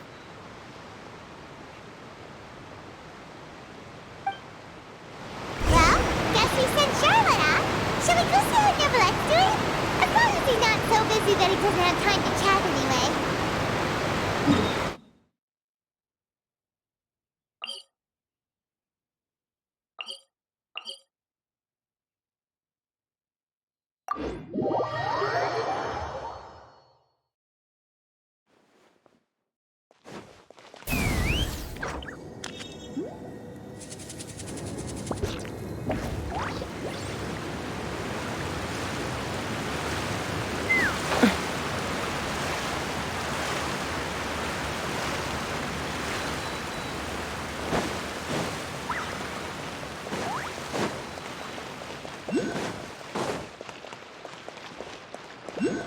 Entrance to the fortress! Ooh, he really is there!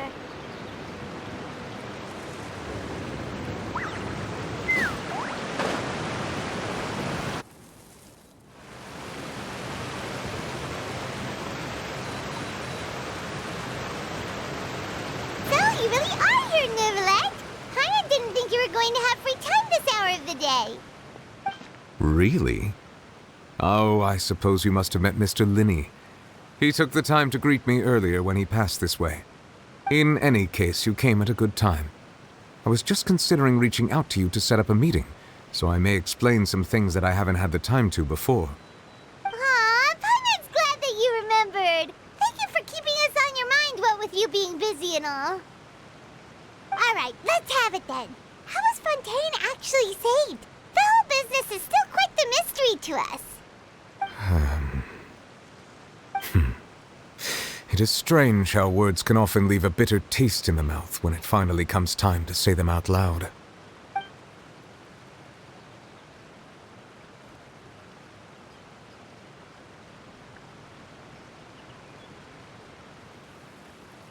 Whoa. So that's what happened?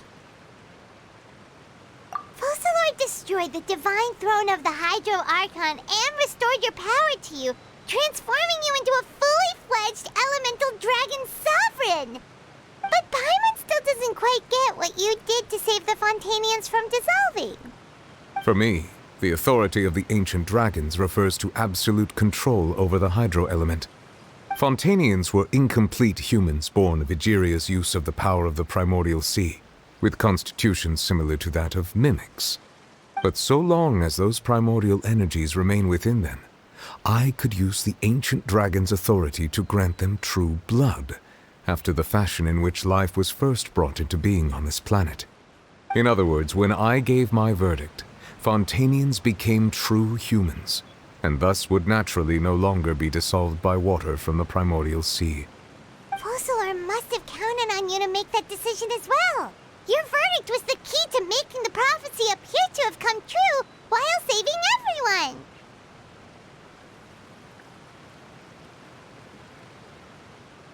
Yeah, and in a manner of speaking, Focalor finally managed to fulfill the original Hydro Archon's wish to turn Oceanids into real people too! It seems from your expressions that you still have more things you wish to ask. Ask away. I will tell you the truth as I know it. I have investigated his case along many avenues, and I have learned that he once fell into an unknown chasm when he was young. There, by chance, he awakened the all-devouring narwhal. But whether it be by sentiment or reason, that should not have been enough to consider him the root cause of the disaster. At most, he would have had tangential liability. As for the judgment passed by the Oratrice during the trial, whether it was due to that liability by association, or Focalors deliberately using him to buy time for us on the assumption that he would be able to hold the creature off, I cannot say. Guess Focalors had Fontainians in mind the whole time. In the end, it was thanks to her that they finally became real humans. Hang on a second. Paimon suddenly got another question. Back when Fontainians hadn't yet become real humans, were the children they had also transformed Oceanids? Life has always flowed like water. Do you recall how Fontainians would often come to the Fountain of Lucine to pray for children? Yeah, Lynette said the fountain is where all the waters in Fontaine converge. In truth, even those couples did not know that such prayers were no mere custom, but instead a form of ritual. Those Oceanids who were blessed within the spring water would later descend as new humans in the coming months. Paimon sorta gets it now. Either way, seems like this ritual won't be of any further use, but it'll probably live on as a local custom. Ask away. I will tell you the truth as I know it. Yeah, about that. Risley said Farina has already left. What's that all about? Ah, Lady Farina. The people are only aware that her death sentence has not been carried out. She abdicated the post of Hydro Archon and left affairs related to that title to me, before leaving the Opera House. I related Focalors' words to her faithfully and completely. After hearing them, she seemed neither saddened nor comforted. She simply said that she was tired and needed to rest. Having said that, she then packed her things and moved out of the Opera House, not unlike how an ordinary person might. But she's still got a place to stay, right? You need not worry. I will make arrangements to ensure that she will not want for food, clothing, board, or travel. In truth, I am somewhat happy for her. The wear and tear on her spirit will, of course, take time to heal.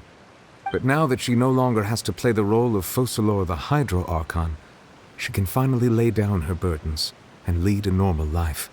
What about you then? What are your plans now that you've regained your full powers as the Hydro Dragon? After Focalors passed on, the Oratrice also ceased to function. This matter will directly affect our trials. After much careful consideration, I've decided to take over its role in our courts. From now on, I shall hear cases and pass verdicts by myself. Looks like you're still considering stuff from the perspective of the Udex, huh? As an elemental dragon, there are indeed many things that I must do. But this power and this duty, in a manner of speaking, you could say that both were granted to me. As such, before I attend to my other responsibilities, I must first and foremost continue to serve Fontaine as its highest judge. The duty of the Hydro Sovereign and the duty of the Udex shall coexist within my person. Additionally, the Hydro Archon's departure has brought about another problem, which is that the Opera House shall no longer produce indemnitium. That's true. That power was derived from the people's faith in the Hydro Archon, wasn't it?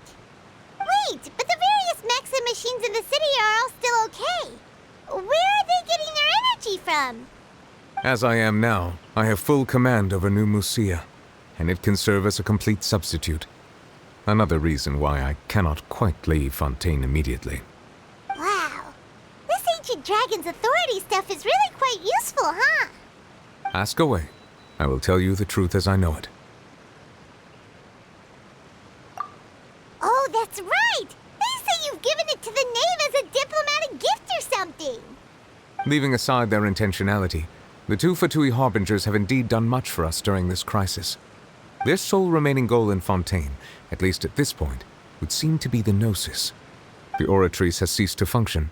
The Hydro Archon's divine throne is now no more, and I do not need the Gnosis's power. As such, it has lost all meaning for Fontaine. If the Fatui have impure designs, then we might as well accede to their request now, and avoid unnecessary conflict. What complicated considerations! Paimon thought you were just giving it to them out of gratitude to the knave and as an apology to Child. Ask away. I will tell you the truth as I know it.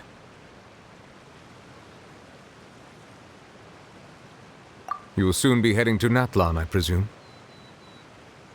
I'm afraid that I have little talent as a travel guide, so all I can do is tell you what I know about that land. As far as I'm aware, Natlan can be said to be a nation of dragons. A nation of dragons? You mean like you? No, I suspect that I would not find myself welcome there. Unlike ancient dragons such as myself, the dragons of Natlan have undergone long years of development and evolution. Large numbers of them have entered a form of coexistence with humanity. Natlan is also the nation of war. War ravages those lands like an undying flame. There is one other piece of information I got incidentally from my negotiations with the Knave that I believe may be useful to you. The harbinger known as the Captain has thrown his hat into the endless ring of war. The Captain. Sounds like a real tough customer. Seriously, everywhere you look, there's a Fatui harbinger doing their thing. I suggest that you fully prepare yourself before going to Natlan. In the meantime, Fontaine's doors will always be open to you. Ask away. I will tell you the truth as I know it. Hang on a sec. Paimon's still got a question about the Gnosis. When we spoke to Linny earlier, he mentioned that your attitude towards giving away the Gnosis had clearly changed. We guessed that there might be some reason for it that only you were aware of. No wonder the House of the Hearth is the Fatui's intelligence division. They are certainly sharp. So regarding this specific issue, I was just getting ready to share something with you. What is it? In truth, I exchanged some further words with that lady named Skirk after sending you two back to the surface. It went something like this.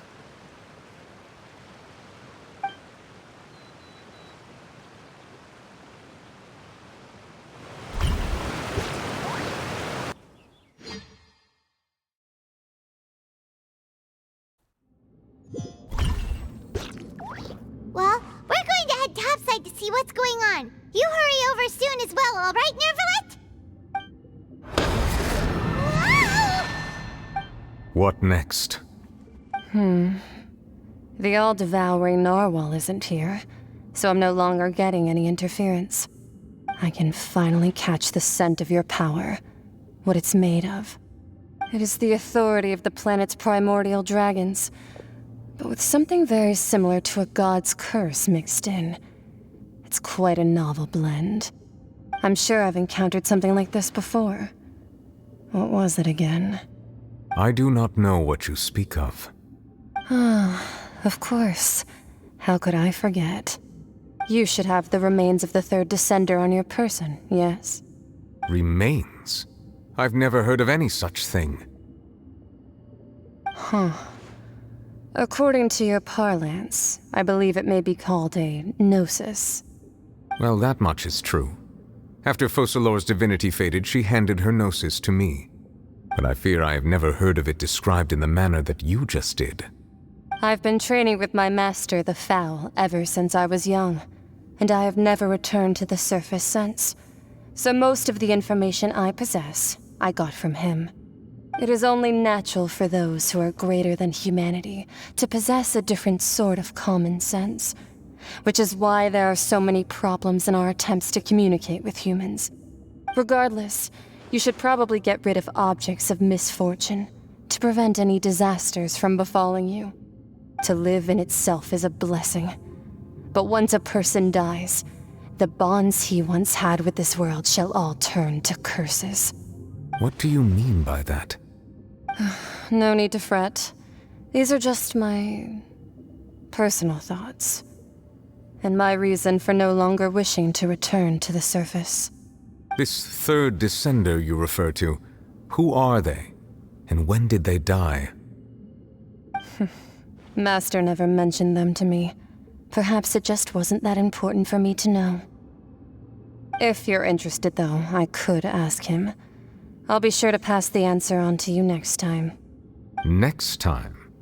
You believe we will meet again? I do. Wait. I have a disciple of my own, don't I? He can be the messenger then.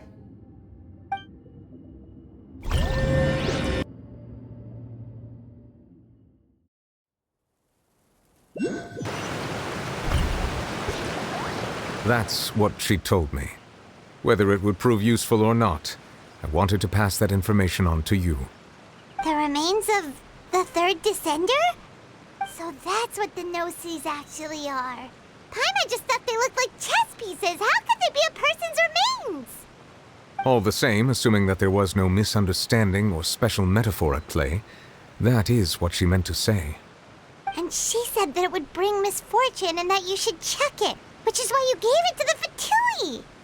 If she speaks the truth, then I would simply be putting Fontaine at unnecessary risk by keeping it here.